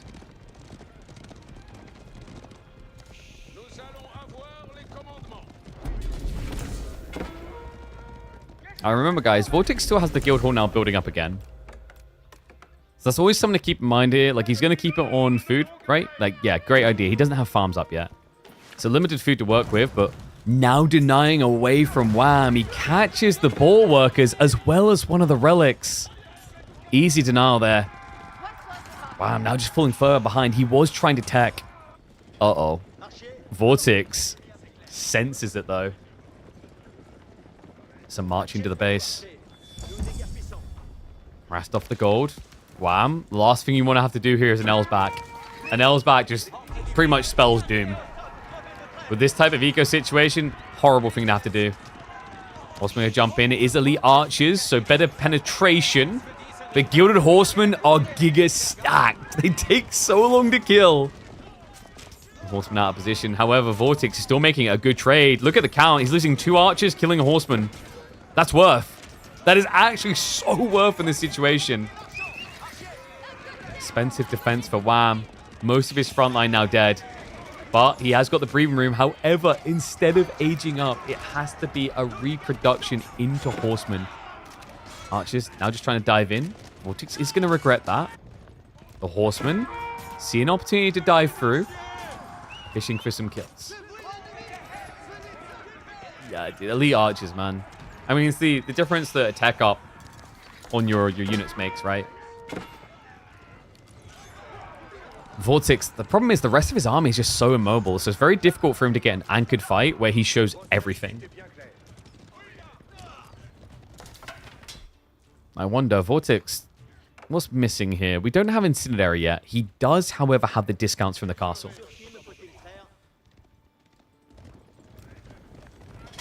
Wham, he does get the breathing room for it. Past the Swabia. Now on the way. High value Swabia securing some berries.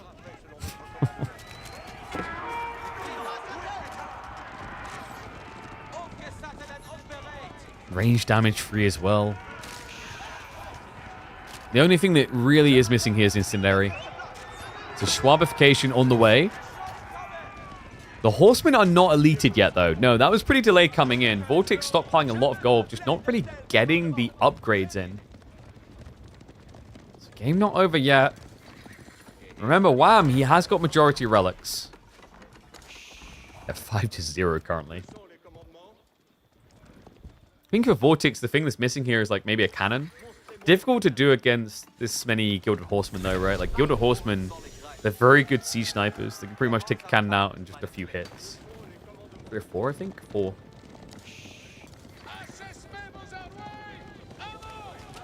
Range up complete. He will kill up the Elite Horseman. But speaking of Elite Horsemen, uh-oh. Baits the limited spearman forward. This is where things get a little bit scary, folks. Difference between ponies, that gap is shrinking. We have got the Inspired Warriors tech. Wham. Will have to stand his ground. Has got the emplacements to assist him. Double TC fight is going to scare Vortex back a bit with the mass archers, but now the horsemen spread out. It's good trades considering he's getting those pony kills. Still feels like Vortex just doesn't have clear entry here. Without Siege, it feels like he's just wholly relying and gambling, really, at this stage, on being able to sweep through the army. Less than guaranteed. And what? This is a cool idea, but we are lacking stone. Vortex, he's trying to set this up as a siege brute force, and there it is. Yeah, castle coming in. So this is interesting. Behind this, guys, he can set up a siege workshop and start to siege into the Swabia. Just essentially finding a way of removing the villager count without needing to kill the villagers. It's a pretty cool idea. Most people at this stage start to get a bit desperate when the dives don't work, as they're trying to hemorrhage army for worker kills. Which sounds like a great trade until you remember that your opponent's producing new villagers every 8 seconds out of this one building. Wham did see this, guys. He just didn't see a way to react to it, understandably. You know, last fight, he was able to defend because of the 2 TC. About it, not so much. And Vortex straight away onto the berries. A cannon has been queued up, is on the way from the center. Yeah, French might not have much food, but remember, the discounts matter a lot here. Especially considering that he's massing archers. Not much food required in this. It is difficult to maintain value now that we've got the Gilded Horsemen stacked on stats. 360 HP, 7 ranged armor. Don't go down easily.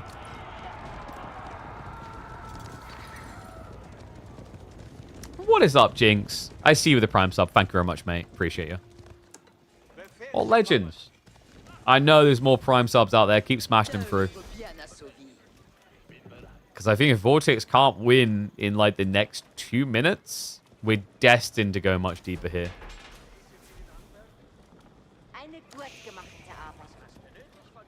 Yeah, because you can see the way to victory now for Wham. Culverin win versus cannons. Culverins have more range than cannons, but cannons are quicker to move and shoot. So if you can't move forward in the fight, yes, Culvers are better. But if there's some push and pull, cannons are surprisingly effective. Like, cannons are... I still rate them as, like, the best siege weapon. Just because they have better movement speed. They have better initial damage. And they don't really lose out elsewhere. Like, bombards, for example, take a very long time to deploy. Cannons definitely feel the most...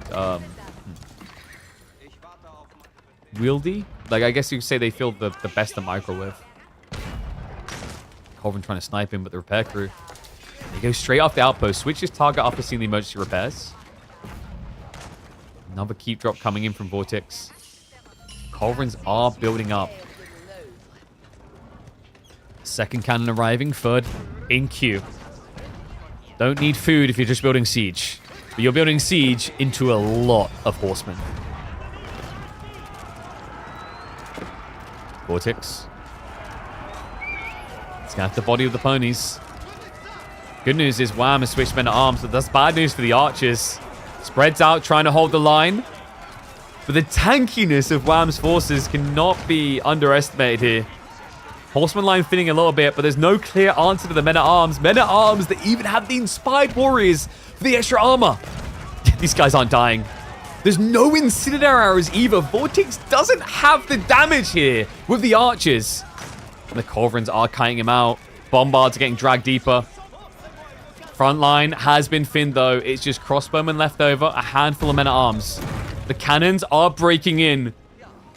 Despite the shakiness of the lack of upgrades on the archers, Vortex, courtesy of the castles, was able to clutch up there. And now the Swabi is at risk. Worker count is at least looking good for Wham. Not the end of the world if he loses that landmark. But it will be if those farms afterwards get reached. Triple Culverin now. I can't believe Vortex won that fight without incendiaries as well. Just feels like a little bit of an oversight at this stage.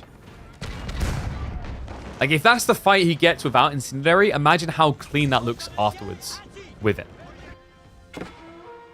It's lacking in a lot of ways with that, right? I don't think he even has a university at this stage. Okay, he does. He has one uni. Not sure what the hell he's been getting out of it.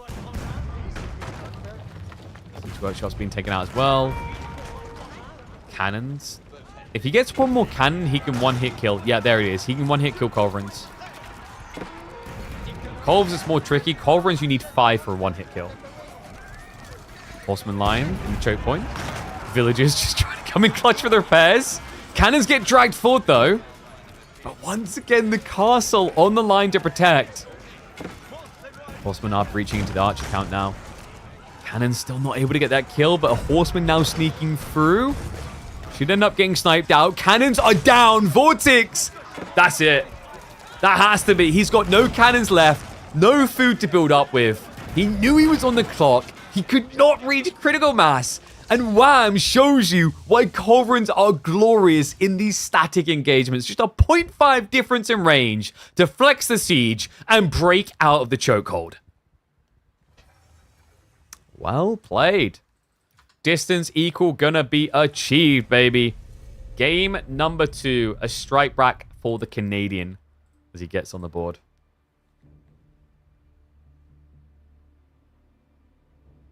What do we call that one?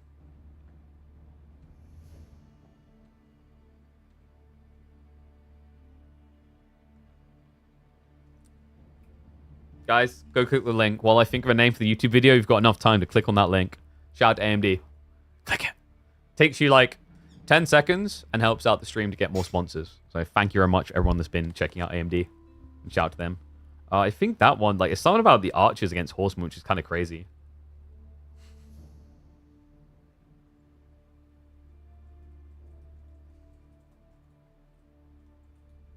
He chose archers against mass OT'd horsemen. And is win. Alright. He was winning at first, actually, with that. Tech advantage, right? So, next up, the boys are taking us where? Dude, I'm feeling... I don't know if it's the codeine or what. But well, codeine wasn't causing this the other day. I'm feeling really, like, nauseous, actually. Which is not a good sign. So we're heading into Cliffside. Interesting. How's your teeth? Not hurting right now because the codeine. I don't know if it's because I'm feeling hot as well. It might be that I'm feeling hot. Is why like I feel a bit nauseous. Gotta have food with it. True. And we haven't eaten. Like we ate before we started stream, but that was 4 hours plus ago. So maybe I need to rush and get a snack. Be right back.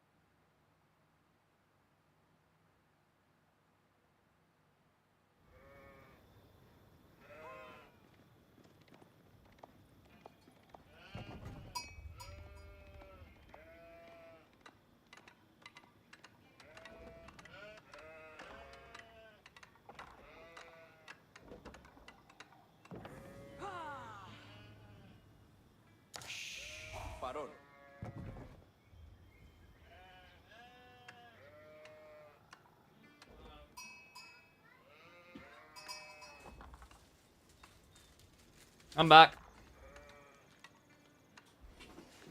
Sorry, I need to get a snack.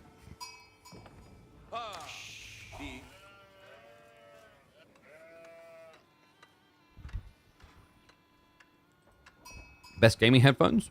We'll let you know. I'm going to look to get some Logitech sent out, so I'll let you know if the Astros are still popping. Alternatively, I've been using these Shure ones, but they're not wireless. All right, in we go. Have we got predictions? Please tell me someone's on that, so I don't have to focus on too many things. In we go. House of Lancaster has looked unbeatable in the hands of the Spaniard. So why is it in the hands of the Canadian? I can't believe this.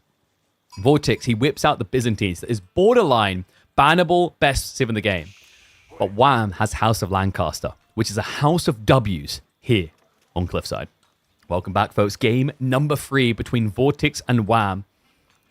And not just that, it's a forward berry spawn. Vortex, he has the correct answer here. It's going to be a Hippodrome opening, but that's unusual out of Lancaster. We have got 0 Dark Age Rush play. Not your usual experience, actually. Like, a lot of the time, House of Lancaster, especially on a map like this, just gets so much value. But he realized with the reliability, the accessibility of the House of Lancaster early opening aggro play, it's a bit predictable. So yeah, he just kind of is a step ahead. Like, Vortex is going to be kind of frustrating to look at this. Like, he could have had a game where Grand Winery might have been good. Might be worth it not to have gone it anyway, because it is going to be an Abbey of Kings build. Guys, this build has been looking toxic. We've seen so many players beat the crap out of people 15 minutes with this build on this map. Cliffside, for those unfamiliar with it, because it's been a while since it's in rotation, right? A shorter map. It doesn't take very long to reach your opponent's base. Ergo, rush all-in plays tend to be a lot more effective. And what's more effective than having 20% more HP on all your troops, as well as having 20% Aura Giver be himself insanely tanky? And look at the predictions. How we cook him. Is that a win for Vortex? 75% in favor of Byzantines here. That's interesting because I'm not entirely sure it goes that way. The thing about this build for Byzantines, you've got best horseman versus worst horseman, right? Because you can build Hippodrome horsemen that get buff damage versus Hobbler, which are really flimsy on damage. But the extra HP is a really big deal breaker. And I think because of the way that Byzantines normally play this, you're probably looking at Horseman plus Longbow versus Hobbler plus Spear. That sounds really good for Longbows because they get to kill spears. The tricky part, though, is the extra health offsets your kill points with the Longbows. Because of an extra 20% HP, it's like an extra 16 HP, right? So an extra 3 longbow shots. The other thing, the other thing to keep in mind is because Hobbler costs so much less, you inflate a lot more. So the challenge here for Vortex is going to be keeping a front line thick enough. What I'd like to see from him, which I think is pretty effective, is actually going for more of like a 1-1-1 approach. And that is... Dude, no, guys, I'm getting flashbacks. Was it Vortex versus B or Louis where we had this? This is not the first time in KPMM Season 2 on this map, on the south side of it as well, that Vortex has done this. A Grand Winery out the base. Last time, it was against B's Japan, and it cost him dearly as the game went on. Ram right now doesn't know about it, though. Wow, oh my god, dude, it's so obvious now. Okay, he did scout it. I was about to say, it must be obvious, because there's no way you're sitting here going, where's the Hippodrome? So it's going to be Grand Winery after all. And wham. What? Are we getting an outpost rush? We are. It seems a bit crazy, but like I can see the sense of it considering the delay. It's been a long way for your opponent to reach feudal. So wham, he's going to outpost rush the trees. Oh, that's sick. I mean, you can't get Limitane to answer without wood. And if you Akratoy pull, you can just get kited and shot. Villagers have been seen. Vortex will probably wait until Outpost is half HP and pull. Okay, there you go. Yeah, he goes early. Wham. Hasn't cancelled. He's going to commit. Akratoy hasn't been activated either. Wham. This is expensive. It's going to get denied. Okay, but we've got 200 wood, so if at first you don't succeed, Delusion is a hell of a drug. He goes for it again. No Akratoy used by Vortex for that. But now the Hobbler, yeah, come on. So this is the problem right now. Vortex can't build Spearman to defend against the Hobbler until he gathers enough wood. His woodworkers reacted to that play. So although it's expensive for Wham, his opponent still doesn't have a counter yet. Outpost is going up. He already has the stone coming in necessary for arrow slits. Yeah, just needs to get one more tiny drop off. He also already has a mana.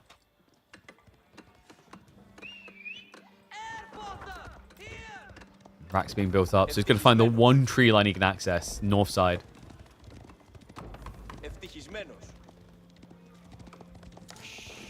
I wonder, is Wham going to switch archery? With the extra wood gathering from his opponent's line, it's feasible here. Vortex is holding the olive oil. Because of the wood delays, he doesn't have the timing for the Merc House. Might be good for him to actually have a delayed transition so he can see what he's up against.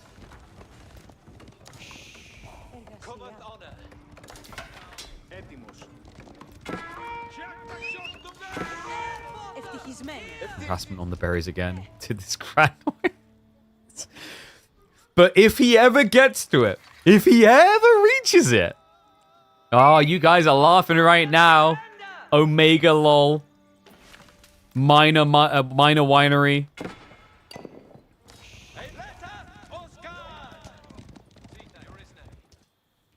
Zero winery. Like, what else we call this? Randa winery instead of Grand winery. You guys laugh now, but mark his words. If Vortex ever reaches it, GG winery. Like, no, if he ever gets here, that's an 8 stack of berries. That's a lot of mercs. Wine about it winery. He's thinking about going. And no, the Lords do not heal out of combat. They would need to go back to base. But the Abbey of Kings provides healing. Usually it's not worth sending a Lord back because it takes so long. Most people just sack a Lord and get a new one.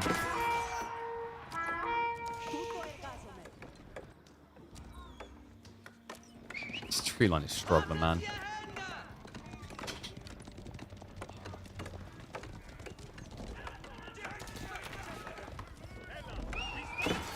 These villagers don't even have textiles. Like, this is actually quite risky. Thinks he's playing the new biz with booster. No, please stop. I mean, this is definitely not a golden winery. It's more of a silver, but he has done it. Wham is fully focused on the tree line right now. So food gathering underway. Lords do get a kill, though. This is slowing him down so much. Yeah, and like Limitane don't threaten this, guys. It's also, look at the TC range. Like, he can't safely gather this. I mean, at this stage, Vortex might just have to creep a tree line in the corner.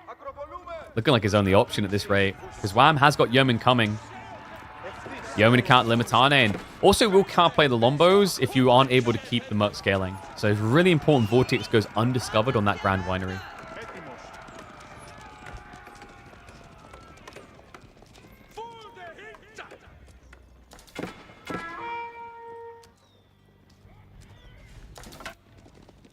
Wham. Oh, no.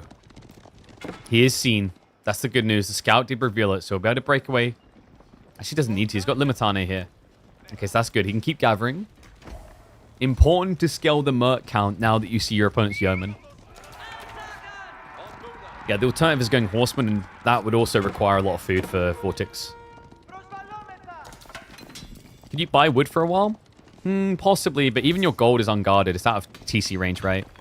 And like an outpost alone won't protect you because Hobbler have extra ranged armor, so they can dive outposts. We know Freya's here. Freya, go play. We'll go play with Mummy. Mummy wants to play with you. Your Mummy's problem. Bye. Yeah, I've opened the window because I'm feeling hot and nauseous, and the first thing she started doing is peeking through the window. It does look adorable, but also is a pain in the butt.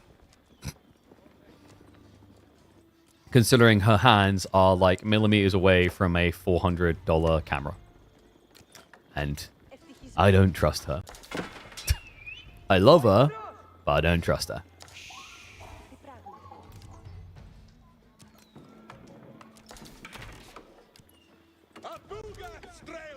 Wham's just mass yeoman here. If Vortex just slaps in a few horsemen, this is pretty scary, no? And Vortex is doing what all Byzantine players do. He's thinking about castle. They love reaching for it. Level 3 assistance soon to activate. Yeoman shuffling around the back.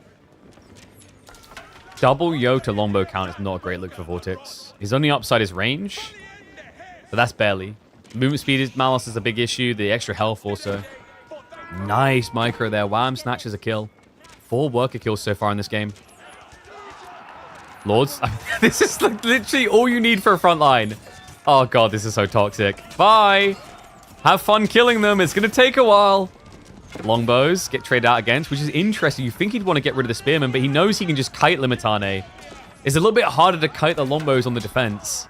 It scares him away. He killed one lord for that. Oh my god. Pray to your lords. You're going to need them. This Civ, especially on this map, is borderline an auto win, I swear. Chat, have we actually watched them lose often? Maybe once? Once out of 10, I feel like it is. Lord's just being ignored. Yeoman now diving in, looking for the worker kills. Instead goes after Limitane. It's just so much idle time for Vortex as well.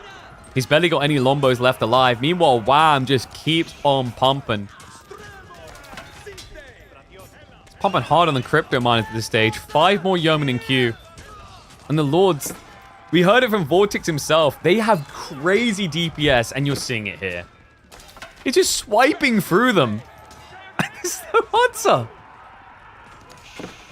These Lords, they're gonna get nerfed, man. If they don't get nerfed, I am gonna be gobsmacked. I think maybe they need to be a bit more of a support unit than just a giga stack unit. Like, maybe just lower their damage, leave them tanky. I think that's fine. But the 16 damage, I think especially on a melee unit, when your opponent's trying to kite you and you just keep moving and hitting and moving, the worst attack speed doesn't really matter. The base damage matters. You could even argue these guys should be like 10 melee damage and then have like 1.2 attack speed or like 1.4. No, I think you keep the percentile health buff because like it's fine for Hobbler to be viable. The big problem a lot of people are having is like answering the Lords to begin with is so hard. The Lord unit themselves. Because they are quite expensive. We even heard it in Vortex's interviews, like 160 resources is a lot. So like, I don't think you should touch the health or the aura. I like those rolls for them. But I think the Lords themselves, like you should almost feel like in that fight Vortex took, you can to a certain degree just ignore them to kill the other units. Like there's already value in like, you know, having to focus fire them because like they do good damage, but they also have that aura, right? But it feels like you have to get rid of them because they have damage and do the aura. It should be one, not both. Ring of Roses moment, but Wham is ready to put the roses on Vortex's deathbed. On the grave, even. I mean, Vortex has looked dead for a minute or two. Those early hits. Hobbler raid now in. Goal getting blocked out, and Vortex is just so close. He couldn't even just rush food now. 24 gold short. And a white power drop to GG him out of the game. Right on the tree line and perfectly positioned just out of range of vision from where Vortex would see. It does not get more perfect than that. Look at that placement. I mean, you'd think he should be able to see it there, actually. Horseman now just going to surge out, but against this many Yos, no. GG. Doesn't even get to finish it. Game number 3, a speedy one. Because once again, the Lords destroy on the cliffs.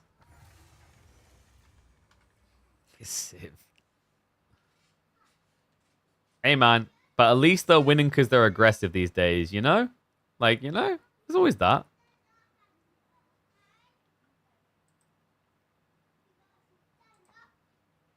So, right side win.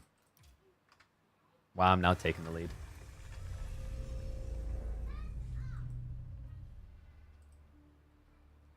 Let's see what we got next.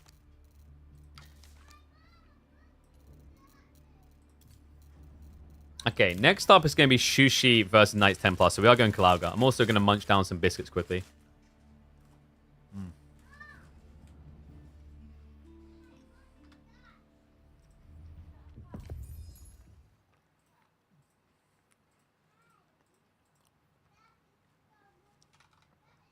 You maybe just Chugnu rush them?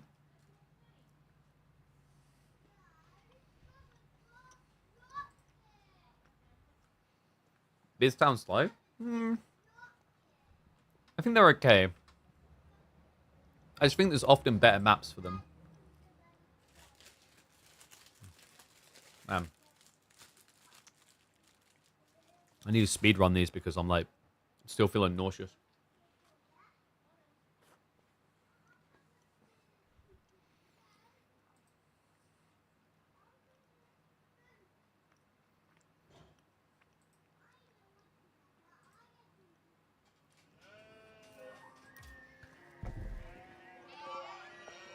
Nom, nom, nom, nom, nom. Eat.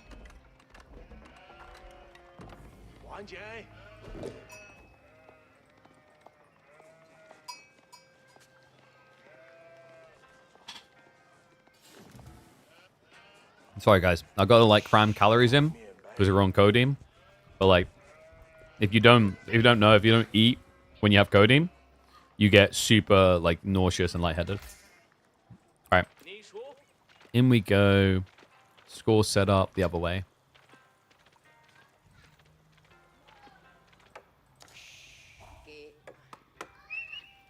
You know, it actually might be NA's time to rise. Knights Templar got picked. There's fish on the map. And Wham is already up in the lead against our unkillable champion in the Midweek Masters.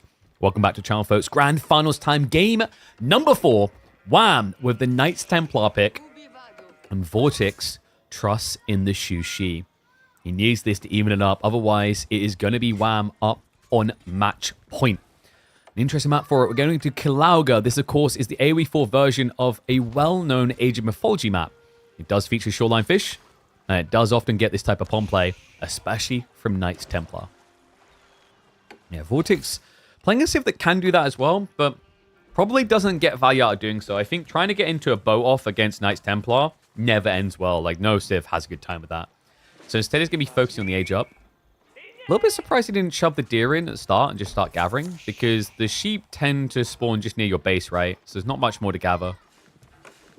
Another cool thing about this map, sometimes the meditation gardens in the center are crazy. Unfortunately, in this game for Vortex, not the case. Yeah, the berries didn't spawn near it. So you can't get anything too crazy.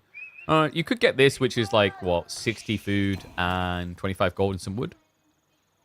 But there's no insta-jackpot.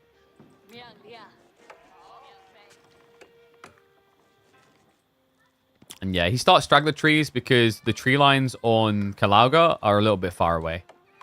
So it's just more efficient with your starting villages. Like, otherwise, there's a lot more walk time. And you need to be optimal about the opening to get the fishing boats out. Yeah, I like this map, man. This map was really fun. The problem was when it first came out, it was a little bit cheesy. Because people had one or two ideas on how the game was meant to be played. It wasn't really well-versed or like, dove into as much. I think it's began to flourish now upon its return. People have had time to think about it a bit more. And yes, only shorefish, because deep water is broken. How's the tooth? Actually causing me a bit of pain. So, yay. Double gold, 4 berries. So 24 food, 50 gold. Probably about 10, 15 wood, maybe? Maybe 20. Yeah, not great. But yeah. I might pop a second pill.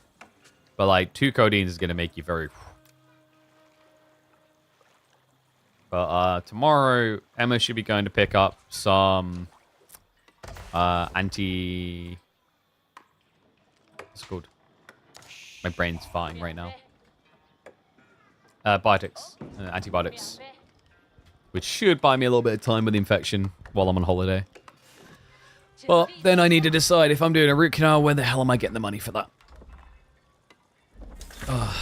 I think, so like, it's not just the shape change that I'm worried about. It's like, you know, if you pull teeth, it can change the shape of your face. Or like the teeth misaligning. The other thing I'm worried about, and I don't know like if this has been proven or not, I feel like your teeth do have some impact on how your voice sounds, no? Am I wrong in that? I feel like they must. Like, it just makes sense. And that's like I think that's the scariest piece of all. I mean, like, the change in shape is also awkward. Like, if you just end up with the goofiest looking face afterwards, it's a problem for what I do for a living. But even more so is the voice. Surely not one tooth. I don't know. It's a big tooth, right? It's the molar. The upper molar. The second from back one.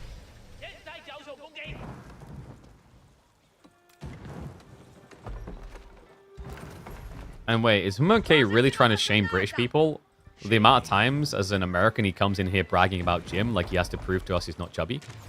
That's interesting. And oh, so is this wall. The villager torch is pretty sick. Wham. Uh-oh. He doesn't have a boat. No. He's being a greedy boy about this. He's saving for the Springles. So villager gets away. An interesting play by Vortex. Like, this is a classic Shu-Shi. With the cheap attack up, they often try to play aggro instead. Can feel a little bit risky on a map like Kilauga, but Looks like it's paying off. Damn. Keeps it open, and not just that, Vortex already has a Springle chip queued. Because Wham goes in a different direction. Yeah, he's going for land aggro. So he's just kind of sacking the sea, which is unusual for Knights Templar. Usually live or die by that advantage.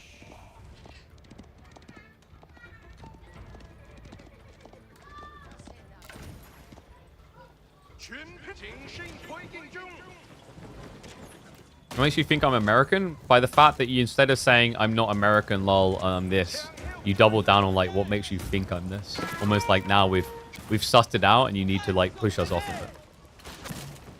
Your personality gives you away, my friend. Demo ship player though. Ooh, wham. Has he got the archer ship in time? Oh man, no, he no. Wait, what?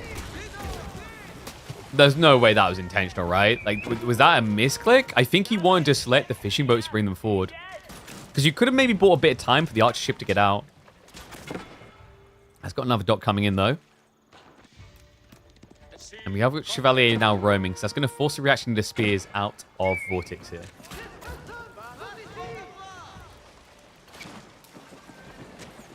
A nice implant as a replacement. The problem with an implant is over double the price of a root canal. And I am not rich. Chevalier, nice hit there, though. Gets the worker kill. Like, apparently an implant will be probably about 2.5 times the price of a root canal. Come to Poland? Might have to.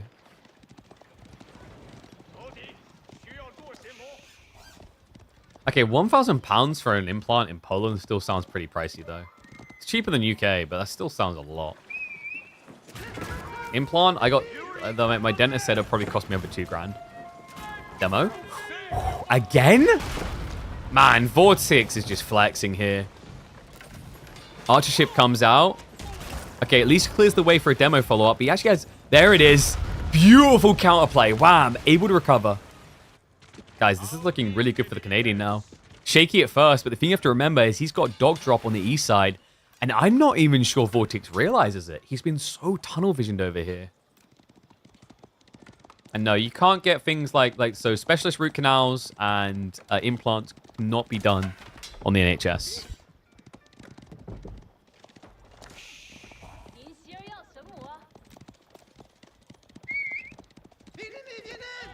Wow. If you can just get 1 or 2 worker kills on land now, he's miles ahead. Push up river. I mean, this is the awkward thing. Does Vortex reinvest or does he just accept it's done? Because you only have 1 fishing boat.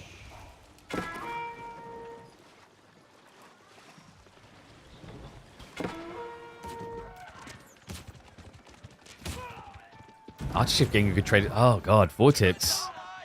This is getting a little ugly. He's switching into Chugnu, which can be a weird counter, but decent against Chevalier because of the lower ranged armor. But you need quite a lot of them. Yeah, I'm not liking the look of this right now for Vortex. I think we might have a quick game number 4 on our hands. Springle ship's going to sweep through and clear up the archer. He's not even doing anything with the docks anymore, so he's looking for a land switch. But the problem is Wham, like, I don't think he knew about this until recently. Vortex didn't realize that Wham had this. So he probably thought this game was more even, but now knowing the fishing economy is up on both sides, you're just miles behind, right? Your food income's going to struggle to compare.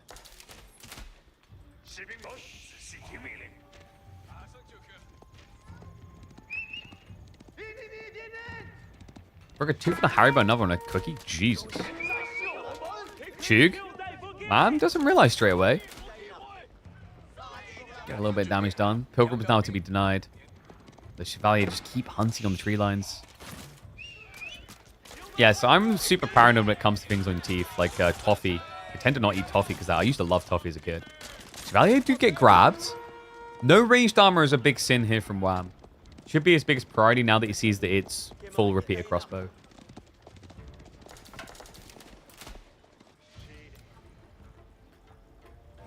Turkey for hair, Poland, Bosnia for 2. How about Greece? How is Greece for prices? Because I might fish a price on this island I'm going to.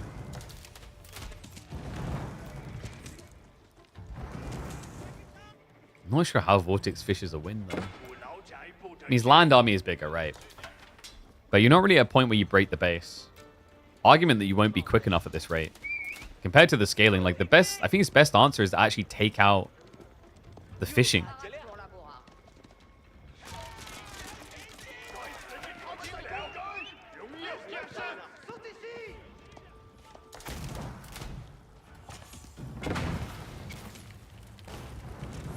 Docks it down, so that's going to be less distraction for Wham.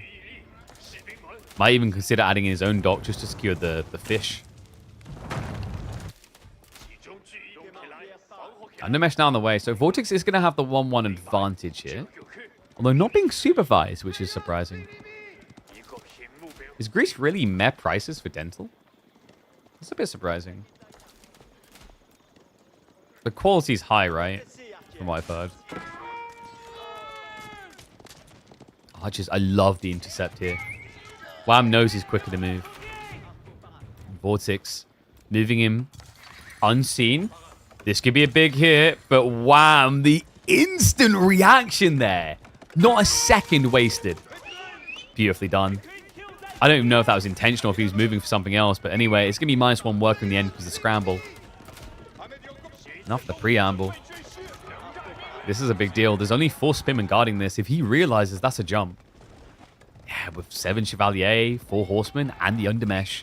It's an obvious win. And the army's cut in 2. Vortex learns the hard way why these slow-moving units never feel good going around the back. He jumps on him. He chases past the Spearman. He sacks the Chugnu. And he will be booting Vortex out. Yeah, this is a heavy loss. Military lead now dominantly in Wham's hands. New Spearman wave arriving, but it's a trickle of troopers into mass archers. Chug will at least get a good trade out. Archers just sack their lives, though. It's worth it. For Chevalier to be the last thing standing, that's all he needs. Wham can easily remass archers. It's so simple for Knights Templar. Just like water makes Knights Templar wins look simple too. He is now 3-1 up, 1 game away from ending the unthinkable streak of Vortex, who so far has been unbeatable in the KPM map. And he's doing it fast. Crazily fast, actually. 2 games that are like 50-minute-ish in a row now. We talked about this version of Wham. It's actually the best version of Wham. His early mid-game presence is where he looks best. Not playing for that hyper late game anymore. Well, hyper mid-game. I think he's a mid-game focused player. But next up, we are going to be going to Bazaar. Oh, dude. If it decides itself on this, it's going to be Mongols versus HRE. New map, Poggers, in the grand finals. All right, guys. This actually could be really fast. Guys, it's a brand new map, which means underexplored. People might not have figured out the mid-game yet. And it's grand finals match point.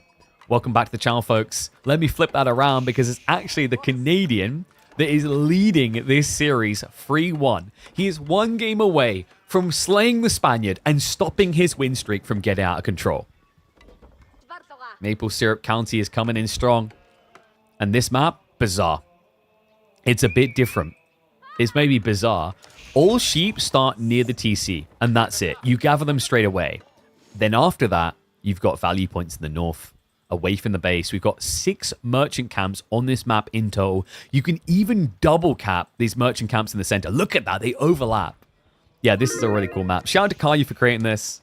I'm curious to see how this one's going to develop. My initial instincts is we might have to pull the TCs further away, because I do think that aggressively aligned civs, Dark Age rushing civs, and early feudal pressure civs might be most potent.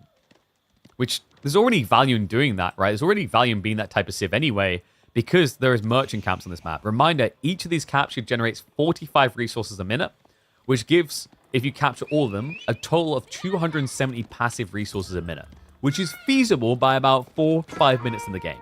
That's wild. And no, the TC is thematic. It doesn't do anything, unfortunately. Maybe in the future. So predictions are... Is there hope for Vortex here? I mean, HRE is looking pretty good on this opening. Khan tries to slow it down, but merchant cams are going to be going the way of Vortex. A huge boon. Yeah. Food, wood, gold. Useful for all civs, right? Like, it's not like the Mongols on the excavation site ones where they get the clear advantage. And you can burn the TC, but it's a little bit comical because when you burn the TC, if you burn it with villagers and then click on it again, they'll start repairing. It's a bit of a meme.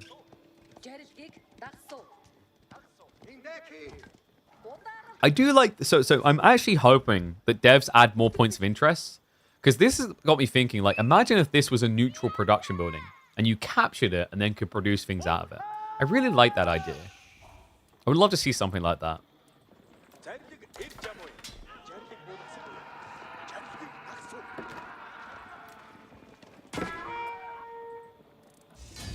And what? Is that a remake? Or is that an insta-G? That just might be an insta-GG because he tried to spear spam an HRE. Wow. All right. Vortex not dead yet. 3 minutes. No, dude, that's... I'm going to have to double check. I haven't had a message, though, so I think that is just a point. Wait, did Wham not spawn the map at all? We know that Vortex and Lucifron did because it didn't get banned for them, right? But, like, did Wham legitimately not check the map? Nah, dude, no way.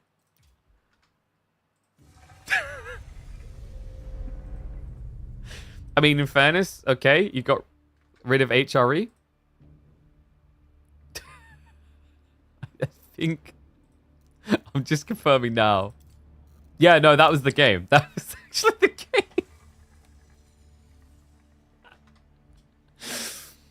Oops. Yeah. Do we pay out predictions?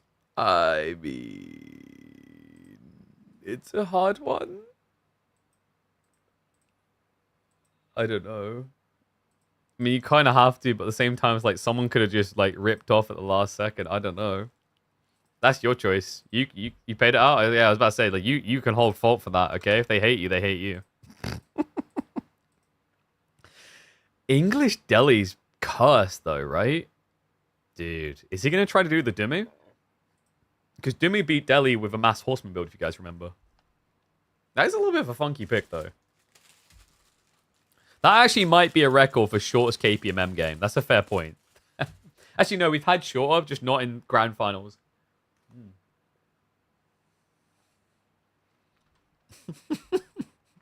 That was so quick. I mean, strategically, though, your opponent sacked one of his strongest civs to get that win, right? Maybe worth?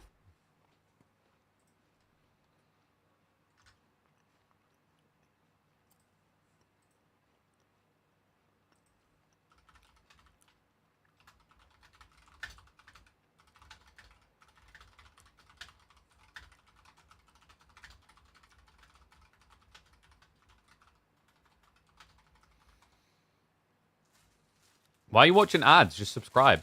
Quick, someone type bracket subscribe. Let him know. Holy crap. I feel so lightheaded.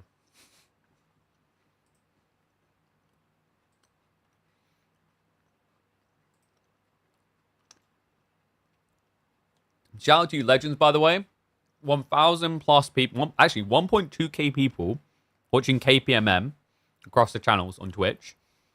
And our YouTube alone, another 226 people watching right now. You're all incredible. Reminder, guys, we are going to be having a week's break, but I will be streaming tomorrow. Tomorrow we'll have the third place matchup between Dumu and Lucifron.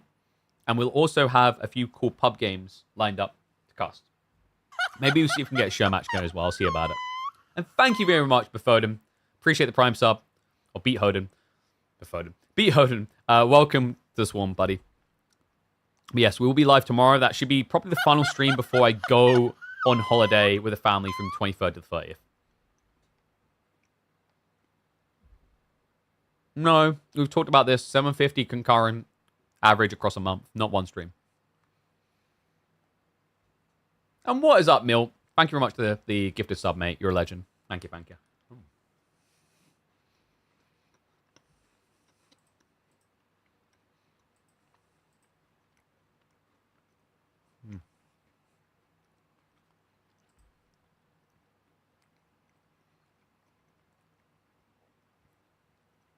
Where are we going? We are going to be going to Zakynthos. Or Zante, as I believe it gets called by most other countries. So one of the islands, the one to the west of Greek mainland. All right. Yeah, you're absolute legends. Keep the subs coming. I mean, this is, dude. We actually might have a disaster for Vortex. One of the toughest matchups for English in game number 6 when Wham is already on match point. He gets the Delhi into the English on good old-fashioned Dry Arabia. What has the Spaniard got in mind? How can he turf his way out of this hole? Or does his journey end here in game number 6? Would be impressive for him to recover this, to get it through to a G7. I mean, English versus Delhi, this has been a struggle, right? We've seen so many times where English just go for 2TC and then get broke by Delhi with a dive. Maybe we go a different way here. Maybe there's some sort of 1TC build that Vortex has been cooking with. We'll just have to see. And yes, 3-2. Wham. It's been quick games. The last 3 games between them have been less than 40 minutes long combined. We had a 3-minute game, which I think is a record for grand finals. We had, I think, was it a 15-minute game, chat, and a 12-minute game? It might have been 15-15. Either way, what started off as sturdy, reached the mid-game series has quickly turned into a cluster duck of early game. Yeah, looking to spawn here. English, is there anything advantageous? 2TC build. Yeah. No. If this is 2TC, it's a bit risky, but what is cool about this is the spawn. Vortex gets a back gold with deer. You TC drop here, you secure deer. You don't just need to switch farms to survive. That's kind of cool. Still, you would be 2TCing against Delhi, which is ballsy. Wouldn't be the first time a series featuring Wham involved 2TC against Delhi. If you guys remember, he got that incredible win over, I believe it's Numidan last week, I want to say it was, where he picked Roos against Delhi and snuck 2TC. The difference there, though, is he snuck it unnoticed. That's true. When are we getting KPMM back with Crackety in it? This is where Crackety's like, I'm just waiting for Beastie to sign up. Wait, Crackety, was that the last time? No, you played KPMMs after that week, right? I still remember that it was one of the first KPMMs, and you speed ran a Beastie series. I think it was 3 games done in, like, was it half an hour-ish, maybe? It was pretty crazy. Okay, Dome of Faith. No funky tower victory builds. Abbey of Kings on the gold almost guarantees 2TC. Yeah.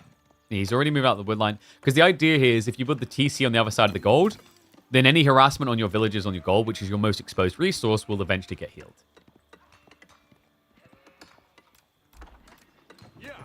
Barely play AoE? Who cares? Come meme. We need, like, we can't get Fae because of scheduling, so you can just, like, you can be a more strategic Fae.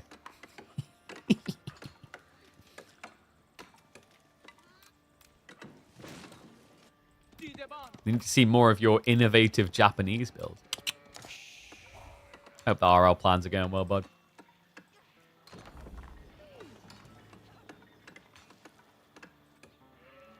And no, not 230 viewers on Twitch. We've got 230 viewers watching the YouTube live stream. Twitch has 530 people. You're legends. I feel bad to take a week off. I know, this is the problem with streamer mentality. Is like, man, I'm going to go on holiday from 23rd to 30th. And I'm like, uh-oh. Will people remember I exist? It's like a very toxic element of, like, being a streamer. You get in your own head on it. But my goal is to take a week, fully switch off, not even think about streaming, content creation for a whole week, which is going to be a challenge for me. Because esports, etc. is my life. And then come back fully fresh and reset. I have a friend recently, someone I know who, like, he was team manager for Team Falcons. He tweeted that he done it, and he's so happy he done it. So that's my goal, my objective. So, Abbey of Kings, no stone gathering. This is a mass horseman build then, right? Does mean you don't get the deer, though. Imagine someone discovering new tech. Yeah, but that's great. Like, I mean, the whole idea, like, I think I talked about this before. I'd love to be in a situation where we're able to succeed at hosting, just say, 2 different games on this channel, right? Hosting tournaments on different days, right? And, like, it allows us to go away, come back, and everything is revitalized. We're like, oh my god, we don't know every single strat being done at the moment, right? There is that idea sometimes, like, sometimes less is more. That's why I don't stream weekends. That's why we take Wednesday off. I think being live every single day with the same game, same content, can be very dangerous. Your own mental fortitude, but also sometimes less is more, you know? I think we hit a good balance. Live Monday, Tuesday, Thursday, and Friday. 120 hours of content a month. It's pretty good.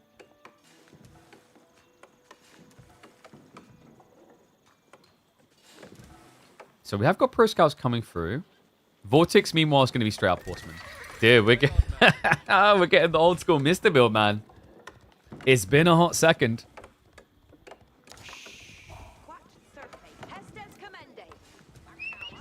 People obsessed with turning off. I use vacation to think about work in a more relaxed environment and come up with creative ideas. I hope you're memeing. Or maybe your, like, career is just more relaxing.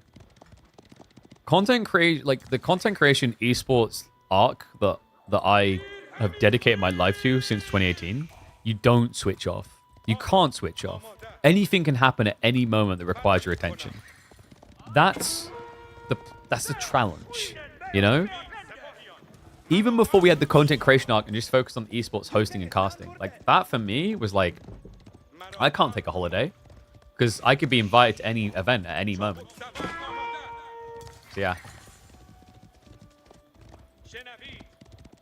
So just switch brain off and appreciate my family is like, it's a challenge for me. Because I'm a grinder. Like, remember guys, we juggle 4 different jobs, I guess. Like, something like that. It's crazy. Alright. King has actually bought a lot of time. What surprises me, though, is that Vortex is going longbows? Double? No. No, dude, there's no reason. There's absolutely no reason. Oh my god. He thinks that his horsemen are going to force spearmen. But Wham is read straight through it. Did he scout the back? I don't think so. The scout's been with the Ghazi. But he just knows. Like, that's crazy.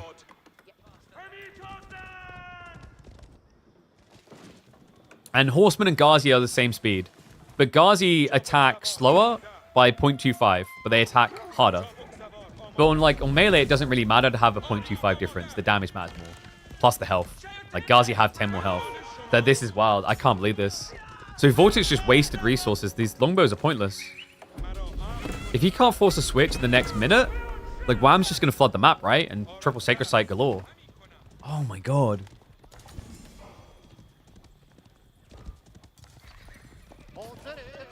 And if you get triple Sacred Sight, like, you can rush castle, or you can even think about bloating scholars, and then the fact that Vortex has healing doesn't matter. I don't know, man. This looks a bit chalked. We've got Blacksmith now coming in, but the funny thing is Wham already has Undermesh on the way. Yeah, not one of those I forgot my Blacksmith tech games. Oh no. Oh my god, he goes archers. What? He's just middle fingering everything about this horseman build. Does trap on the scholars. Also found a worker kill. Actually 2. Okay, Vortex, that's pretty good. Scholar plus 2 workers. There might be some hope. He's got better economy, but he needs to do something about the sacred sites. Otherwise, he doesn't. Ghazi. Jumping in. Workers. I mean, dude, short bow against Ghazi is horrible. That's like, you never win that. Yeah, Horseman's going to be enough to scare him away. The reason why Ghazi don't care about short bow, you have 5 damage on your villagers, and they have 2 armor by default. I do think Wham maybe jumped the gun, though, not waiting for Undermesh. Still 35 seconds out.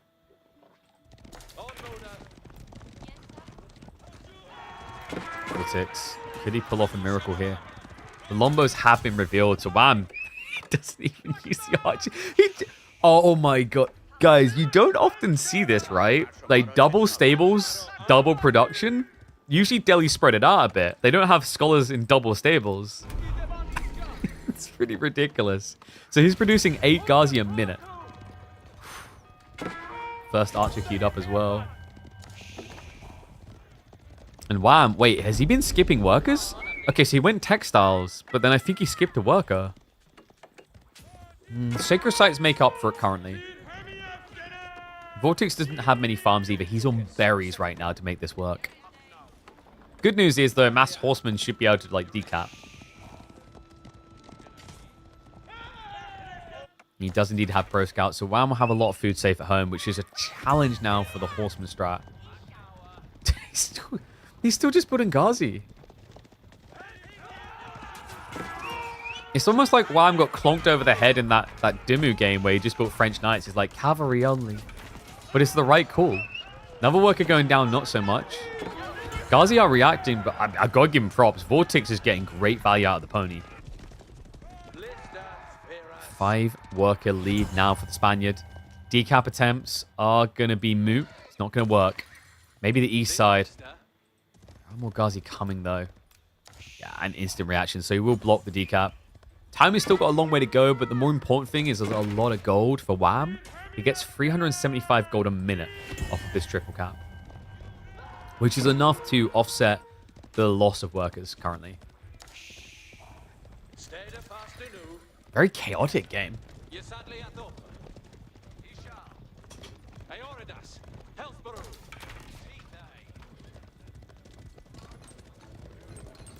I like the ceiling strat though. So I guess, is he just trying to get to the point where he says to hell with it and Lombos beat Ghazi because there's so many of them? It does feel like that, right?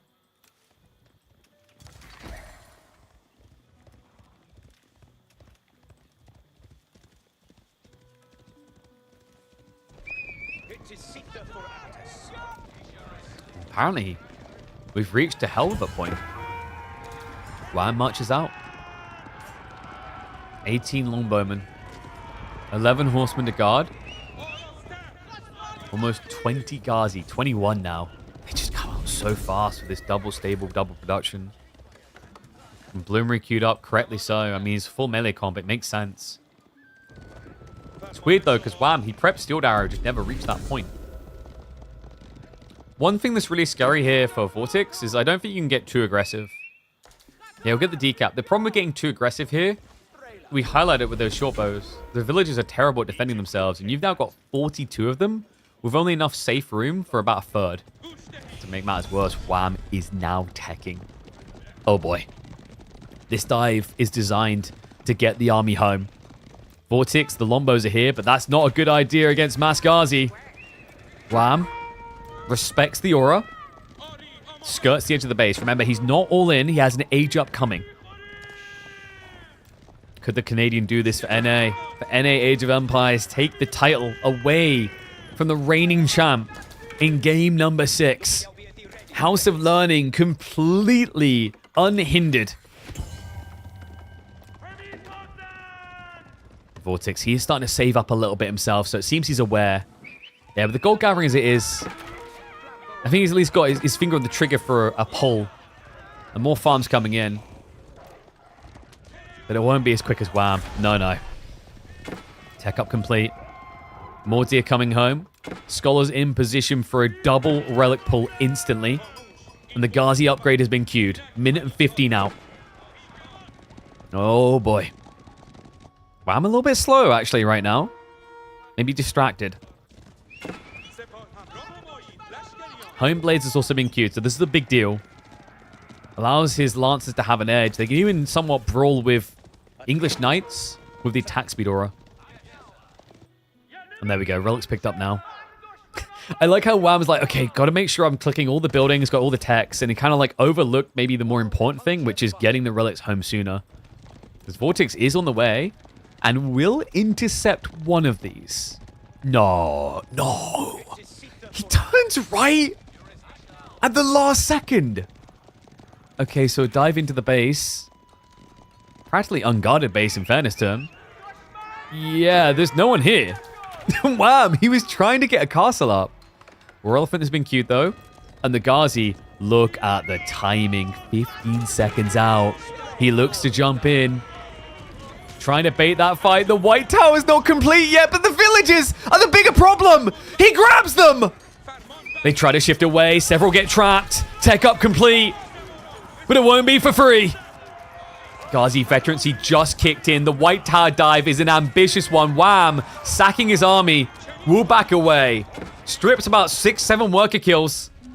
On the other side, War Elephant's now out, so Vortex may struggle to find a counter-offensive here.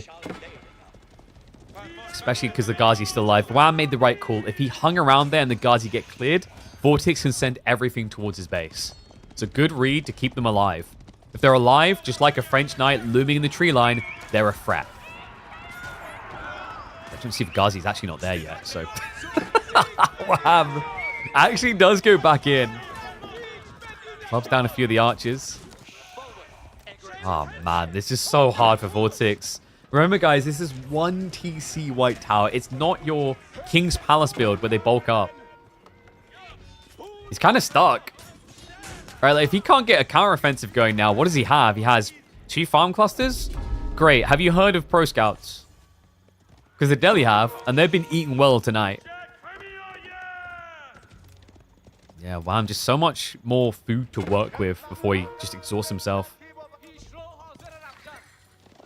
And the quality of army matters as well. Like, you've got War Elephant, you've got Lancers coming out. Lancers with home blades. Meanwhile, Vortex has got Bulk Longbow. Not exactly great for an immediate counter-offensive.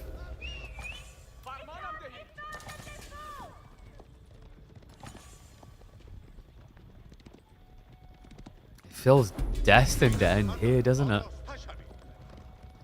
Unless Vortex can pull off a hell of a fight. I mean, English turtling, never count them out, right? But usually English turtle with 2TC, it puts pressure on you to do something. Pro Scouts will get intercepted. The Lombos and... Oh, man, no. Vortex sees it with the Horsemen. To cancel the keep, but not for long, folks. No, with this much melee cav, he'll definitely double down on it. He has to. Wait, what is that? This is the marketplace in the middle of the map.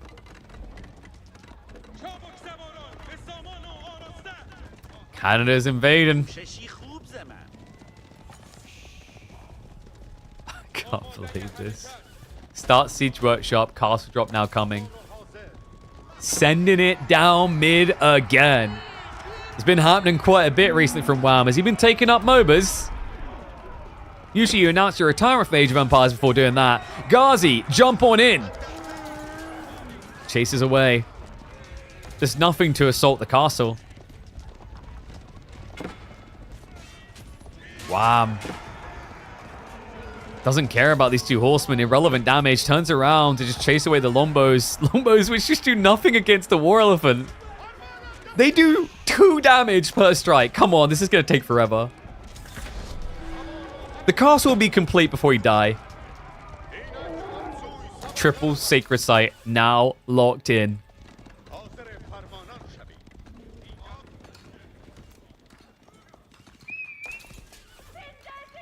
Trebuchet's queued up as well.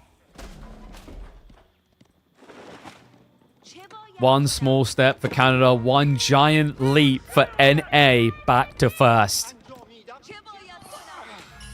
It's all seeming too possible now.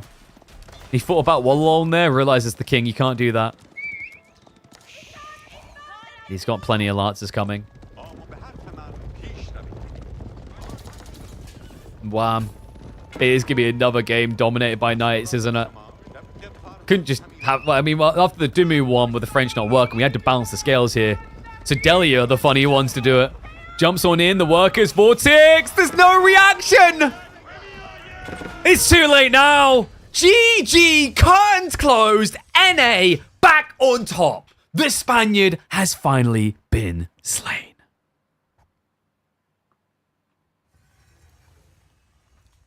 G to the G to Wham. A 4-2 victory to knock Vortex off the top spot. 3 weeks in a row, 3 times he could not be denied. But in the 4th knock, the Canadians ram the door down. Big congrats to Wham. A great statement going into the EGC tournament that, hey, I've got your number. Vortex, the boogeyman, the scary man, the big beast in a lot of people's eyes right now, has been proven to be slayable. It means that Wham will take the lion's share of the $500 this week, but plenty of weeks still to come. There's only week number 6 of 40 weeks in total. But next week, there will be a break. Reminder, guys, from next week, I will be on holiday. So I get back on the 30th. First stream will be on the 1st of October. When I do also have the pleasure of announcing the return of a previous sponsor that will be working with us throughout the rest of the year. Really big hype news on that. Looking forward to sharing it with you. As well as we should have a few other pieces coming through. But there is still going to be one more stream, guys. I will be live tomorrow. Tomorrow, we've got multiple things going on, and I hope you guys join me for it. First of all, there is going to be that third place matchup between Dumu and Lucifron. We're going to have a best of 5 to see who is going to be on the podium alongside Vortex and Wham. And then we're going to be lining up some awesome pub games. I've heard there's some incredible games between the Trash Panda Recon and Corvinus, the Bird Boy, as well as a few other cool high-ranking pub games. Maybe we try and get an impromptu show match. I wouldn't mind getting like B and Anatand in for a few games. They're always a good laugh.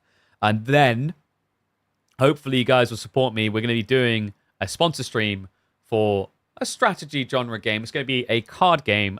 They believe that you guys would actually like it. They're coming through and they're going to be sponsoring us a little bit later in the evening. So plenty still happening this week. If you haven't checked out our current sponsors, AMD, !AMD, be sure to click on that link. Big shout out to them. We want to get them to come back. We always love working with them. But hopefully plenty of you hop on tomorrow. And if not, if I don't see you tomorrow, hopefully I'll see you when we get back on the 1st of October. But yeah, guys, I think I'm going to keep it short and sweet because I might be able to go climbing, which is going to be perfect. But tomorrow, I think we'll look to go live 1 or 2 p.m. UK time. I'll probably aim for like 2 p.m., between 2 and 3 p.m. UK time. I just don't want to turn it into an 8+ hour stream with my tooth still like that. And yeah, we'll figure out what the solution is going to be. God, am I getting a pink mouse? I might be getting a pink mouse. I'll think on it. We might be getting the pink mouse. But tomorrow, like I said, we'll be back for a place match. Be sure to tune in. YouTube, Kick, TikTok, thank you for watching. I'm going to end the streams now.